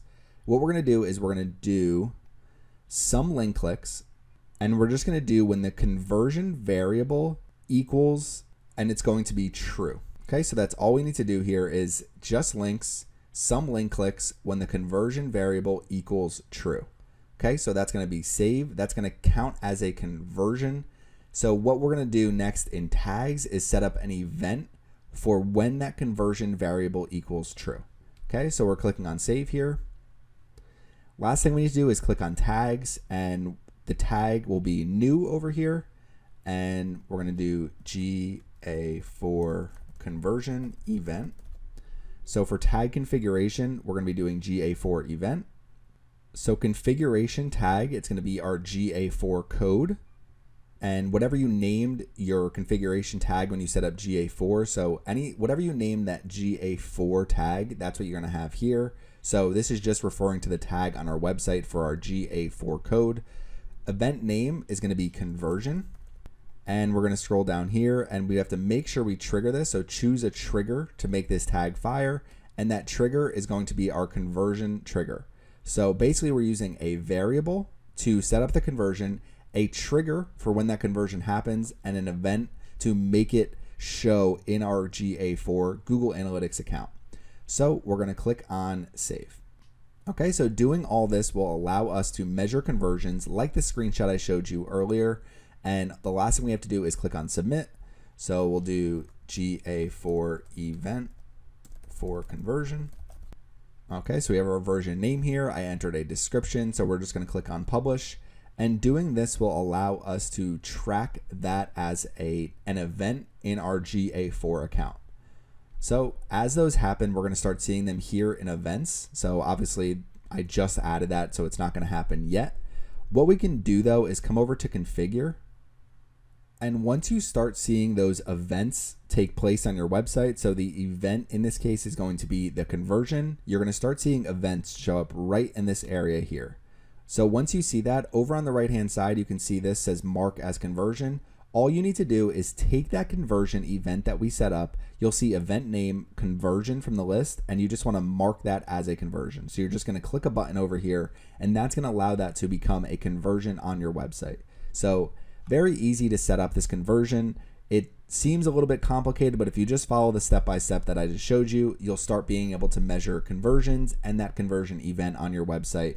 You could also just use, when you come in here to your reports and you go to engagement and events, one of them is going to be outbound clicks. So you could just say, hey, I want to drive more and more outbound clicks over time. And even if you're just focusing on that data point, you're still going to be able to drive more and more traffic to the affiliate offers on your website. So that's going to be part number 10, how to set up Google Analytics, how to set up Google Tag Manager, how to set up Google Search Console, and then how to set up that conversion event on your website. As you start driving more and more traffic, you'll start to, as you click on the reports here, engagement, conversions, you'll start to see more and more of that come into your website. Okay, now last but not least, part 11, a quick overview of Amazon Associates and how to create affiliate links. So I went over how to import products directly onto your Amazon affiliate website. So that's going to be a huge part of how to create affiliate links on your website. But what I want to go over real quick is Amazon Associates, how to create those affiliate links. And then one other thing I want to go through here are WooCommerce shortcodes. So I'm going to show you a few WooCommerce shortcodes to show you how to actually display products in blog posts on your website. So what we're going to do is we're going to come over here to Amazon.com. When you sign into Amazon.com, after you've been accepted to the Associates program, you're going to get the Amazon Associates site stripe at the very top of the page. So what this allows you to do is you can click here to view your earnings. That will bring you into the back end of Amazon Associates. You can see Try Mobile Get Link, a tool to create associate links on the go. I'm not going to go through that in this video. If you click on Learn More here, you'll be able to easily learn how to use Mobile Get Link. You can create native shopping ads, and you can get links for pretty much any page on Amazon. So let's just say I'm going to click on this Epic Daily Deal here. So we're going to look at this daily deal, and let's just say specifically I want this product. It could be any product, it doesn't really matter. If you come up here to the top and you see Get Link, if you go to text, it's going to immediately give you a text link for this page. You can see here this store ID is for every single is basically my overall Amazon affiliate marketing account, my Amazon Associates account. For tracking ID, you want to make sure you're choosing the right tracking ID down here at the bottom if you have multiple tracking IDs. For me, I'm going to choose Par Golf Zone, and all you have to do is click on Get Link, and they automatically give you a short link, or you can choose a full link. I usually just use the short links. These will work forever. It's not only going to work for a limited period of time. So if you're linking to a page and you have this affiliate link set up through your Amazon Associates account, this link will work forever. So if I take this link and put it on my website, and I can link it to this image or whatever, however I want to link it, that will allow me to link directly to Amazon. If someone clicks on it and purchases this or anything else from Amazon within 24 hours, then I will get a commission. So that's an easy way to set up links for any single page. You can also choose image. So image will just show the image here, small, medium, or large. And you just copy this image link here on the left-hand side or towards the bottom here. And then text and image will look something like this. So you have the Amazon logo at the top. You have the image here. You have the name of the product. You have the price, Amazon Prime, and people can click here to shop now. Open link in new tab, show border. So you can adjust little things here. Now, one of the things that's fairly new and I need to start adding to my own website are native shopping ads. So if we click on custom here, you can see they build pretty nice native shopping ads. So image over here, we have the product name, we have the price, we have the rating 4.6 out of 5, and people can click here to buy now. The whole entire thing is clickable. So if you're on a website, it's going to help you drive more and more clicks. Just make sure you have the right tracking ID set up. So I would want to make sure I'm tracking these properly. If you continuously use the same tracking ID, then when you come up here to click Get Link, it's going to keep opting to that tracking ID. So this is how to get a text and image, or create a native shopping ad by going to any product page.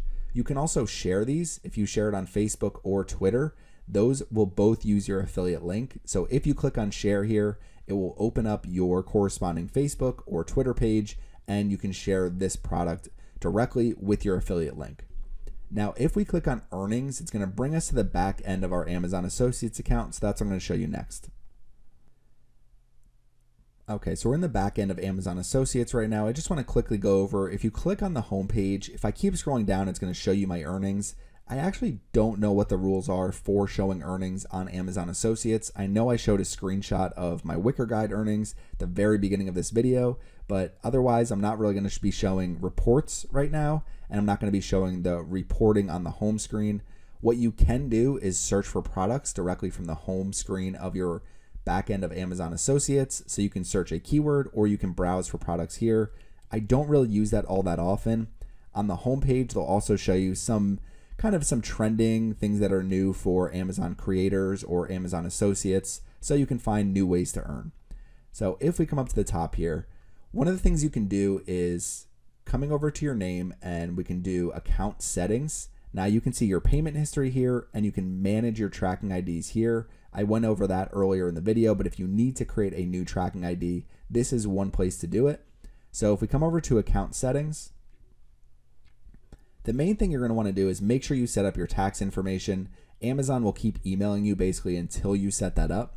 You can adjust any of this contact information, view your commission rate card, which will actually increase as you drive more and more sales. It won't increase drastically, but you might get an extra percentage at least on your revenue. But over here on the left-hand side, your associates account. If you do want to close your account, you can do that here.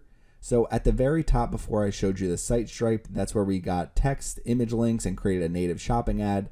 If you click on this link, you can choose to not have site stripe up at the top at all. So you can disable it. You can change and get rid of the get link or share options. I usually just leave this as is. So we'll come back over to our associates account. Now, a lot of these other ones here, pretty self-explanatory. If you need to link store IDs, you can actually link them. So if you have, let's say, a store ID for United States, United Kingdom, and several other countries here, you can link them all into one store ID. You can edit any of your website information. So I went over that earlier. Edit your website in mobile app list. Just make sure you keep this all up to date as you're promoting products. You don't want to be promoting things on specific websites without updating your website list as well. Not the end of the world if you don't, but you just want to make sure you do that. So that's kind of your account settings. You can change all that here. Most of it's pretty self-explanatory. So just kind of like account settings like any account you'd have. So I'm not really going to go through help here. I'm not going to really go through reports. So I'm going to go through tools, promotions, and product linking. Those are the three most important things. And if we come to tools, one of the things I went over that I want to go over is one link. One link allows you to earn from traffic from different countries. So monetize your international traffic from Europe and Japan. So I usually do this for Canada and UK. One of the things you can do is looking at your Google Analytics account, you can actually see where people are coming from. So if we come over to demographics, and then we click on demographic details here, you're going to see users by country, users, and new users by country. So coming back over to Amazon, if you see, hey, I'm getting a ton of traffic from a specific country that I'm not monetizing yet, create an account. So what you're going to do is you want to link your US accounts with your international associates account. So all you need to do is come up to the top, change the country. So if I go to United Kingdom, and what you're going to do is click on sign up, and it should automatically pull up the information from your Amazon Associates account, so your existing Amazon Associates account. And with that, what you're able to do is sign in directly to your United Kingdom account, sign in directly to any account you create through any of these different countries. So if you want to create accounts for Germany, for France, anything like that, you just want to go here and click on the country you want to select. So for me, I use Canada and United Kingdom because I get traffic from those two countries. I can expand if I need to, but for right now, those two are really where I drive a little bit of additional sales and a little bit of additional income. So you're just going to click on sign up. And then what we're going to do is we're going to come back over here to the United States portion, and coming to tools, we're going to go back to one link. And what you want to do is start linking your US accounts with your international associate accounts. So you're going to click here to link, and you can set default tracking IDs as well. So usually my default tracking IDs are just the United States IDs, and then they give me separate IDs for different countries.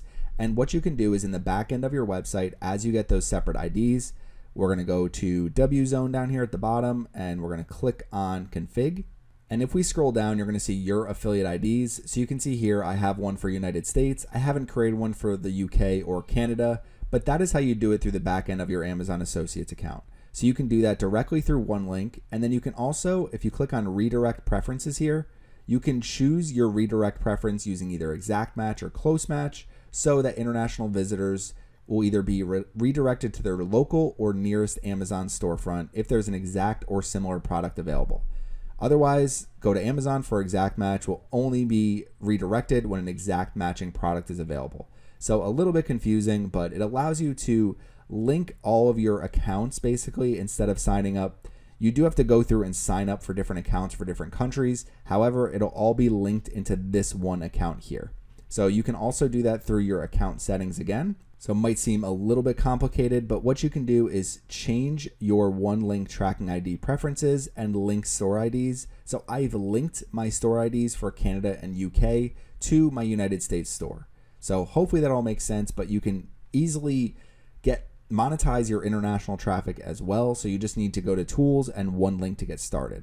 So product advertising API, I went over earlier in the video. If we click here, you can generate keys that will allow you to use the product advertising API through Amazon. So there's different things, different types of plugins and tools you can use the product advertising API for.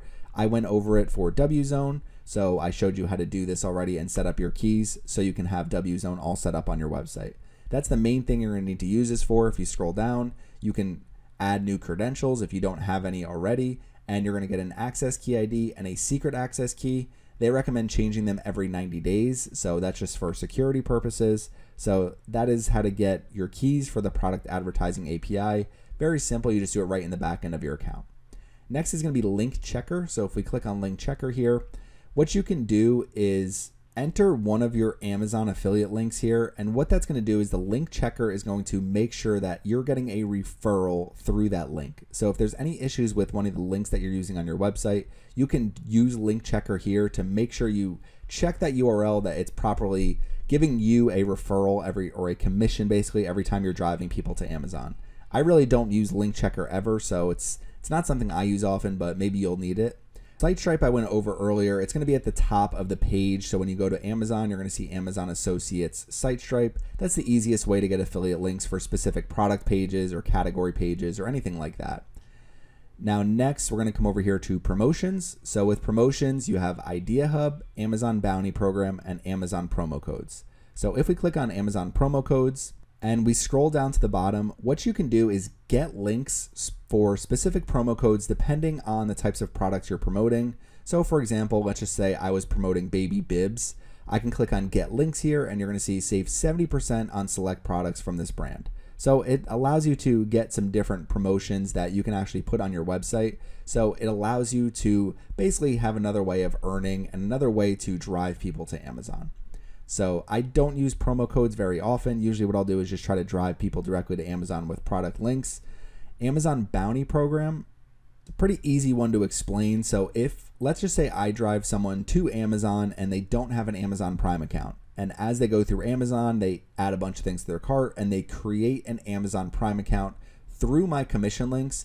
What you're gonna do is you're going to get a commission for driving someone to Amazon Prime, for people creating a wedding registry and adding things to it, for people signing up for Prime Video, people signing up for Audible, Amazon Family. So all of these will allow you to basically get additional commissions. So if we click here and do see all bounties, and we scroll down just to show, so you can see try Audible Plus. So I would get a $5 bounty for each qualifying Audible Plus free trial and a $10 bounty for each qualifying Audible Plus paid membership. So it's a way to just basically earn more on your commissions.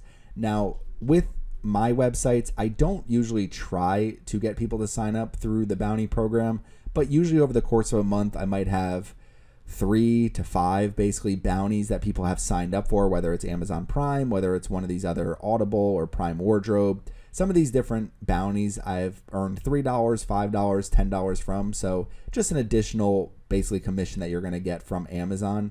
Not really anything you need to change or do. It's just a way to, you can actually try to drive people to Audible or something like that if it actually fits within your niche. So next is going to be Idea Hub. So Idea Hub is going to give you some different content ideas you can see, such as inspirational promotions, events, deals, and products through Amazon in one place. So if we scroll down, trending deals in your top categories based on customer reviews and sales from Amazon. So I could say, okay, this is popular. It could fit for my website, farmhousegoals.com. So maybe I want to get linked to this and show that people can save up to 30% on select dining and kitchen furniture. So if you come over, you're going to find even more ideas. So here we have a bed frame that looks like it's pretty popular, pretty good amount of reviews. So I can actually get a link and promote this bed frame. This could be really useful for people depending on the niche you're in. So right here, Smart True HEPA, air purifier for home. So if I'm in a space where I am actually trying to promote some of these different, healthy air purifiers and things like that on my website, then I can see, okay, this has over 10,000 product reviews. Come back over 10,000 product reviews, and maybe I want to write a review about this product and show that people can save 15% off on it for a limited time. So it's just a different way to come up with some different ideas for products you might want to promote. So in promotions, you have promo codes, the bounty program, and Idea Hub, 3 different areas where you can find either some bestsellers or some different Amazon products and categories that you can start to promote as well alongside your regular affiliate offers. Now, the last thing I'm going to go through here is product linking. So if we click on product links first, what you can do here is search for any product. So I can search Amazon for a specific keyword, select a product, and I can customize and get HTML. I'm not going to do that right now. I really don't use product links that often. I just prefer to use SiteStripe, which I went over earlier for the tools. I just go to SiteStripe and I'll just get the text URL, or now with the native shopping ads, they've made them look pretty good there. So if you want to use product linking in the back end, you can. Banners. So Amazon will have a lot of banners that you can use. So some promotional links you can choose by category. So let's just say we'll just go in pets. Okay, so we'll scroll down. So you can see here, they have this advertisement right here promoting some dog treats. Keep coming down, same thing, promoting dog treats. So we have pets here. So if you have a website based around pets, all you need to do is highlight HTML, paste it wherever you want this to show up on your website, and then it will show this image on your website. People click on it, go to Amazon, you will get a commission. Just keep in mind, if you come through here, you're automatically going to see I have my tracking IDs in here. So anything that you're doing through the product linking portion will automatically pull in your tracking IDs. So you can get a bunch of different sizes here. If I say, okay, let's just say I'm looking for a 728 by 90 pets. So there's one right here. So there's another pets one. So I don't use these too often. Sometimes they have good ones for home and garden that I can use, but for mine, I usually just kind of focus on creating my own. So if we click on home and garden, we'll see if we have anything good here. Okay, and if we scroll down here, so you can see, so $7 prime discount for a heating pad. This one is an automatic soap dispenser, it looks like. So immerse yourself in stunning cinema sound. So some different things here that you can choose from. Again, not all of these really work with my websites. So I could do something like this, new arrivals in home on Amazon, highlight HTML, see how it performs, because you're going to get some data about these as well. So just another way to come up with some banners for your product linking. For me, I'll usually create banners myself. I don't really use this too often either. Native shopping ads, this is something I use a lot. So with native shopping ads, you can create your own recommendation ads, search ads, or custom ads. So if we scroll down here, just looking at the overview, this is what a native shopping ad looks like. You've probably seen them before. They're on websites all over the place. Recommendation ads, so you'll see some related products down here recommended by Amazon. Search ads, so it allows people to search directly on your website. It's going to give them Amazon results. It's a good way to get people to actually go directly to Amazon just using the search bar on your website. And then custom ads, so you can actually put specific products in here, or you can say I want products based on a keyword I enter. So there's a lot you can do with native shopping ads. Let's just say we want to create a recommendation ad. All you have to do is click on create here, name your ad, choose your tracking ID. You can see we already have one here. Change your ad format if you want. There's grid, there's list, so you'll see list, and there's strip. So strip is just a little bit shorter version of a grid. So what we can do is choose our category. Let's just say I click automotive. Keep coming down here, fallbacks. You could do search keyword. I could literally just enter automotive here as well. Save and view ad code, and then all you have to do is put that ad code on your website. Recommendation ads are responsive and mobile optimized, so no matter where you put them, they're going to actually just adjust based on your website. So if you put them on a blog post, then it will adjust to the size of the blog post. If you put it on your sidebar, you might have something shorter like a strip here, or just one product. So it's going to automatically respond to your website. So that's why I use native shopping ads. I have them on all of my websites. Now next is mobile popover. Okay, so you can see it right here at the bottom. As people are scrolling, it'll come up. So found on Amazon. So this is good because if people are looking for specific products, or they're on your website looking at something about a specific product, Amazon will automatically pull up that product if they have it on their website. And it's an easy way. All you have to do is highlight this HTML. So we're just going to copy it. And then if we come over to our website and we go to the head, footer, and post injections plugin, we scroll to the bottom. All you have to do is enter it here before the closing body tag, and you can do it on desktop and mobile. So it's going to be on mobile, but you can do it on both and just click on save. So that's all you really need to do to add that to your website. So it allows you to drive more clicks and sales through mobile devices. So that's going to be the mobile popover. Last but not least, link to any page. You can easily create Amazon links by going here. So what you can do is select a product line, select a subcategory, link to search results. So just enter keywords here, link to any page, just enter the URL and name your link.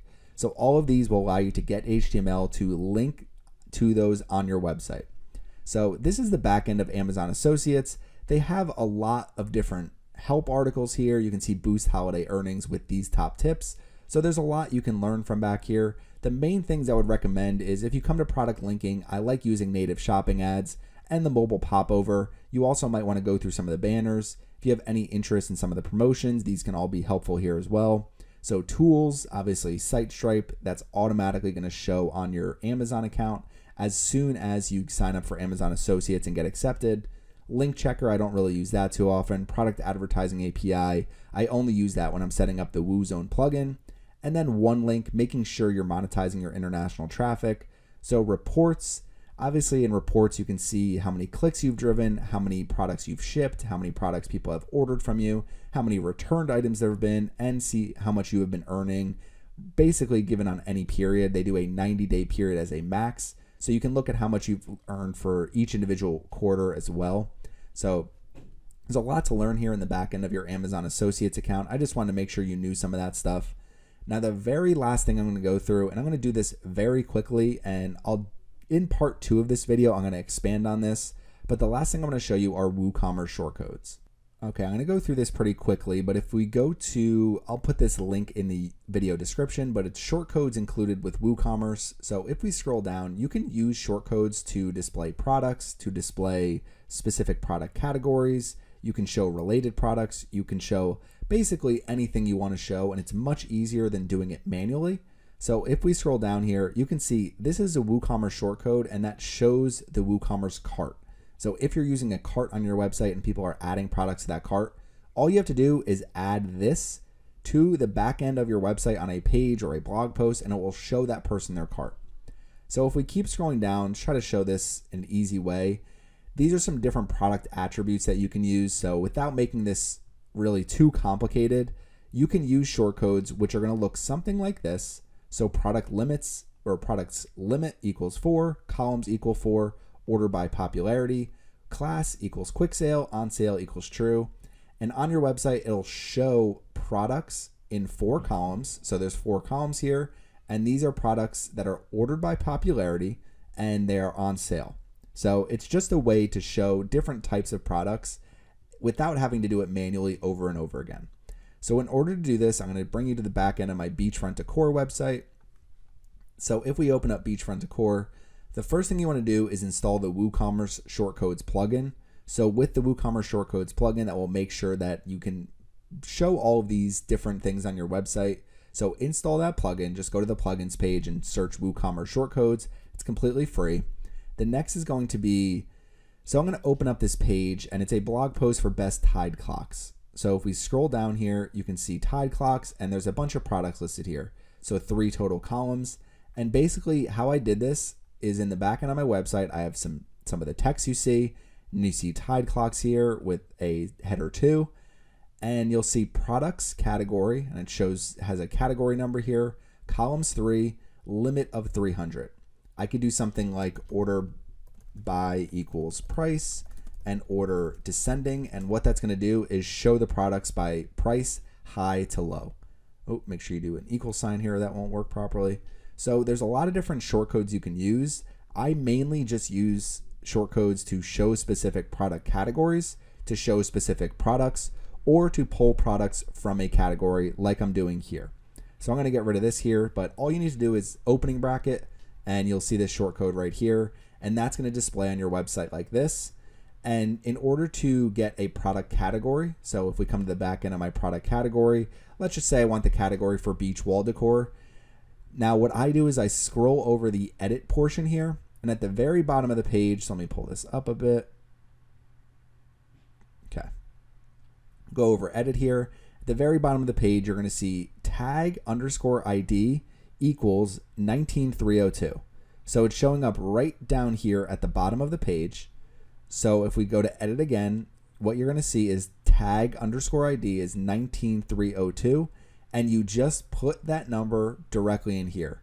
And that's going to allow you to either display all the different products from an individual category, or you could do something like products IDs. Oh, keep it all lowercase, equals, and I can do individual product IDs here, and I find the product IDs the same exact way. So I haven't found an easier way to actually get the product ID. I don't know why it doesn't just show here as one of the columns, but if you come to screen options and you look at the different columns, it doesn't have what the ID is there. So there might be an easier way to actually get IDs, but that's how I do it. Just scroll over the edit portion. It'll show up at the bottom of the page. Take that, put it in on your post, and that allows you to display all of these different products on a blog post or on a page. So if you're doing your home page, you want to show some of the most popular products, you could do products category equals and take a specific category, and you can do order by equals popularity and order equals descending, and that will show products by the most popular to the least popular. So that's the last thing I wanted to go through in this video. So coming back over here, giving a quick overview of Amazon Associates and how to create affiliate links. But with this video, you should have a very good getting started point, a very good initial strategy at least, and some way to actually get started with building your WordPress website, adding an Amazon affiliate store to it, adding products directly to your website, and how to create some content that's going to drive traffic. So if there's one tip I can give to you as we close out this video, create content every single day. Create new content every day, update old content every single day, add products frequently, make sure you have all of your products up to date.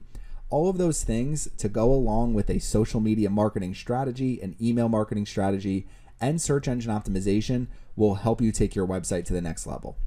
The last thing I want to say is I'm going to create a second part to this video, and it's just going to be me working on one of my Amazon affiliate websites, just to kind of show you how I work on my own websites, some of the different things that I do throughout the day, and basically every single day to make sure that my websites are growing and earning good revenue. So this isn't some get rich quick thing, but it is a good way to build a website that you can keep growing and growing. And ultimately, if you have a website that's earning money, you're not only getting commissions every month, but you can also eventually sell it over time if you decide to go on to a different venture. So if you have any questions about this, please leave them in the comments section. I'm going to try to answer questions as they come in on this video.